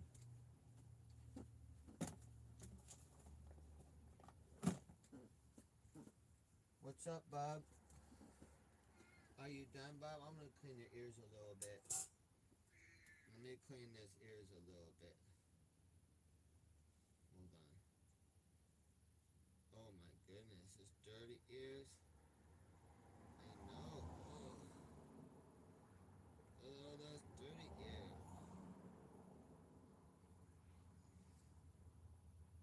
Oh, that's the dirty ears. Let me see, Beth.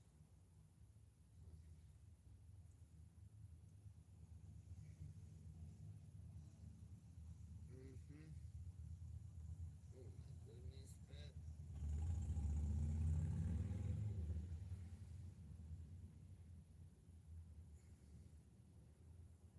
Good boy. Good boy. Let me see this here right here.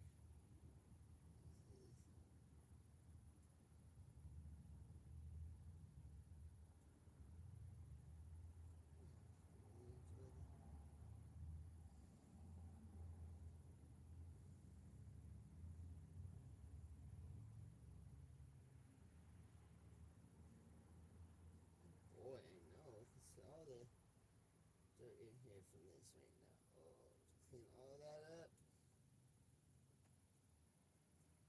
Oh,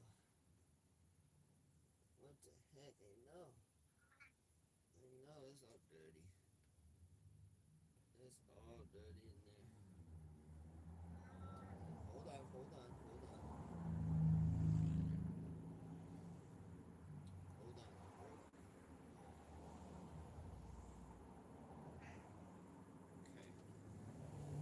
Let me look. Let me look. Alright, it's pretty good. Oh, this one looks terrible. Hold on, this one's so terrible. Boy.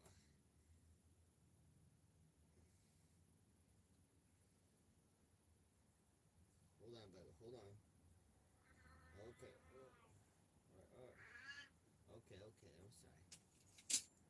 Let me look. Okay, okay. Alright.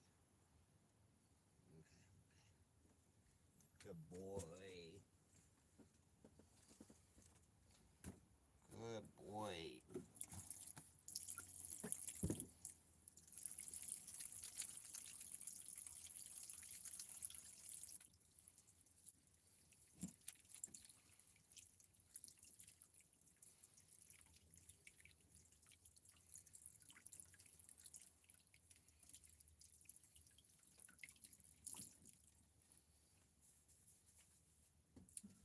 When did Roman have a stroke? I guess 9 months ago? 9 months?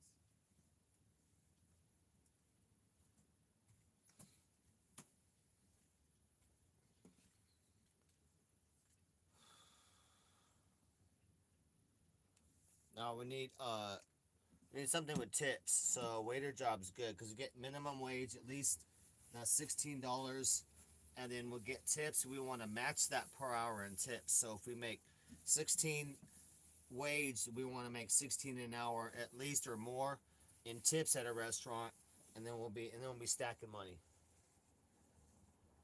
And we do 6 to 8 hour shifts and really stack some money, get over 200 bucks every shift, and we can really come up. Do that 5 days a week, and maybe 2 days off to rest and not burn out, and then we're making 1,000 a week, stacking with no bills except for phone bill, and we live on the beach. We're chilling at the beach, and we have food stamps already, and we're chilling at the beach, bro. That's shit, bro. 1,000 a week, bro, is what we need to do with no bills. Stack everything, sell everything, stack up, fix the RV up, and then maybe we trade the RV in. We could do anything we want if we sell the RV and trade that in for something. We could live on a boat.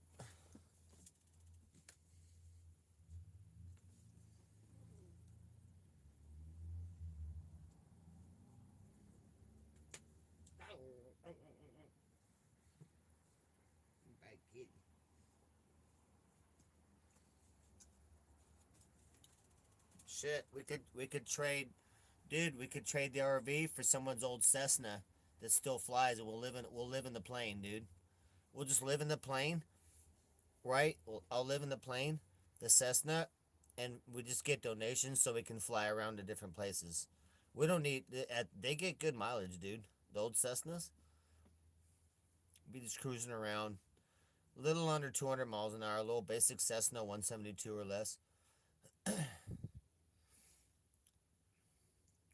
Plain life, dude. We'll be homeless, plain life. We just flying our play around, or playing around different things.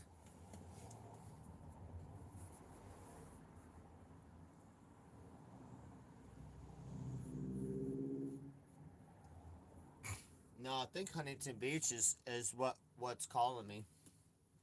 And then I can do art on the beach. We can try and sell art. I can have some fun doing that. It's a very busy beach, more normal beach. Not so crazy as Venice, not so fucking rough and cracked out.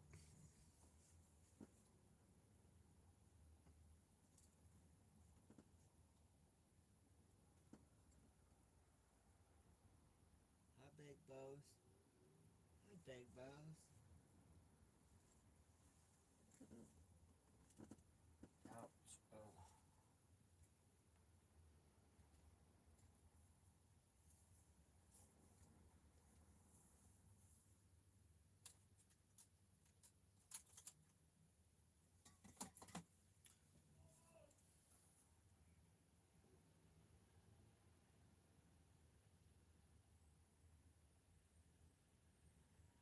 I think Huntington Beach might be the key. If we can't do Vegas, Huntington Beach would chill. I still want to be close to my mom, visit my mom. And that's honestly that's probably a tiny bit closer than I am now. So less than an hour away from my mom, and it's over there. I can hang out with Cheeto, and then Sneaker Chops over there too as well. Santa Ana, real close. So I like that idea. I gotta be close to my mom. My mom's probably gonna pass away this year, so I'll spend as much time as I can with her and not travel far.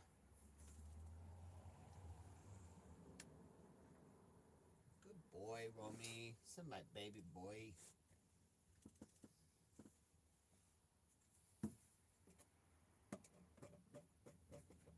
But we need to stop somewhere and stack and make money. The number one goal is to stop somewhere, not have to move the RV a bunch so I can ride a bike to work. 5 days a week at least, and be safe when I leave the RV. I can't be at work worrying about the RV getting broken into or burned down or fucked with. So that's all we need, either on street or off street. The RV needs to be safe, so I have peace of mind, so I can go to work and back and stack money, and we'll come up hard. I love restaurant work. It's super fun. Time goes by fast, and you get food as well. So my weight will be up and steady. We'll be eating good. So I really like the restaurant jobs, and you get tipped good, dude. I'm a good ass waiter, so I'll be getting good tips, guys. And a nice place. We want a nice place. Expensive, dude. We want some expensive food, steakhouse or like a fish house, something pricey. So we'd be coming up hard. All right, are we charged up? Let's see here. 48%. Oh, the phone's not. Uh oh, I gotta charge you guys up. Uh oh, I forgot to plug the main phone in.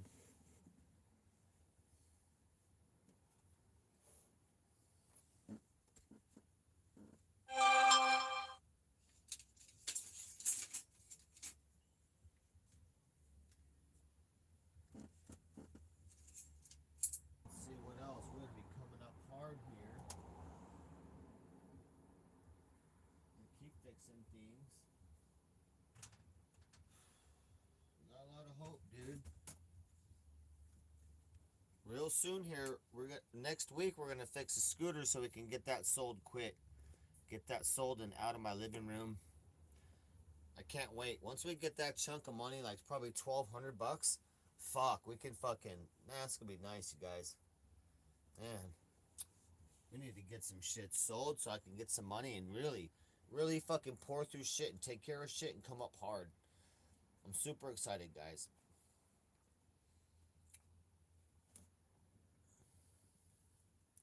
Super excited.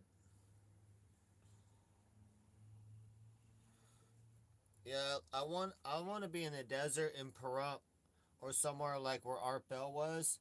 I do want to spend some time in the desert like that and the stars. Like, the desert is so spooky and beautiful at night.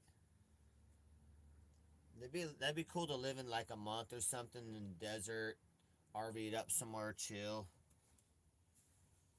In the daytime, we get plenty of sun, so we have electricity and all that. At night, we just chill. We got propane heat, no problem. We got no problem living in the desert, dude. It'd be fucking chill.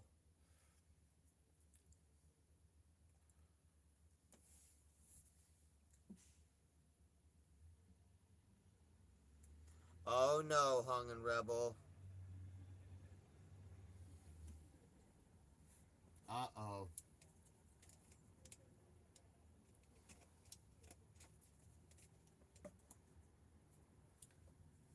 But yet, Hung and my views and watch time is fucking off the charts right now, though. I don't know. I figured that out though, bro. Rebel, you know what I'm saying? My fucking views and watch hours are fucking off the chain right now. Fucking, it's gone crazy, dude. We're getting remonetized again here, fucking like in less than 2 weeks. Shit.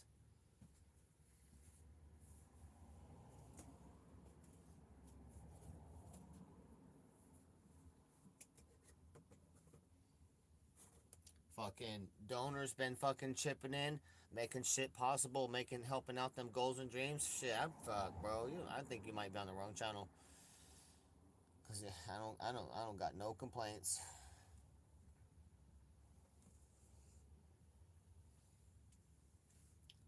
Yeah, no complaints. I know everybody, bro. I know everybody in IP2 for the last 4+ years, bro. Please, come on now. You know who you're talking to, bro. This badass fucking pipe I bought today, $9, and it gave me a gram of super weed with it.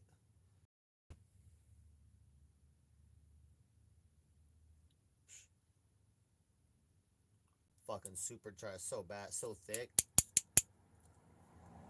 badass. Fucking stoked. This is my fucking favorite pipe for a long time. I love this pipe. It's badass. And we're off the grid today. We're off the grid today. Don't be jealous, Rebel, because I'm now a power company producing mad power now. Let's check out what we're producing right now. We're winding down as the sun goes down. What time is it right now? What time is it? Oh, 6. Oh, okay. It's an hour from sunset. No matter. We're still getting a lot of electricity for being an hour away from sunset. Shit. That's freaking awesome, bro.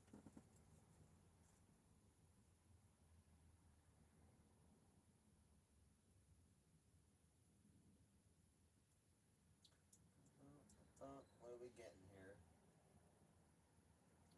30 volts. Oh, 2 amps. All right. Yeah, we're winding down. 2 amps. No problem.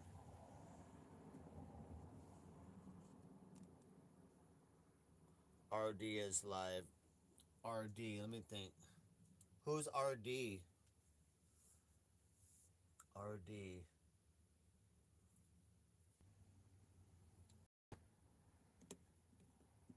Who's RD?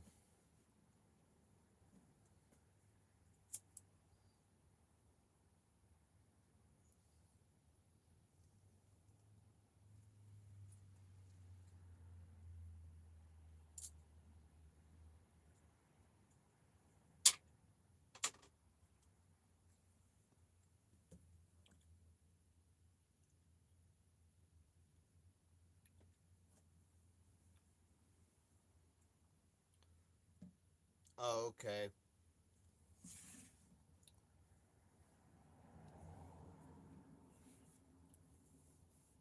I'm gonna be out there soon, Rebel. Cause I'm gonna go visit my mom no matter what. And Strokeoff House is only 20 minutes east from my mom. So I'll be out there soon. Probably it might be as soon as like a week. because I'm wrapping up. I've done everything that I need to here. Solar's on, all that shit. I'm legal now.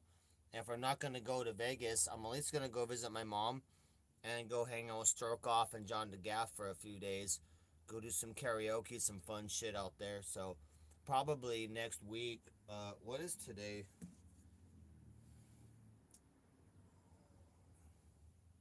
What is today?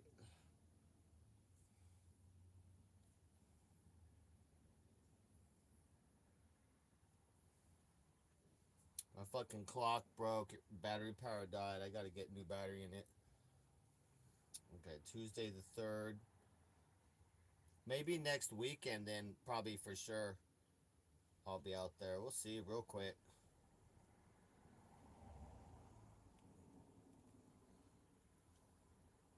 Wait, today's. Oh, shit. Today's Tuesday. Oh, today's Thursday. What? Second. Hold on. Why did it say.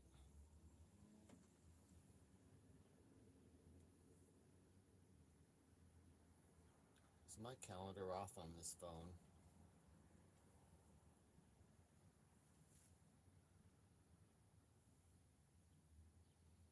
Today, oh, okay, Thursday the 3rd.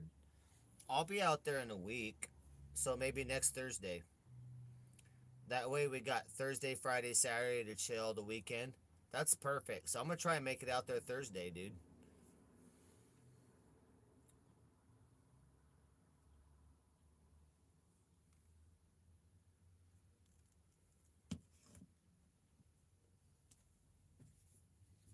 Ouch.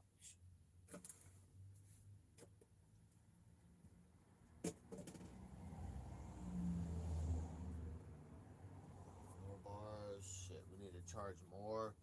I need to finish up the wiring.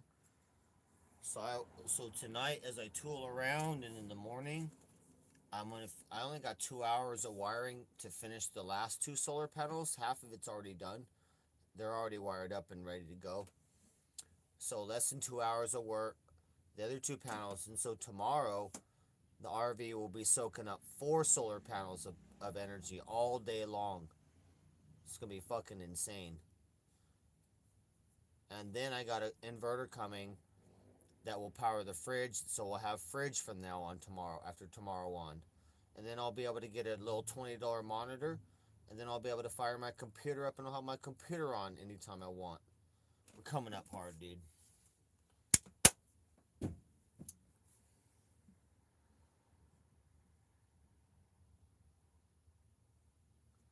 Yeah. I'm trying to do some good content out there, Rebel. Um, I'm sure you can count on Stroke Off and I at least doing some boxing. I'm gonna bring out. I always got the boxing kit with me, so Stroke Off and I'll do some fucking drunken boxing match. Maybe John DeGaff. I don't know as well, but we'll do some fun boxing shit. Maybe hopefully, some karaoke. And then any ideas, any suggested ideas, but we can't be getting arrested. No stupid shit, but we could. There's a lot of fun shit we can do. I'm gonna be drinking, a couple drinks. I'm gonna be a little bit loose, and so we should be having some fun.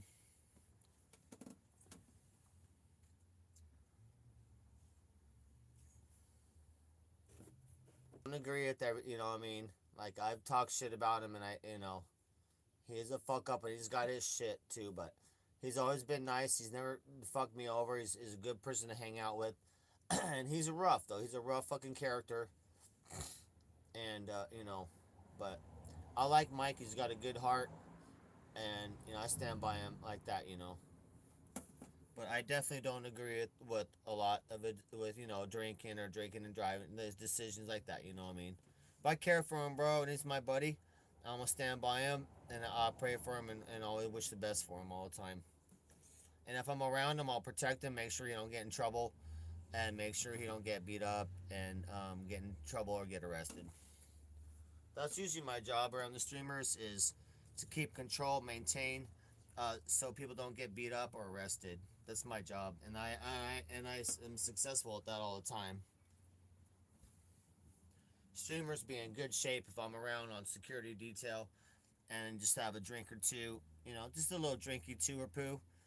and keep it maintained. Keep the situation maintained, and don't let anything get escalated. Is mainly the best security is the person who doesn't let a situation escalate in the first place, so that the fucking fights all break out all nuts. But we're gonna have some fun, dude. Some fun shit. We might have to kidnap Eric. Eric's been out of control. So we might have to collectively, we might have to rent a rusty old brown van, right? Me, John DeGaff, and Mike, and get some ski masks from Walmart and pull up when we see Eric maybe walking to the 7-Eleven. We pull up and jump out the van and abduct him. It's about time he gets abducted, and I don't know, we might human slavery him, sell him to Saudi Arabia, some shit. Human slave farm, and I'm not sure, but something, we gotta do something, bro. We gotta do something. He's out of control. He's out of control. So I'm looking at like how much to rent like an old brown rusty van right now, and ski masks about $5 each. Me, John, and Mike. I'm just gonna keep it secret so nobody knows. That way we don't get in trouble, and just the plan works out great like that.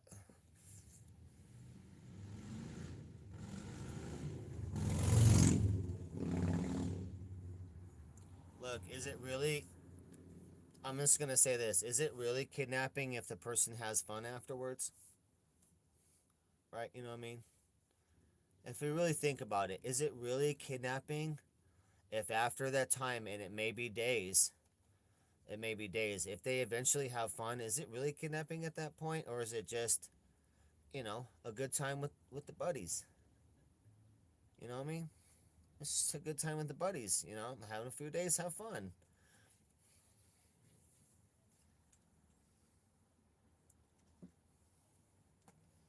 Just a couple of buddies having some fun for a few days. That's all. Fucking, there's nothing wrong with that.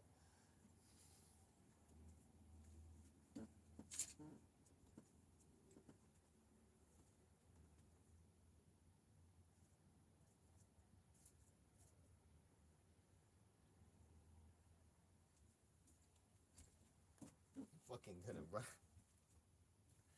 Fucking. I can just imagine. Can you imagine, like, we jump out the van?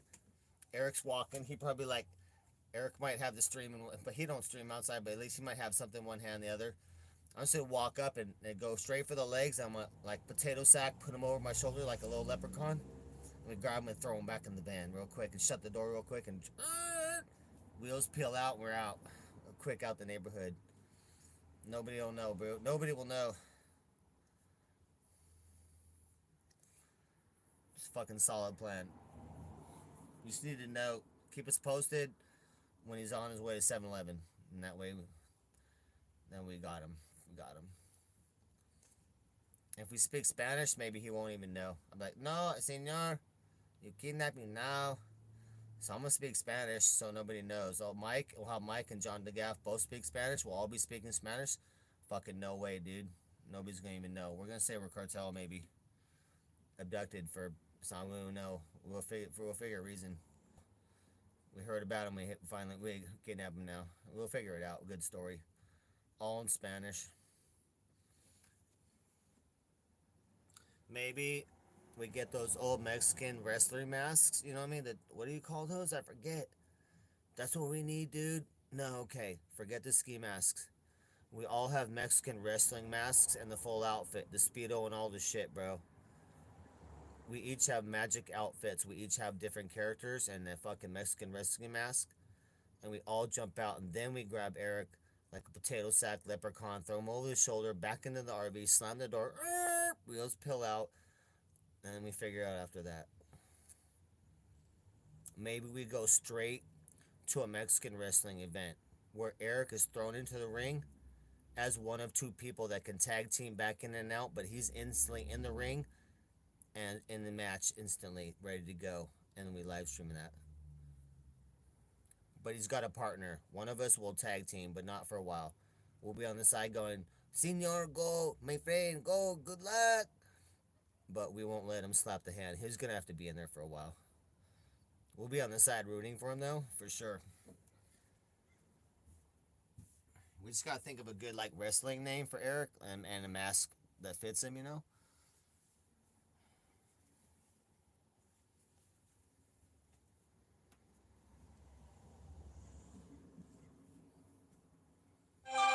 My buddy. Don't make me fucking call up my buddy S3 Monstro, the original fucking like Mexican Incredible Hulk. He got the wrestling mask and all that. I'll bring him out. He want to hang out. He'll literally throw you into a real life wrestling match and shit. He's the one that fucking slapped Captain Content. That was fucking hilarious. And Captain Content ran out of the RV and ran because he was all scared and shit. It was funny, dude. I'll fucking call up SD Monstro, dude. He'll want to hang out.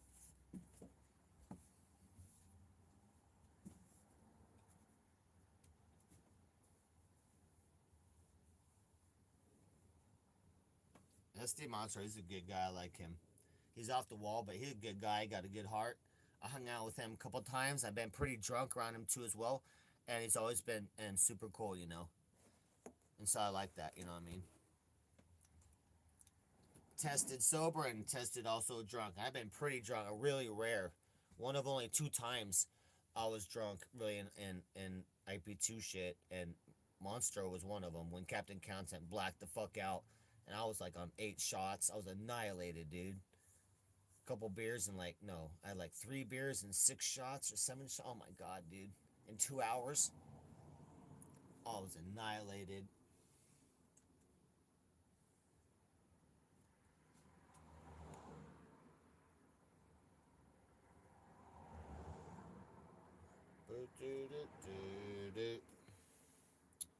Shit, I'm gonna go to the beach pretty soon. Get a burger.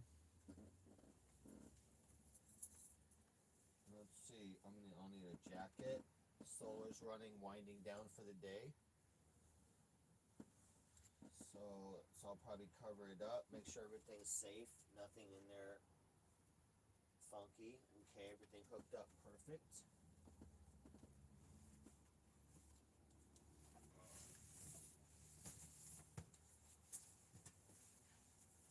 I'll layer this back up again.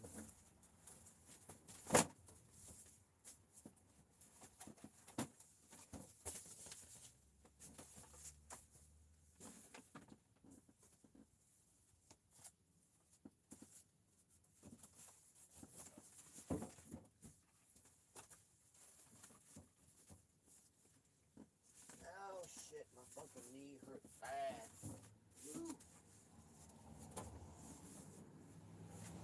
There, there.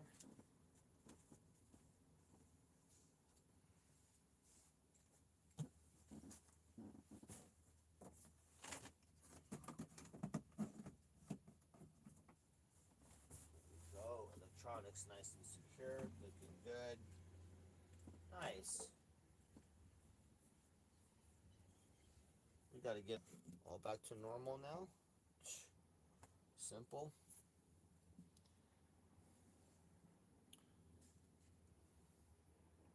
4 hour, okay, almost 5 hour stream. Okay.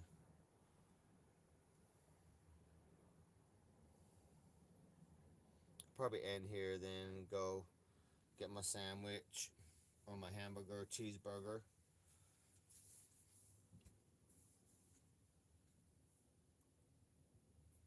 Had a good day's work today. Chat phone. What the fuck's my chat phone not working here?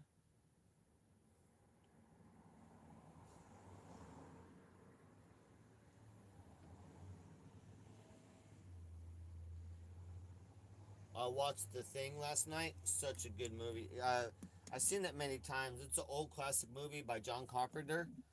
If you want to get spooked out, watch that in a dark room, maybe with a candle on. Nice and spooky at night, dude. Watch The Thing. Old classic movie from the 70s from John Carpenter. It's got Kurt Russell in it and a couple other people. It's so good. So good, dude. I'd say top 10 horror film, American made horror film, top 10. I watched that last night. It was awesome. But yeah, guys, we're gonna cut out. I'm gonna cut the stream. I'm gonna go grab myself a fucking badass for the. It's for the homies too. Quarter-pound cheeseburger with lettuce on it. I think tomato. Thousand Island. I put some ketchup on there. Nice, bro. $4 plus tax for the homies. The rest of the menu's expensive beach price, but that one burger, it's called a smash burger. That burger's for the homies and for the locals, so they can afford. They can have a good burger to eat at a price they can afford. You know. So we're gonna go grab that. It's fucking awesome, dude. Big ass burger, hamburger, and then we'll eat that, and then chill for a bit, and then go to the night spot, whatever. But tomorrow we'll be soaking up the sun all day with the double solar panels, or all four solar panels will be activated and soaking up the sun. Let's see here. Where is? I gotta put my bandage on.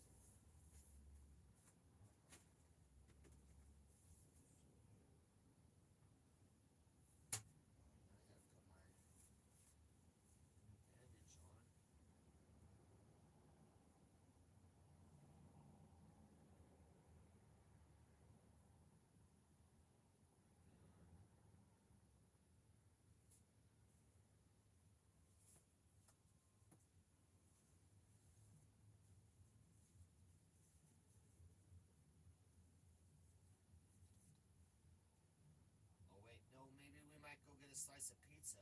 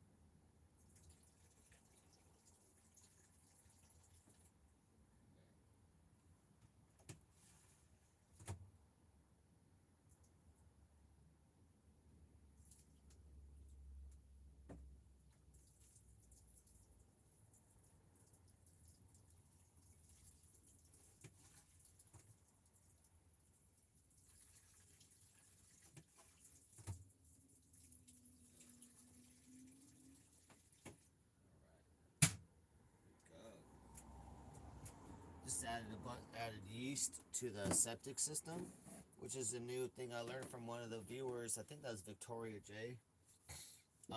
Instead of using bleach or using like expensive bottles of different things, you add the septic systems for RVs and all that. Like simple yeast has been super effective, dude. I'm amazed. So man, so low cost too. It's amazing. She said that's an old carny trick, like the carnies from England and whatnot. I'm like, fuck yeah, bro. I'm putting that in my RV book too.